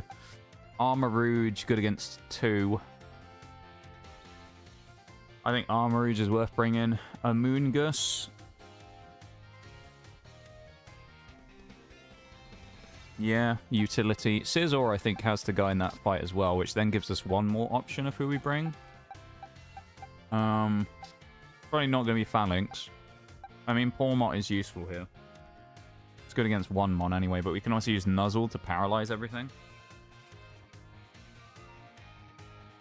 So, like, that's pretty useful. Reverie, obviously not. Torkoal, not. Tyranitar, quite frankly, no.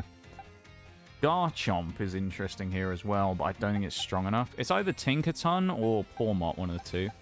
I think I'd rather bring Tinkaton because of Fake Out, to be honest. I think this is the final 6. I am going to do one other thing, though, real quick, because I've come up with a good idea.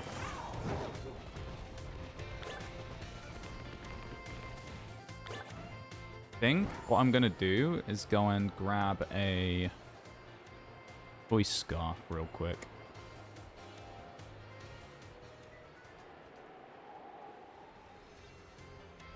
Wait, Shags, did you double snooze that ad? Somehow. I'm really confused. Because it says it's not for another 5 minutes yet. How did that happen?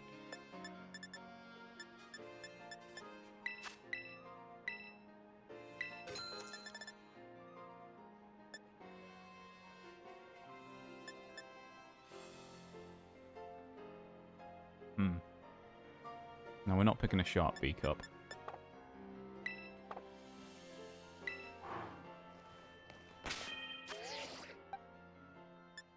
We have two options for our lead in this next fight. I think Armor Rouge is my better lead here, honestly. I think I'm going to Scarf Armor Rouge.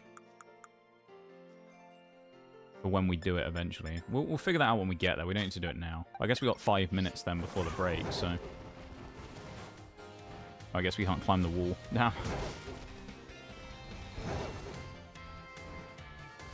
Did click it once, but since my browser didn't seem to count. I did click it more than once. Interesting. Oh, I've never seen that before. That's the only reason I wonder about it. I've never seen like a double snooze before. That's kind of cool. I was like gearing up, getting ready to, you know, thinking, oh, my break will be here in a sec, so I'll get ready to, you know, I'll like switch to the BRB screen and wait for a second, and then I opened my stream manager and it said like 5.5 minutes till the next break. So we won't snooze the next one though. We'll let that one go because it'll be just into area 0, so it'll be okay. I bet I didn't accidentally spend all of them. Hey, it'll be okay. It'll be fine. I think probably the last one we'll be able to avoid the ad break in the middle of the fight. Or if not, I might still have one myself. So we might be able to use another one still. But unless we find one in area 0 now as well, our chance of finding another shiny are now gone as well. So our Hoppip, Oinkologne, and our... what's the third one? Psyduck have been locked in now as shinies. So there you go. Shinies locked in. Probably not going to find another one now. Oh, man. Do you know what's kind of sad about this? I'm looking at it. Flawless runs in this set of challenges have been hard to come by where we didn't lose a singular fight at all. With the monotypes and all that. And in Hall of Fame, we came a cropper once with the other run 2. This run 4 is currently flawless, right? Scizor, when it did Mono Bug, I'm pretty sure came really close. It was like one fight away from flawless and lost. I really want Scizor to make it into the flawless club with this one. I really want Scizor to make it. He hasn't necessarily been the most forefront performer until this point, but Scizor is just so good as a universal mon. You just chuck it in and it can do something almost anywhere. There's very little places where Scizor's not great, you know?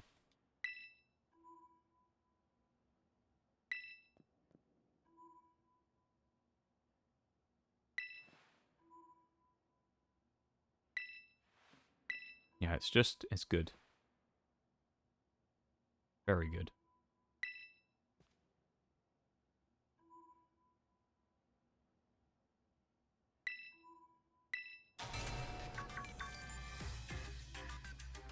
Which ones were flawless aside from Ice? None. Ice was the only flawless. Of the monos, anyway. Ice was flawless. A lot of them, I didn't start tracking it until the end. Fire took 1 loss. Dragon took 2. Currently in Hall of Fame, Run 1 was flawless, which was the Dragonite, Fortress, and Dave the Skeledirge run with Quagsire. Run 2, we had 2 defeats. One was against Arven. I don't remember who the second one was against, honestly.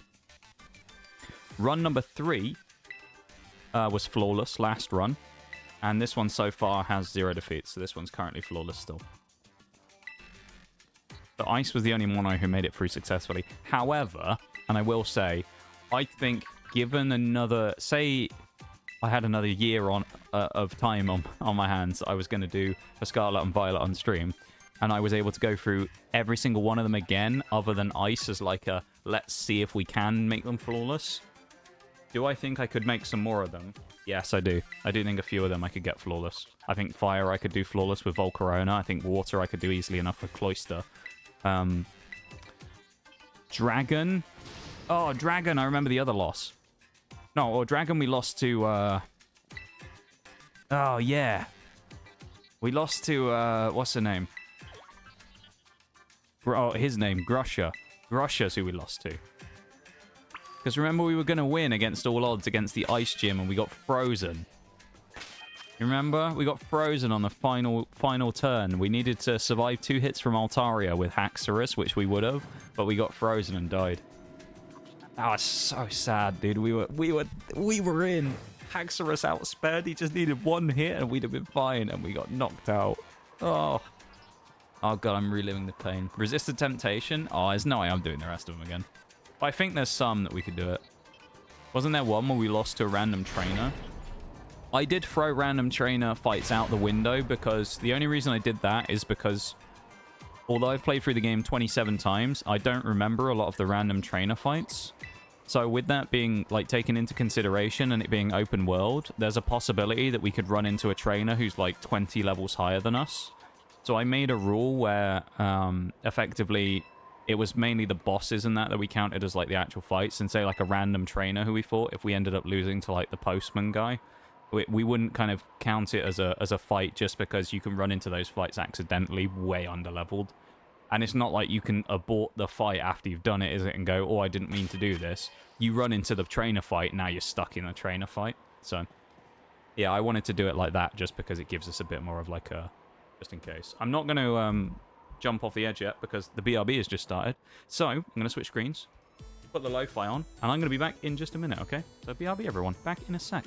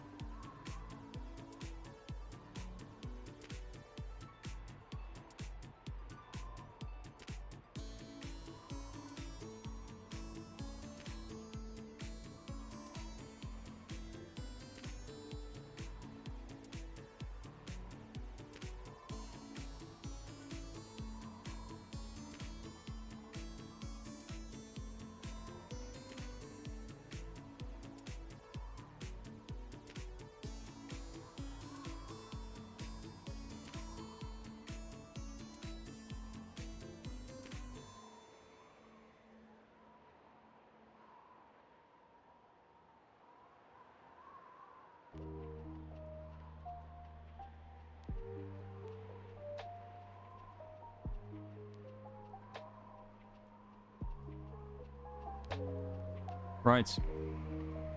The final section of the game. Let's do it.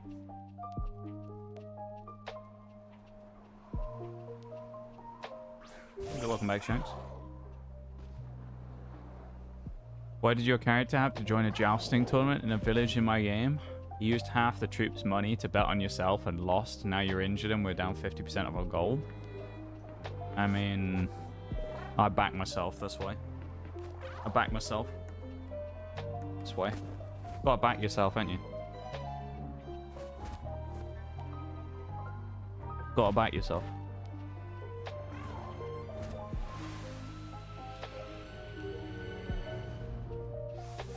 That sounds like me. What does that mean, Shags? What does that mean, huh? That sounds like me. I'm offended. You think so little of me, I'd lose a jousting tournament. Nah. Nah. Could have been Nigel who did the tournament, not me. He can't do everything on his own, Nigel, you know.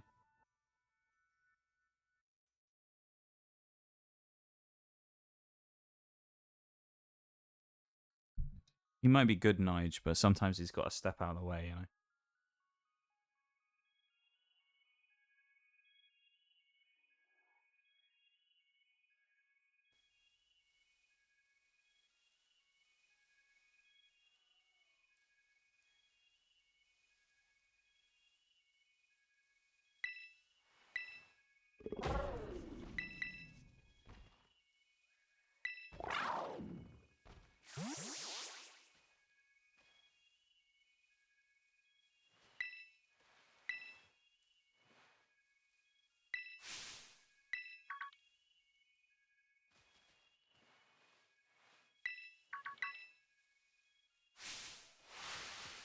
Come on. Speed up through the cutscene. We're losing valuable time.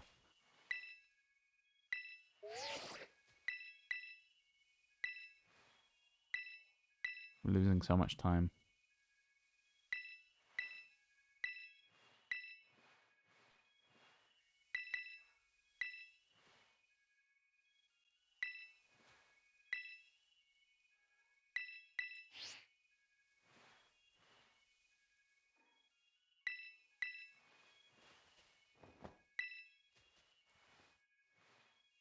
You won an archery competition in a different village and got us 3k gold. Yeah, well, good for Shags.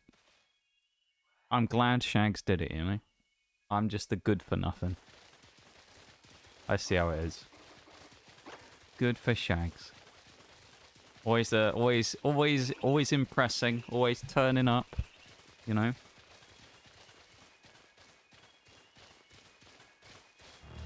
Reliable as ever. Unbelievable. And then there's me. Just like IRL. And don't hunt me down, alright? I was joking. You hope.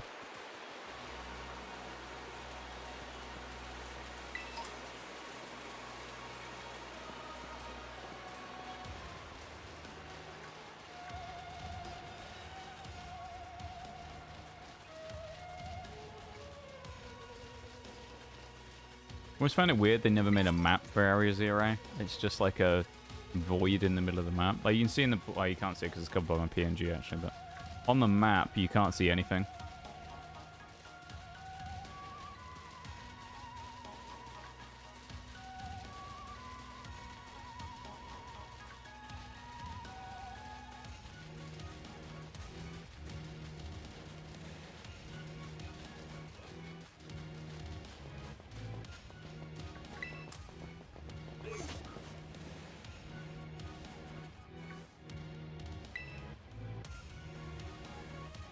Character is good at is being a meat shield. Damn.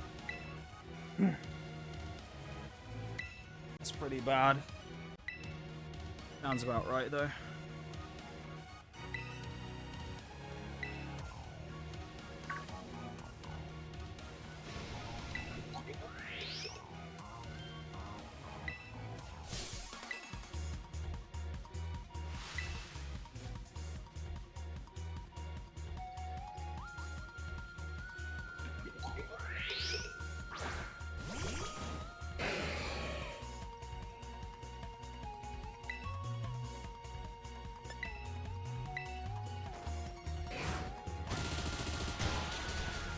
That's good damage. That's a useful test.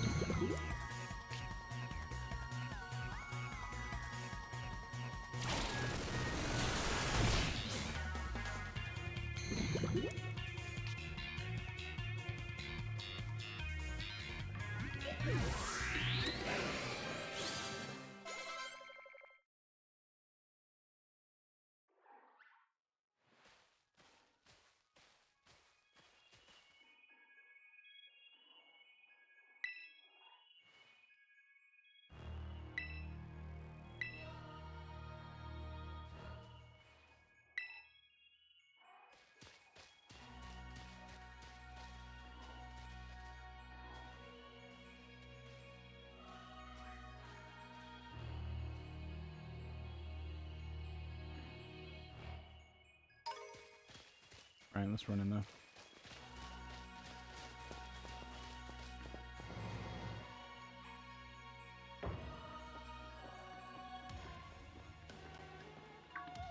Need to find out what nature our Scizor is as well. I know it's plus attack, but I don't know what its minus is.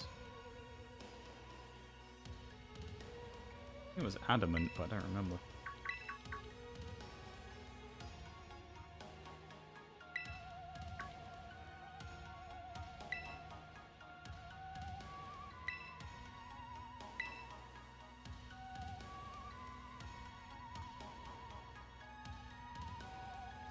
I was just looking something up about Scizor.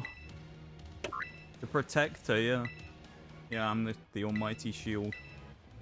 I'll take that, you know. I don't mind being a shield. Yeah, no, we'll be fine.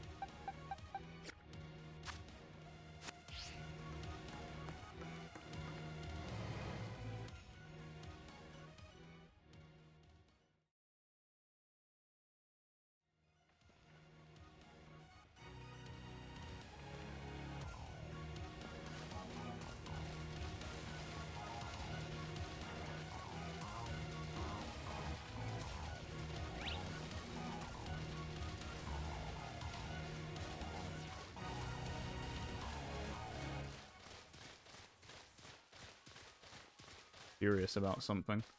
Is all.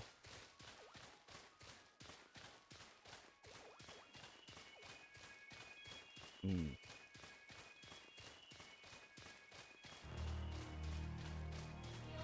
Ooh.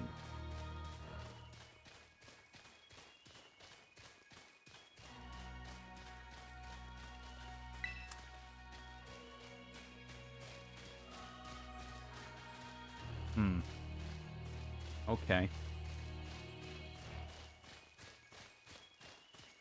This is... I'm potentially going to take a risk with what we do in our fight in a bit. Maybe.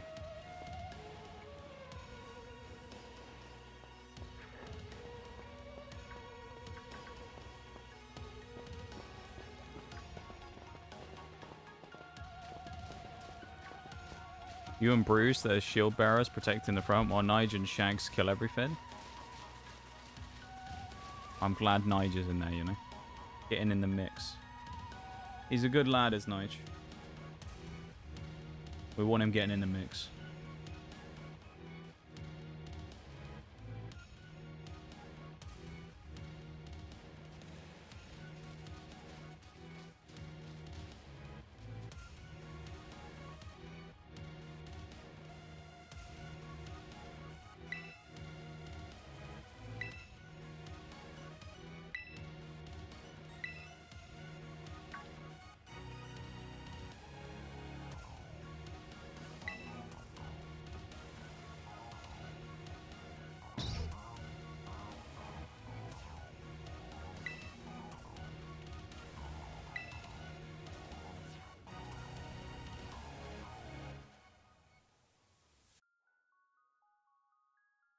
They're just looking something up in them.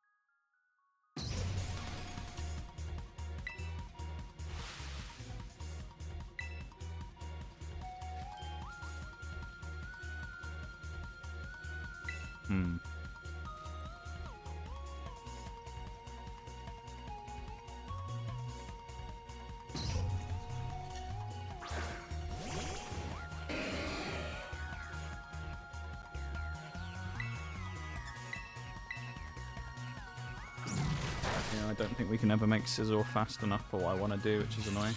That's really annoying. Oh, he doesn't need that much of a boost either.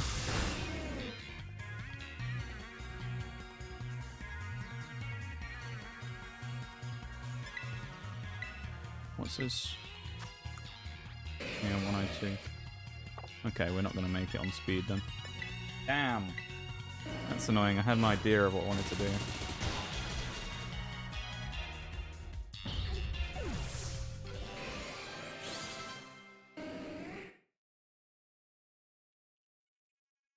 Okay. Alright, I think I have a strat for the final fight.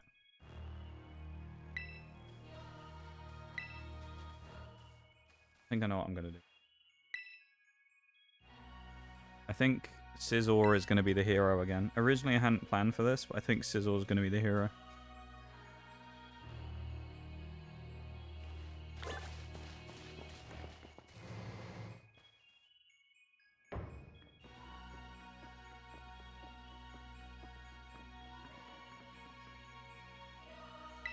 I do have one other option, but it's like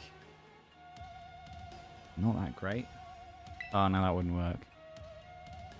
Yeah. No, okay. Scizzor's going to be the hero here, I think. At least the first hero. I think.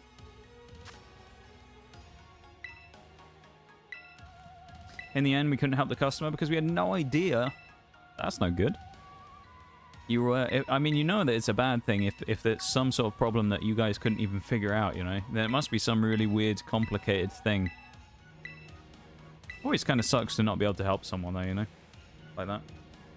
But I suppose at the end of the day, if you guys don't know, you don't know, you know? With their old printer.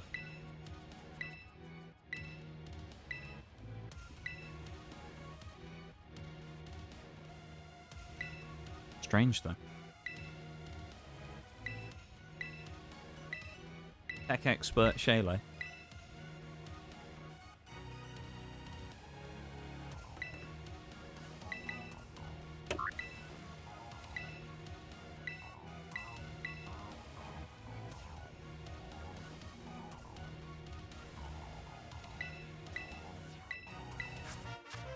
Alright. Scarlet Book. Good old book. Scarlet, just like Scarlet and Violet base set that we're going to be opening up at Christmas. Along with Scarlet and Violet, Paldea Evolved, and Scarlet and Violet Temporal Forces that I can see out the corner of my eye. Tempting me every day. It's only going to get worse as well the more boxes we get. The Book of Pulls, yeah. Yeah, the Scarlet Book's a lot like a binder.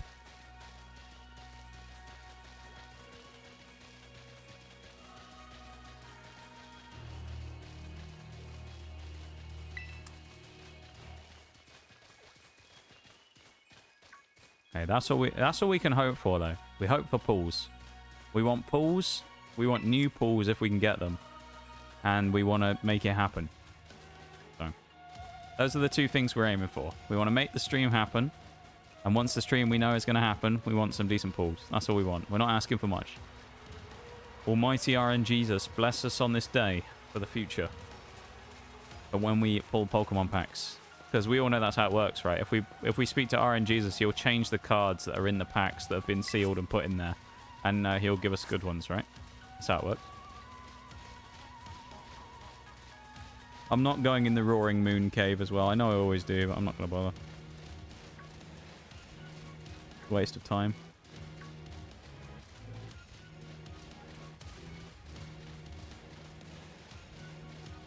Read your file, even the parts Oni didn't want me to. Yeah, no one should read my file. My file's dangerous, dude, if people read that. Find out about all those people I mean, all those people that randomly disappeared in an interconnected, you know,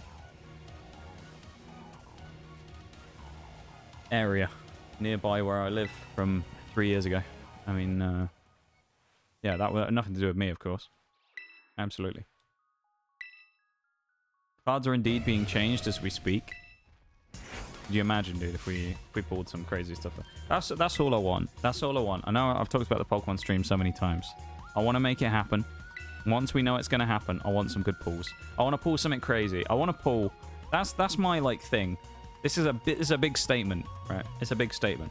What I would like, the absolute, like, peak thing we could do that'd be insane, right? Would be this. If we opened those 8 boxes and we pull one of the top chase cards from any set, that would be like the creme de la creme. If we pull, like, the money card effectively from any set. Except Miriam, because we already have that one. But, like, if we pull the Greninja from Twilight, the Terrapagos from Stellar Crown. I don't know what Surging Sparks will be. It'll probably be the Pikachu. If we pull the Iron Crown from Temporal.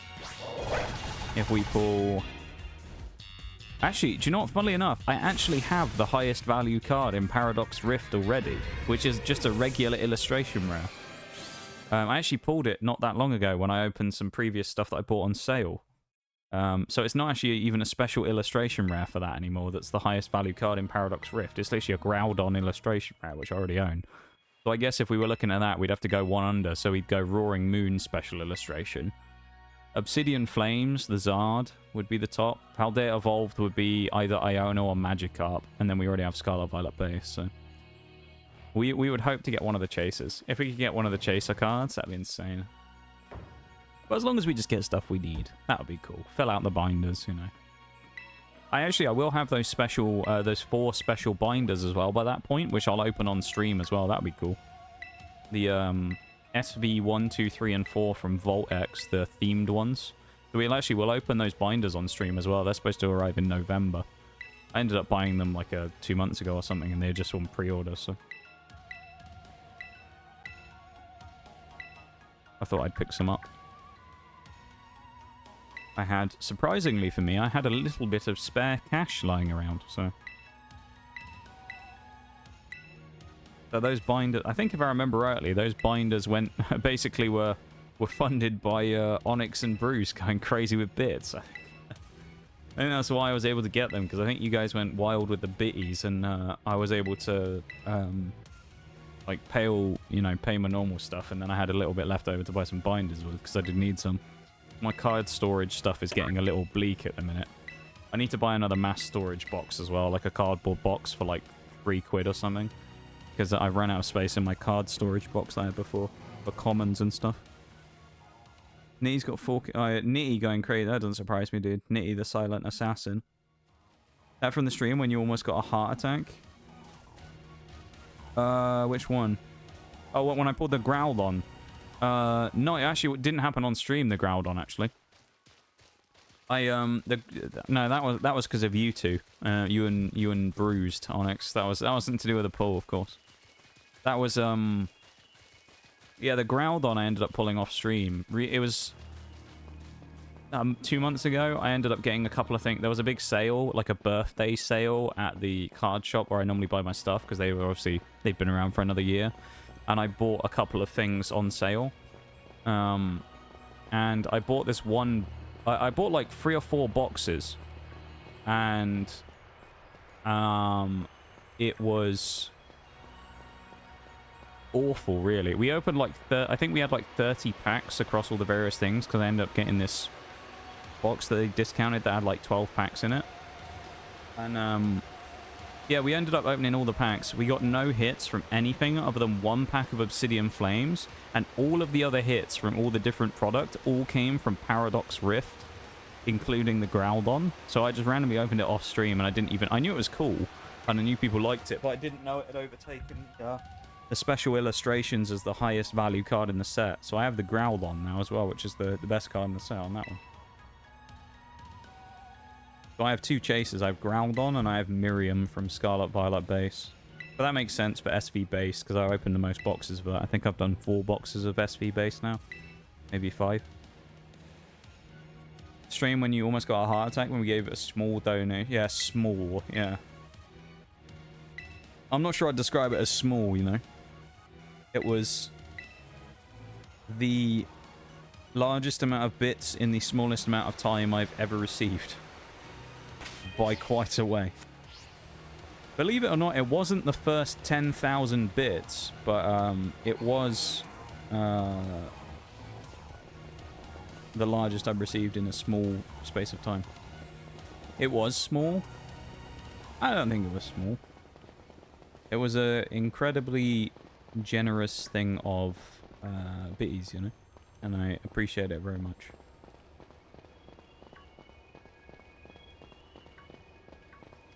Might go bigger on Christmas.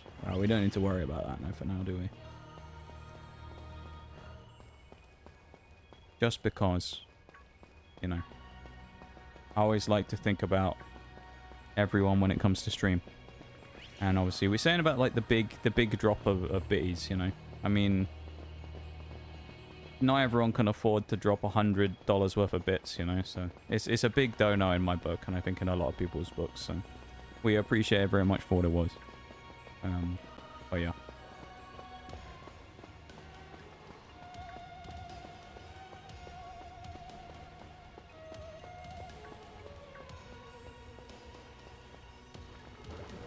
We'll worry about Christmas when we get to Christmas, though, eh?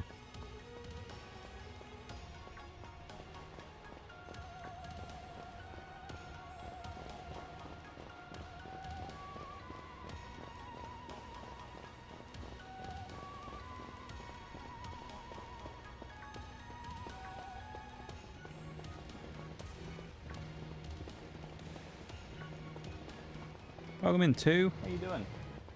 Give the redeems, man. Let me have a sip of water.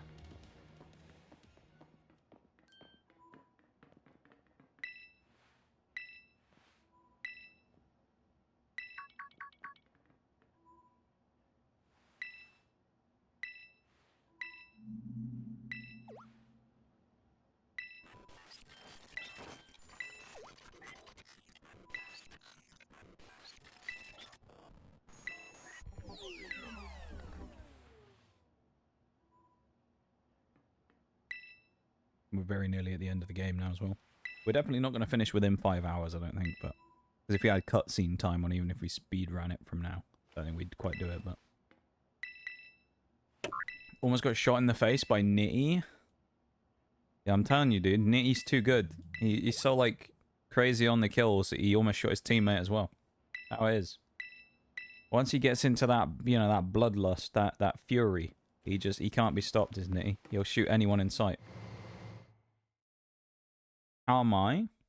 I am doing pretty good, too. I'm doing pretty good. How are you? I'm doing alright. Not much to say, really. Not much to complain about. I'm doing fairly well. You know, I feel alright. Yeah, I don't know. I'm doing okay. Start of the week was a bit dodgy, but yeah, we're come together quite nicely in the end. That was all just like off-stream stuff from earlier in the week. Well, that's all settled down now, so it's a bit... Things are a bit calmer and a bit nicer. Yeah, things are good.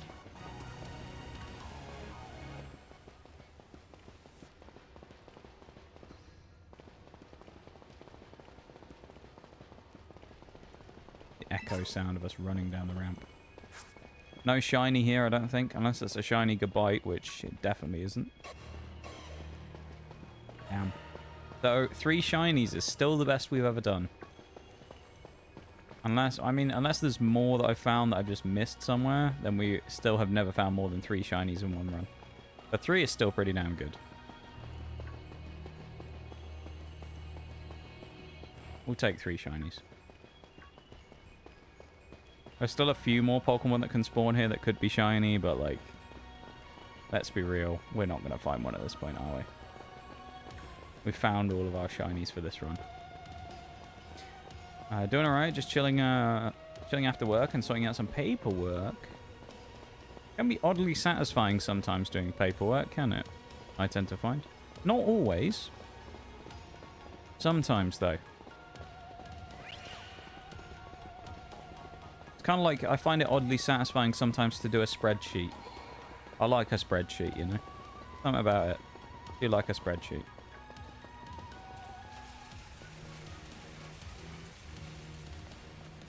Imagine if there was a shiny right here in front of us. It'd be insane, wouldn't it? Nutty, as they say.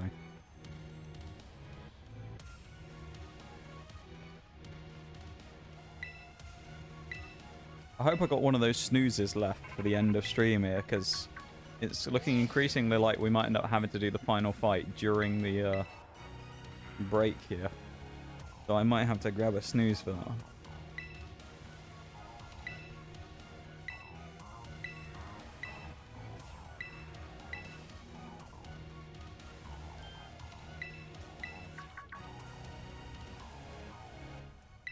Break from the norm. Yeah. That's what we want to see, isn't it? Something to vary things up, make things interesting, you know? Like me with my drawing stuff that I'd been doing. I do need to do some more, actually. I need to draw again today. I actually forgot yesterday. Need to draw something. I'm not sure what I'm going to draw today, but I'll draw something. I'll figure it out. One last shiny check. No shinies for us. We're going in. We're winding up the last part of the game. Number 4, Hall of Fame. Can we make it 3 out of 4 flawless runs? Let's find out. Well, we've got to do one other fight first, but or a couple of other fights against like the random paradoxes, but we're very close there.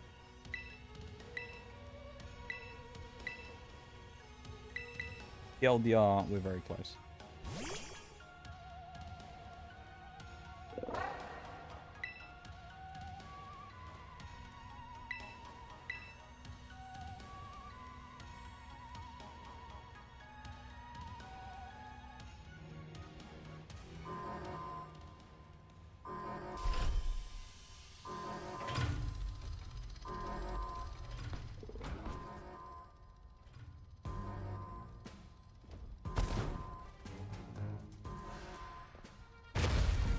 I fancy our chances of doing this in one.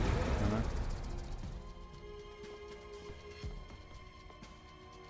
I think.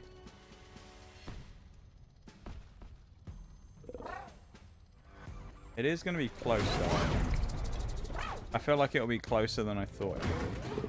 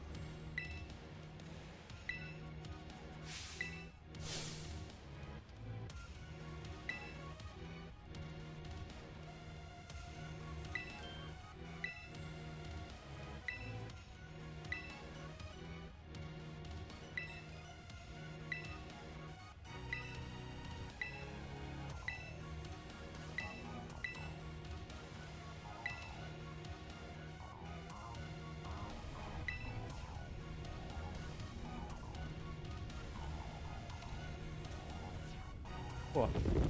No, I'm getting pretty tired now as well.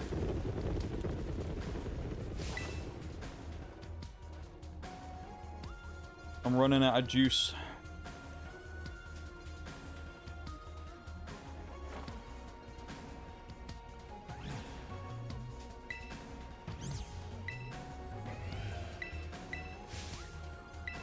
We need a good fight here at the end.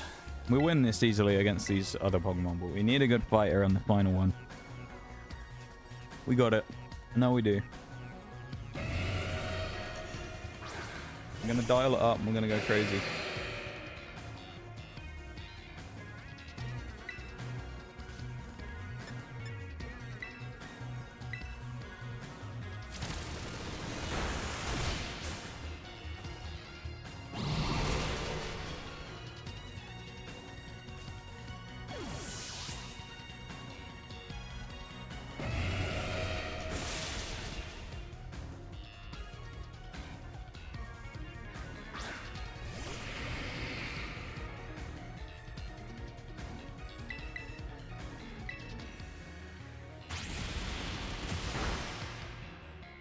Anyone got any predictions of what you think is going to happen here? You think we're going to do it first try? What do you reckon?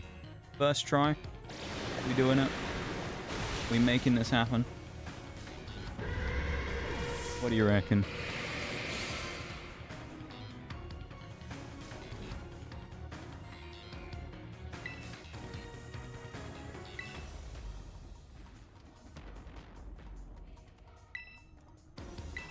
First try from Shags. Bruce says nah. Thanks for the vote of confidence. Damn. Damn, we got two no's. Damn, you guys are really fucking...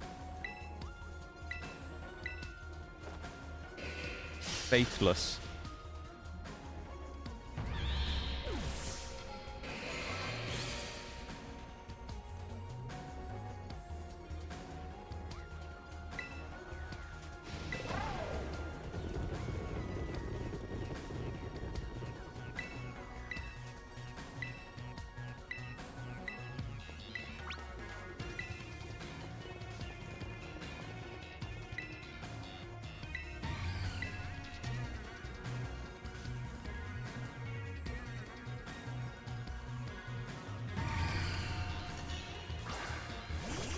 Always say this particular fight sets the tone for how the next one's going to go against the Flutter main, because it's usually one of the most dangerous mons in the next fight.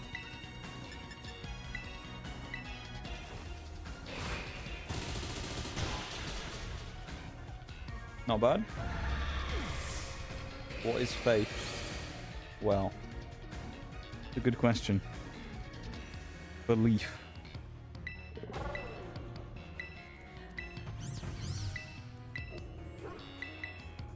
That one shot is quite good against Flutter main, though. That's useful info.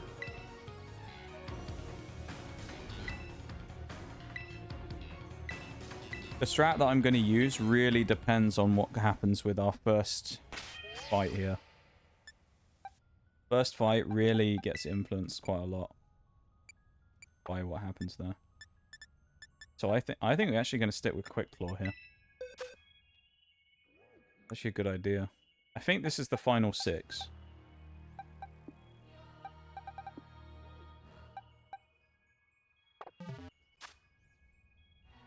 Our main threat is our Flutter main. Yeah, I think so. For this team, I think yes. It has good coverage. It has Fire, Electric, Ghost, and Fairy, I think. Double check. Fire, Electric, Ghost, and Rock. So it can hit super effective.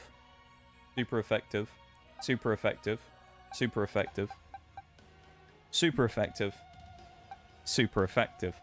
So it can super effective my whole team. That's why it's the biggest threat.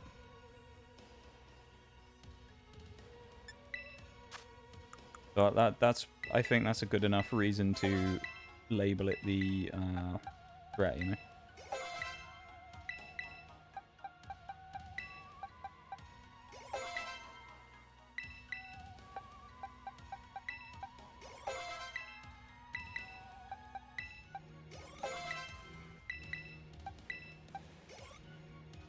That didn't do as much as I thought it would.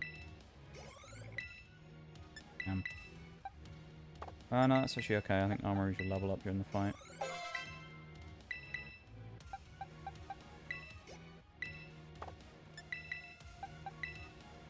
Alright, we're good. I think this is okay. I don't think we need Choice Scarf either. Okay. I'm ready.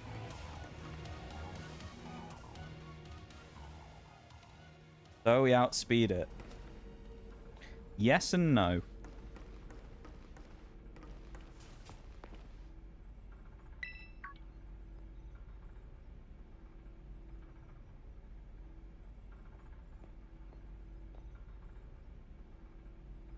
You'll see why. Or you'll see what I mean. I have an idea how we beat it. I think.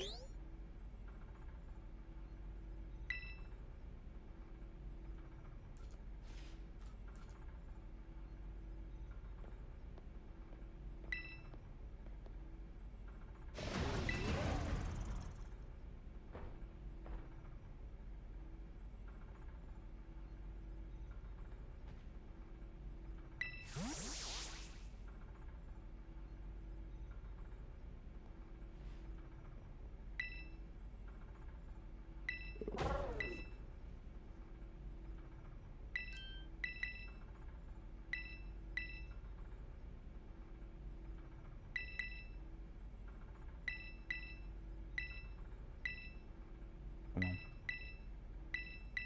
Destiny awaits down the bottom of the elevator.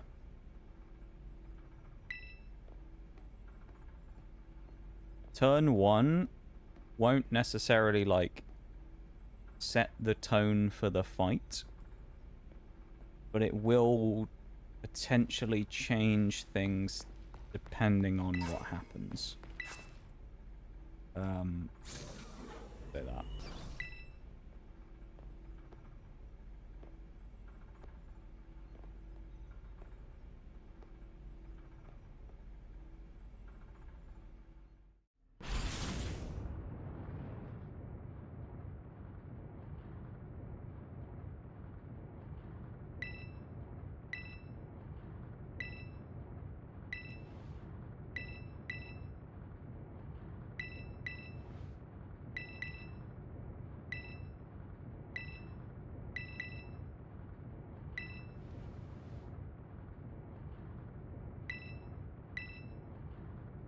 If things go wrong, we'll know. I'll be able to tell you immediately when the fight starts, practically. After turn 1, we'll know if it's gone well or not.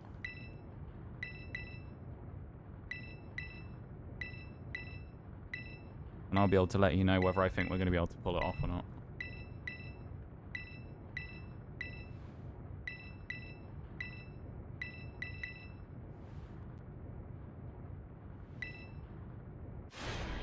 This is going to be close, I think, no matter what. So we really need the first turn to go our way. And if it does, we'll be in. If it doesn't, which I'll explain when we get there, basically what we're looking for. Now, for it to go bad for us, the AI would have to do something quite strange. But it's not impossible. Because, I mean, it pretty much all depends on what move gets used on turn 1. Now, one of them makes more sense than the others. But it's whether the AI does something that makes sense or not. Right? So, yeah.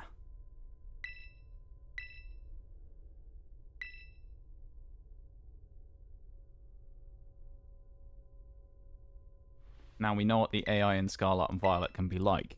Can be a little temperamental. But assuming everything goes relatively to plan, I think we'll be fine. I think. May not, though. Fate had you all meet as foes, but this location will make you all brothers and sisters. There you go. Feels like a very deep quote there.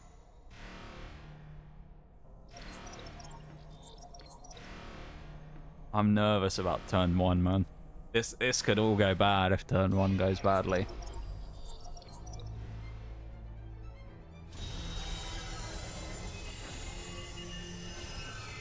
One of two things has to happen on turn 1. Well, I mean, I don't want to... I'm overthinking it. All right. Dial in. Dial in. Here we go. Let's do it. Game time. I've been here many times before. You know, I've had some great fights against Sada over the years. We've got to do it for Scizor, man. Scizor deserves a flawless. Come on. It's too good. And Gyarados and Armarouge and all these greats, they deserve a flawless. Come on. One more time. We dial it up.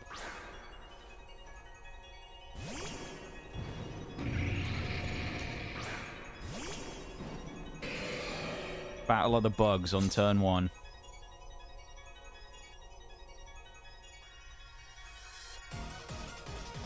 Turn 1 sets the tone for the fight. Let's see.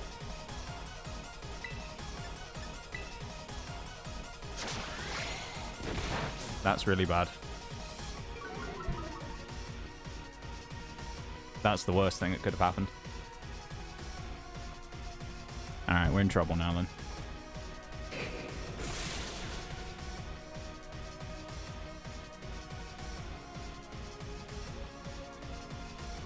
We're genuinely in trouble now. Speed nerf. It wasn't speed, it was attack, wasn't it? Lunge is attack, I think. Yeah, that's where it's a problem. If it was speed, we'd have been fine. It's attack that's the problem. That's the one thing we couldn't afford to have happen, is get our attack dropped, because now it means we don't one-shot with bullet punch. Unless we crit. Yep. Now we get hit with mystical fire. Fuck. Fuck you, AI. It doesn't make any sense to use lunge on Scizor. It literally makes no sense. Use low sweep because everything else is not very effective. That's such a stupid idea from the AI. I can't fake out either. And it has super effective on everything else I have. Fuck's sake, man. AI outsmarted me? No, it didn't. The AI played like shit, dude.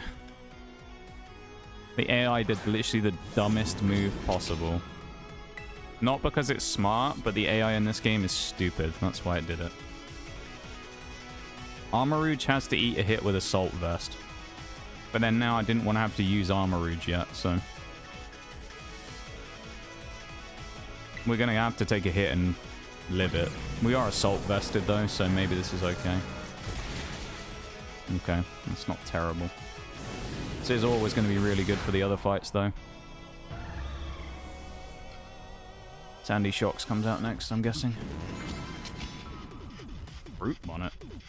It's gonna sucker punch me, isn't it?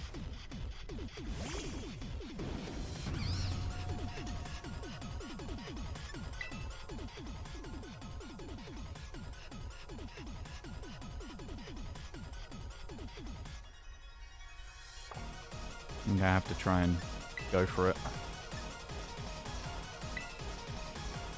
Yep. Oh, friendship. Okay. Okay. A one shot here would be nice. Come on, Rouge. No. Alright, AI sucker punches again here, doesn't it?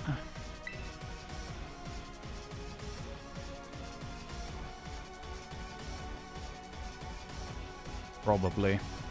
We have to die, though. This is what I mean. This is why, Bruised, I say the AI didn't outsmart me. Look at that. It uses Sucker Punch turn 1 to outspeed me. Gets to 1 HP. Could easily kill me with a Sucker Punch because I can't do anything other than attack. And then chooses to use fucking Payback.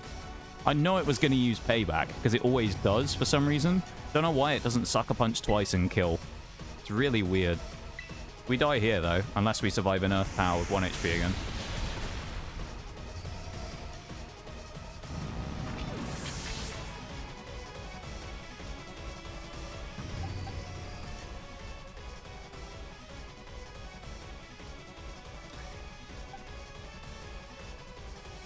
Let me just check something real quick. Yeah, okay.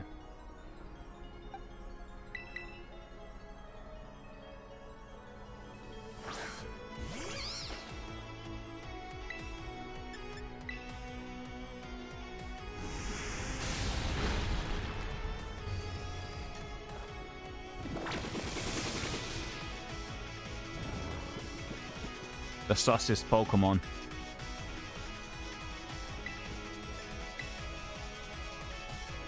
The AI was smart. I think this game would have been, or would have a challenge.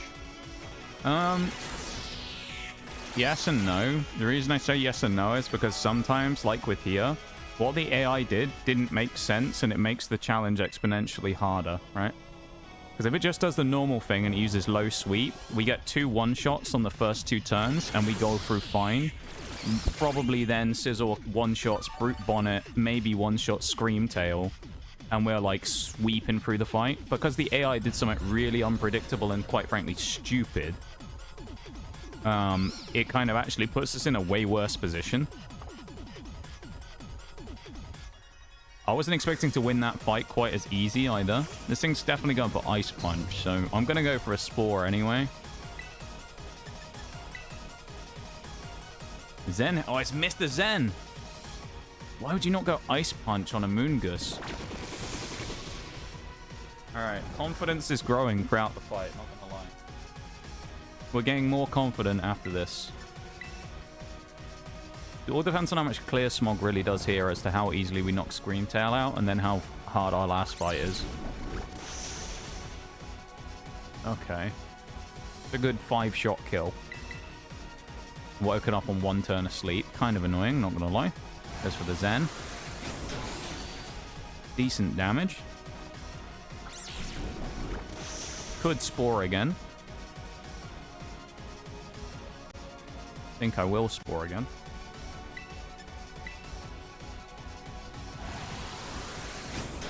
Depends. Oh, that's close. Save there. We could have been flinched.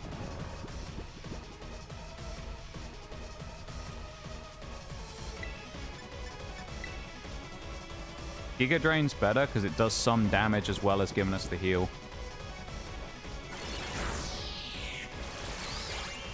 Crit is massive there as well for getting HP back. I don't want to get ahead of myself, but I think we're fairly comfortable here, honestly, against Roaring Moon. He is dangerous still, though, because the moves it has, admittedly. Roaring Moon can easily get 1 or 2 knockouts for it. He woke up on... This fucking thing woke up on 1 turn of sleep twice in a row. What a lucky... Like, the AI getting very lucky there. That's really lucky to wake up on 1 turn of sleep twice, but, you know.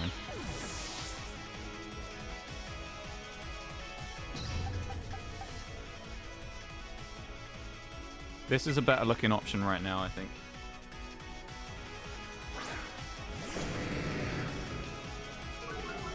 Keeping Gyarados at the back, who not only is the king of clutch today, but also is just, you know, kind of crazy. Oh, yes. This is over. This is over. We don't even have to attack. It'll kill itself using Rocky Helmet chip damage from hitting us. This thing will knock itself out, which means we can boost as much as we want. Well, twice probably. There's the second Dragon Dance. We get 2 boosts off right before Roaring Moon comes in. We're good. We win. Self-knockout. There goes Screamtail. I thought we were in big trouble after Scizor went down, but... Damn. No problem.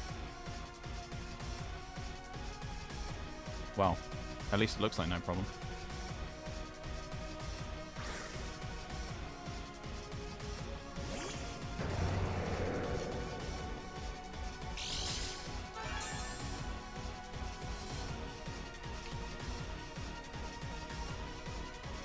Things could still go wrong. It kind of just depends. If we got unlucky, it could, but... No, we're good. Ooh. Never mind. Never mind. The flinch was quite nice there. It may have saved us, because if we got Stone Edge, we might die. But never worried. Gyarados the clutch. The real dragon in town, dude. The fake dragon is the real dragon. With 2 to spare. Palisand and Tinkaton as well. That's not too bad, considering... It's funny, though, because if Scizor had survived and not got hit with minus attack, he would have swept the whole fight, probably. Scizor pretty much has a great matchup against almost everyone in this team, so he would have kind of swept everything. So in that regard, I guess it would have been less interesting, but it would have been great for the storyline of Scizor coming back on his chance flawless and winning. So, good stuff. Proving you naysayers wrong as well.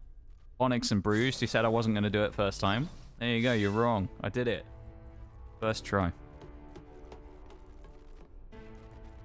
Hey, Plumefee, how you doing? Nice to see you. How are you?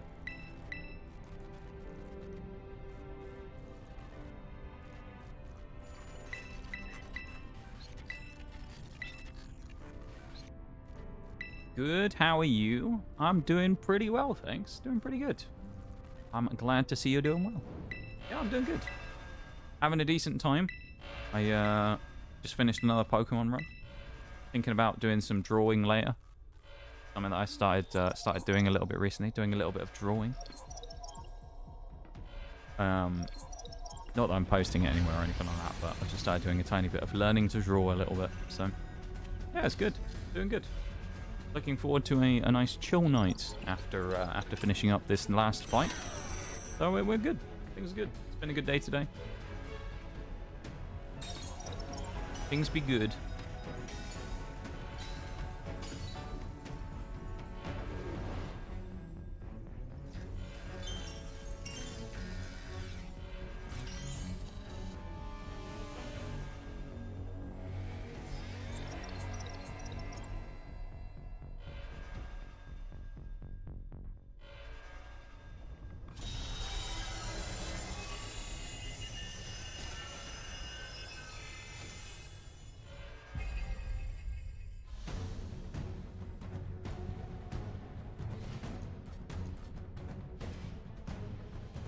The impossible to lose fight is all that stands between us and the end of the run, so... It's impossible to lose, you always live on friendship, even if you go to 0 HP, basically. You hit 1 HP and then you can't drop any lower. Although it would be kind of interesting to have to fight Koraidon with just the Pokemon you had, though, wouldn't it? I think that would make it quite interesting. If you didn't have the Koraidon fight, it'd be quite interesting to fight it just on its own.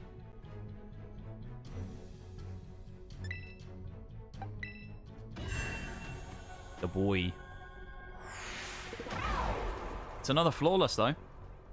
Oh, I don't have a snooze, and there's an ad in 3 minutes. Well, let's finish this fight quick, I guess, and then we'll hit it in the cutscene. But that is flawless number 3. Flawless 4 in total. Number of the run is number 4, but it's the 3rd time we've gone flawless in the Hall of Fame. There's only one that we've messed up on, which, to be fair, is probably one of the weaker ones. And in fairness, that run didn't have Palafin, which might have made a difference, so we did lose out on one of our best Pokemon there. Yeah, I have no snoozes left, Shags, either, so I guess maybe they're, like, universal for the stream. Unfortunately, we're out on this one. Oh, no, it's saying I have 1 of 3 on... No, I just snoozed it. We're good. We're good. We're good.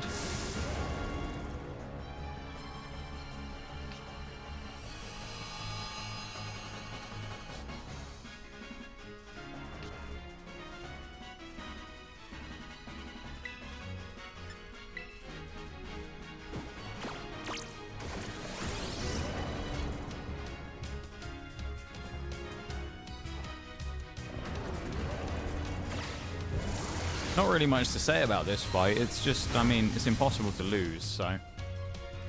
You know. There ain't really much to say here. We just win. It's as easy as that, really. Thank you for the hype, Shags.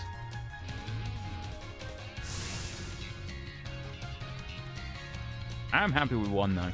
We did a, we put in a good shift here to win this. I'm very happy with that.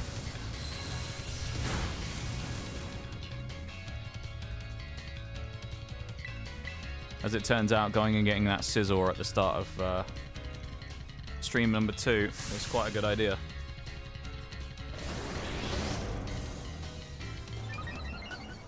Scizor probably the MVP. Well, it'd be an interesting debate as to who the MVP of that run was, to be honest. I would say it would either have to be Scizor or Gyarados, probably one of the two. Armarouge put in a lot of work as well, in fairness, but I think if you look at like moments that were kind of the difference makers, when we were looking potentially like things might have gone wrong, Gyarados definitely had the most moments like that, and Scizor probably had the most moments of like coming in and, you know, cleaning up some kills when we needed it, so I don't know. Close one, I know that much.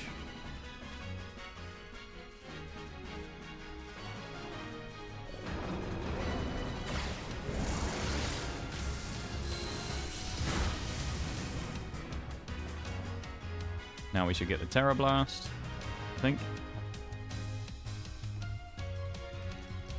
Or is it next turn? Maybe it's next turn. Yeah, it's next turn. I do like the music in this final fight as well.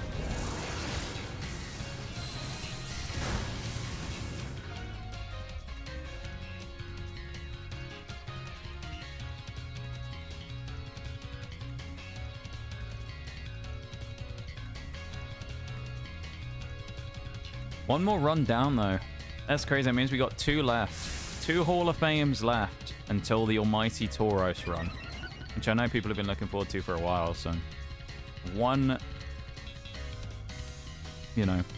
I think it's one pretty stacked run and one kind of quieter run from what I remember from the rosters. I seem to remember one of them probably being a bit more padded out than the other. I'll have a quick look and remind myself while we're waiting here. One of them I'm fairly certain, though, is a lot stronger.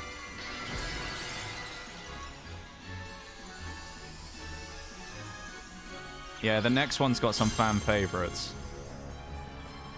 The final one has actually got some powerful mons. Yeah, it's actually quite a powerful team. Number 5, though, has got some fan favorites. So, I think people are going to be excited by that. There's at least...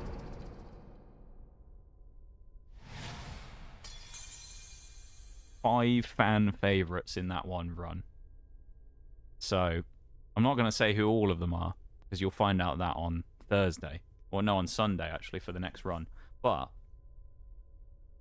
I'll give you the first one, who's the first Pokemon on the list from flying.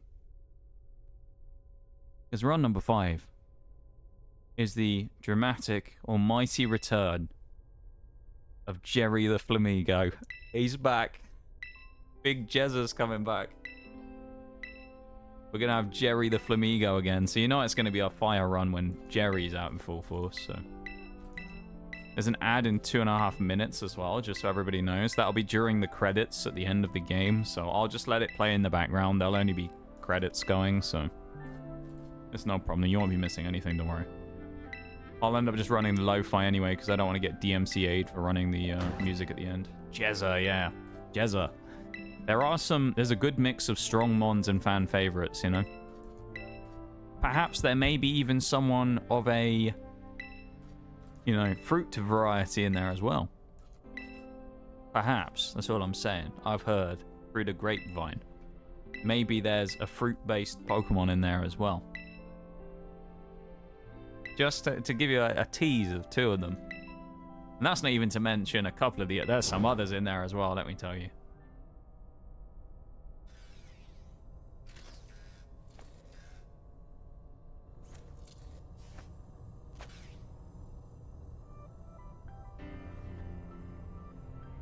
It looks like a good team, though. Actually, Team 6 looks really good. Team 5 looks good as well. Both of them look solid, to be honest.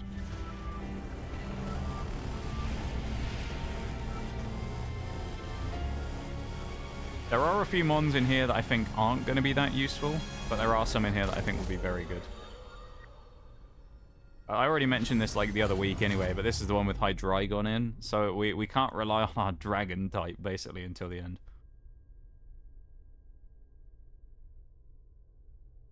So we're definitely not going to be having a dragon type for a while. Or probably at all, until the final fight.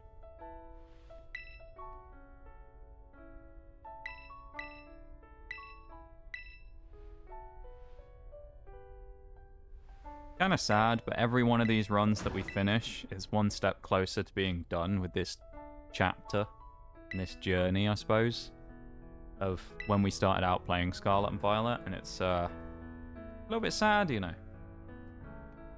It is a little sad, because it's been over a year of playthroughs of this game, you know? Over a year. And it's a little sad for it to be coming to an end now, you know?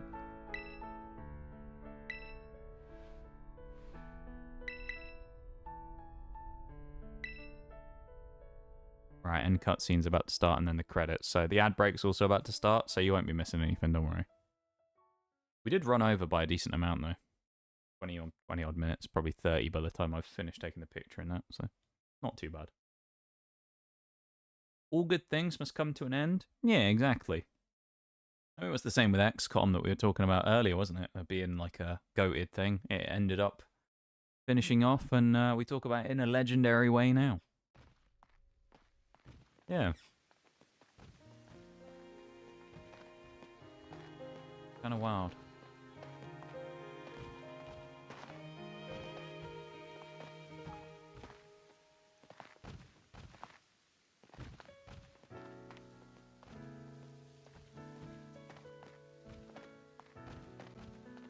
There's the break as well. So subs only at the minute. You're the only people that can hear me. But I will be putting the lo-fi on in a sec when we get to the point where the credits come up. So. And muting the game so we don't get DMCA'd. But yeah, all good things must come to an end. But it is sad knowing that it's over. Because it has been such a journey.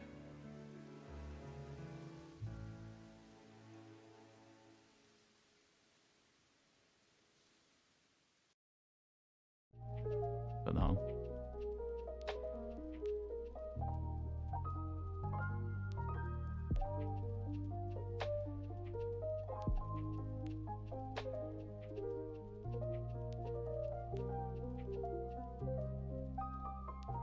Why DMCA? Yeah. They did actually, I think there was a thing about Twitch a while ago where they did say that with those like DMCA strikes now, they'll fade over time, which is kind of cool. But of course, you can't just do too many within a certain period of time.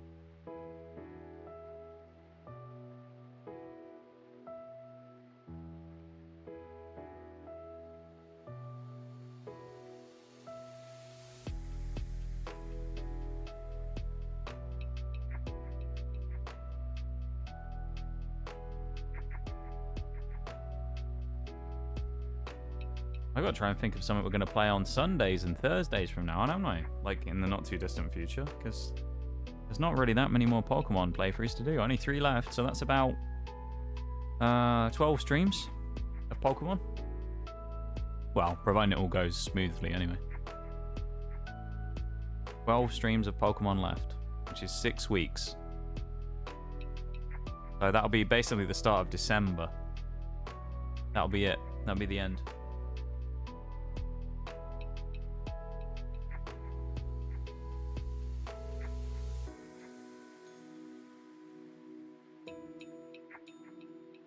Oh, man. Hell of a journey, though. Hell of a journey. From the start, where we first started doing it, I mean, we've... so many things have changed. So many things have changed in stream. So many things have changed IRL. So many things have changed in the community. All kinds of things have happened, you know? It's been kind of wild, so... yeah. Pretty cool. But it's also weird to look back at it.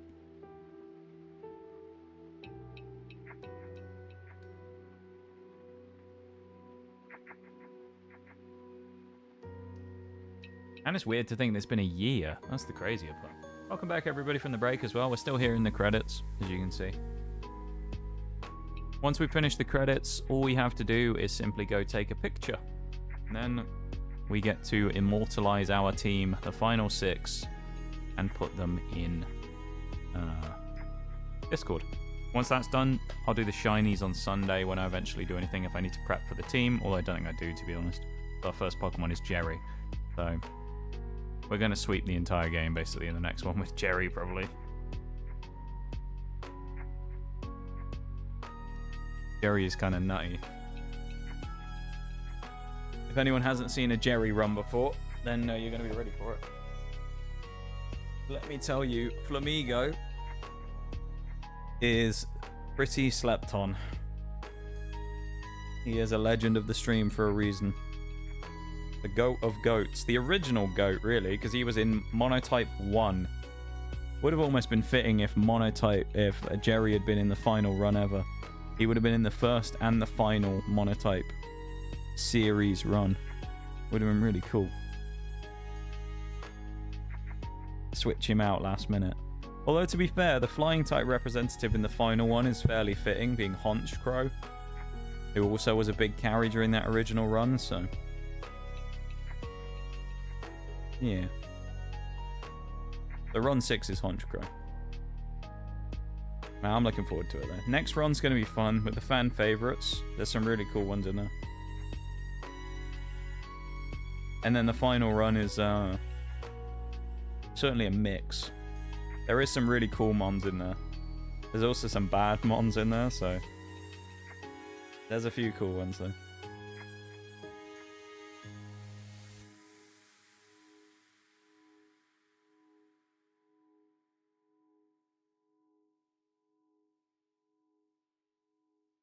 Well, we surely are at the end of the cutscene credits now. Come on! Yeah, I think we are. We've done it. We survived the credits.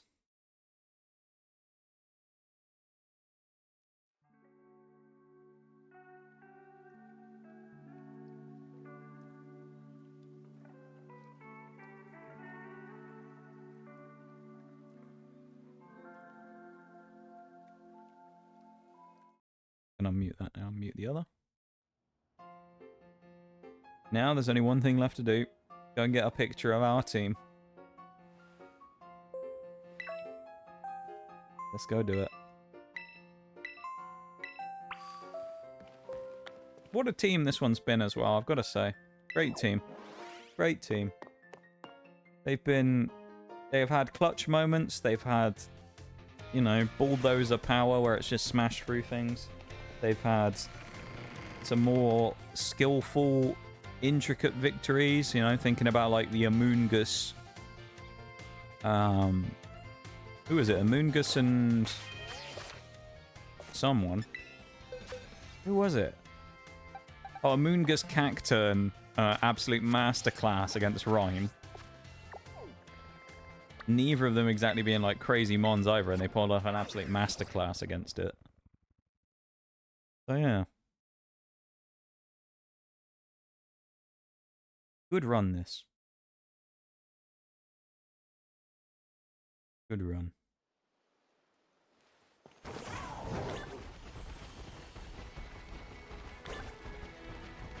You imagine if we found a shiny while running back through here. That would cap it off, really, wouldn't it? The magical run that we've had.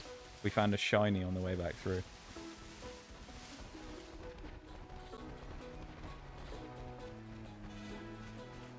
Ah, it doesn't look like it. We can dream.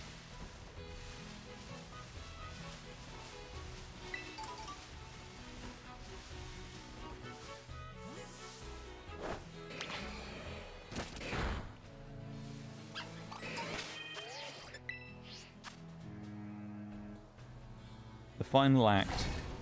We're on a bit of a squint here, but we got a bit of a slope, like slanted table, but that'll be okay. Make sure everybody gets in the picture, even Amoonguss who's trying to hide. The Koraidon needs to get out of the fucking way. Alright, I'm grabbing it there.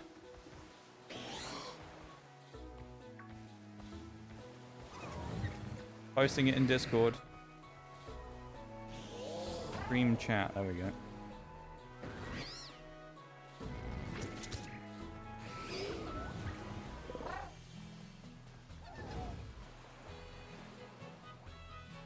Well. A solid team. We had some solid mons left as well at the end that didn't even have to be used. I'm fairly impressed, I must say. But this team's run is over, and it is time for us now to allow the next one to go forth into the game and to have another crack at it. So, we get the Switch to have a little rest for the night because it's been going pretty wild. Let the Switch have a rest.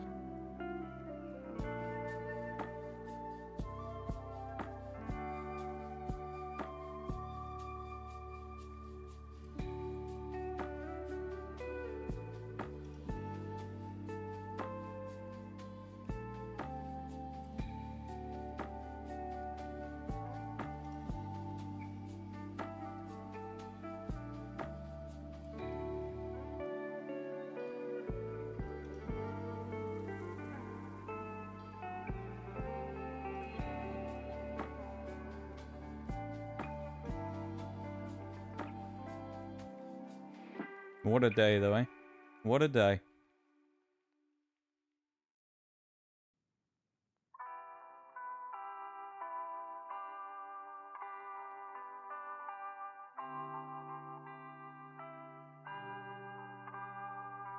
Thank you for the round of applause there, too.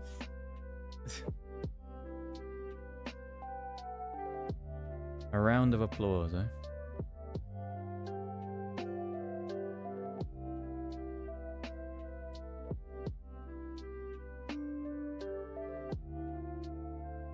Yeah, today's been good. I'm pretty happy.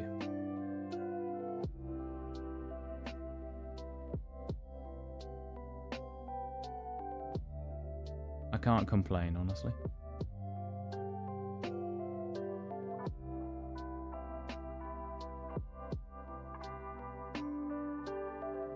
Hopefully everyone's had a decent time of it there today. You've enjoyed yourselves with today's stream. It's been pretty good. I've enjoyed myself, and I hope you guys have as well.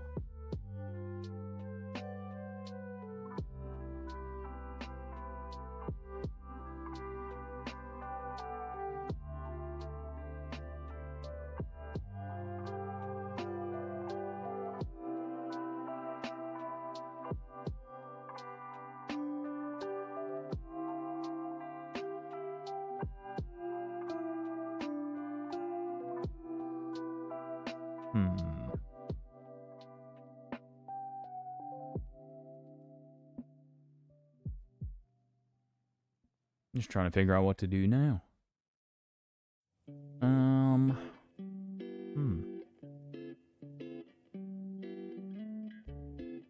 Enjoy this very much? I'm glad to. I'm glad you do.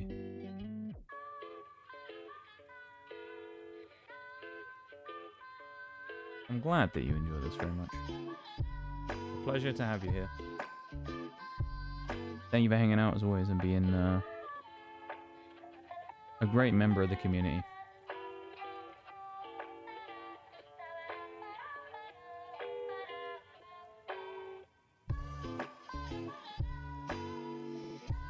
I'm a little perplexed on what I want to do here.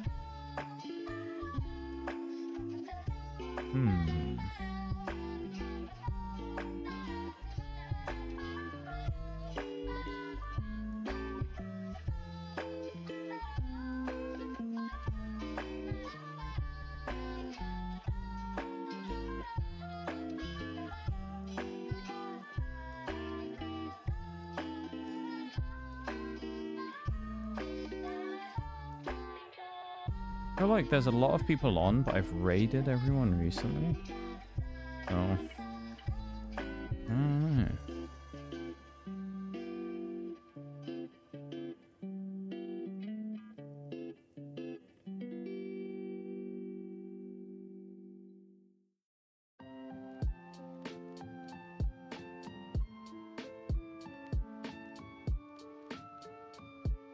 I don't know. I hate this. I'm having to make decisions. I'm indecisive.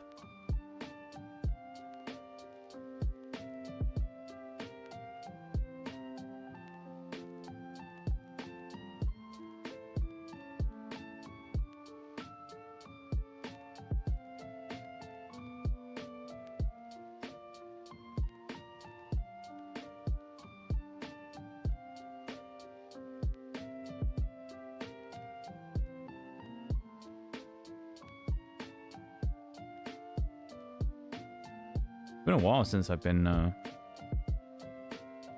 this slow at the end, actually, to be fair. It used to be a thing where it used to be a pretty common thing where whenever I was streaming, it used to take me like 10 minutes to figure out who I wanted to raid. It used to be like every time it happened.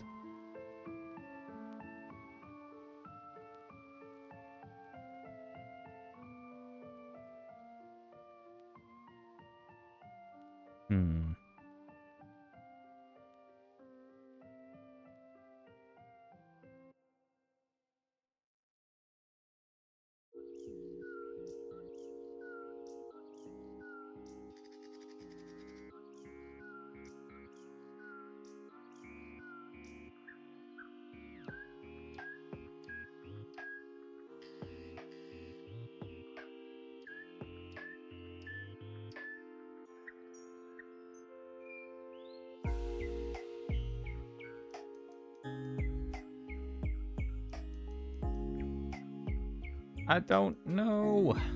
Oh, this is something. I'm so torn.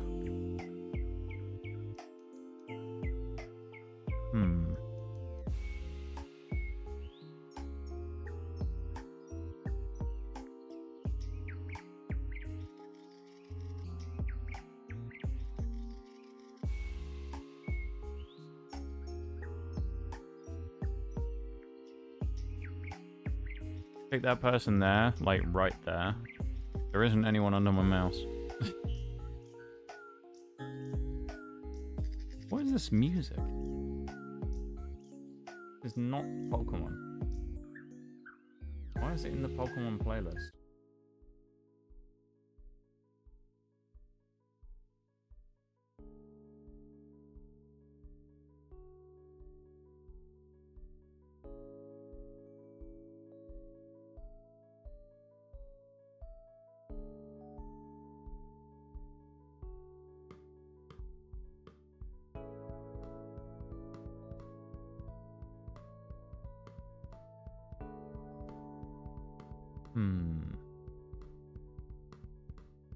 I love birds. I don't know why that was in the I don't know why that was in the playlist. It's supposed to be like a Pokemon lo-fi playlist, and there was like random bird music. Not entirely sure why that was in there.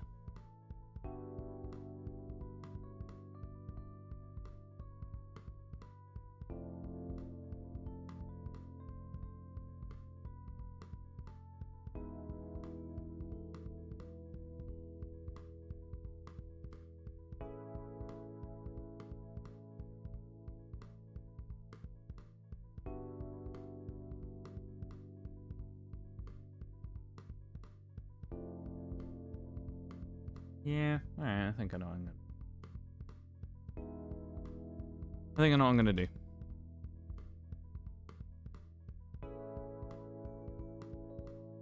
I'll drop my raid messages first. Buys me a few extra seconds, right? The one you're pointing at. Ah, okay, that one. Yeah. I think I know the one, Bruce. I think I know the one. Alright. We are gonna be ramping up and heading out now. Or in a second, anyway. So, raid commands are in chat.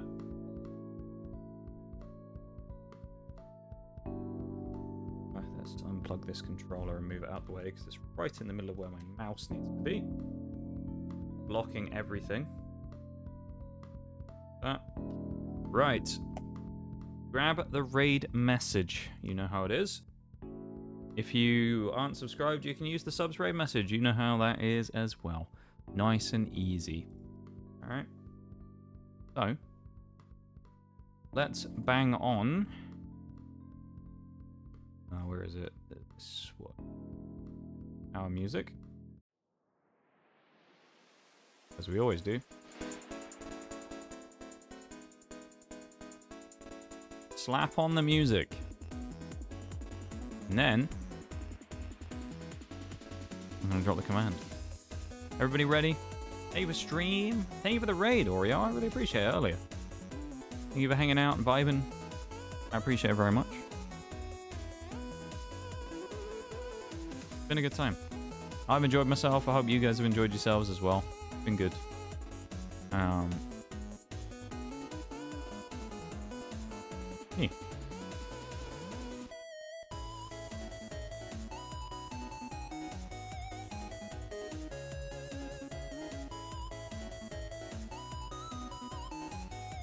Oh, Jesus. This is going to be interesting. So the person we're going to raid into is currently using shared chat. So all of the people that they're currently sharing a chat with are going to get hit with the raid messages, I guess. Alright. Well, you know the drill. We are going to drop our cheeky raid messages. Let me get rid of rewards requests. Okay. Right, we're good to go. Raiding 2 people, actually.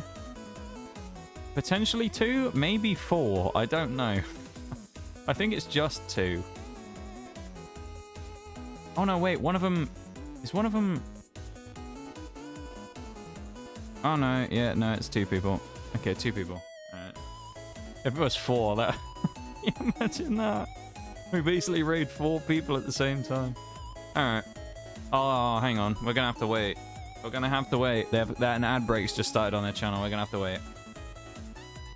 We're gonna have to wait 2 minutes, 40 seconds. And then I'll start the command. Alright, we're waiting. We're waiting. We'll wait for the break to go through first. Alright, that works.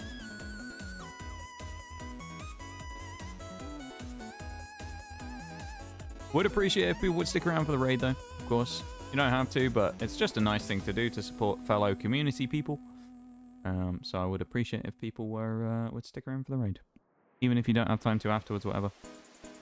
Always just a nice thing to do to support your fellow streamers.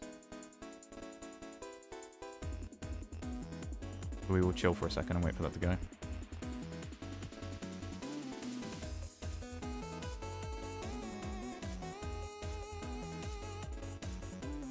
Why did this ad... Well, I guess it's better that the ad break happens now, isn't it, than right after the raid, but... That's probably better.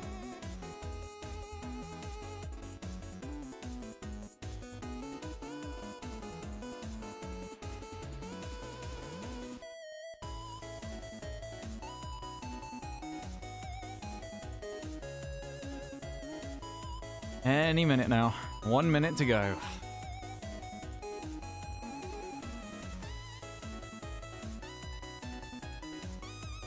Come on. Run faster, ad break. Run faster.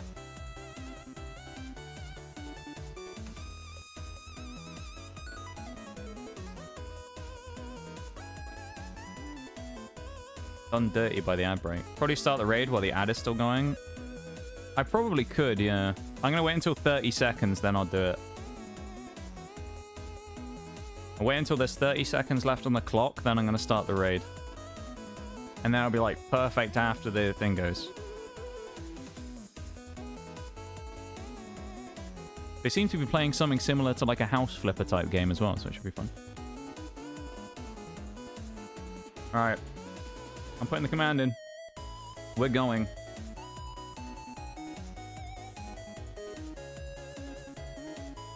Thank you to everyone who did stick around through the minute there while we were waiting for the thing. I appreciate you very much if you did.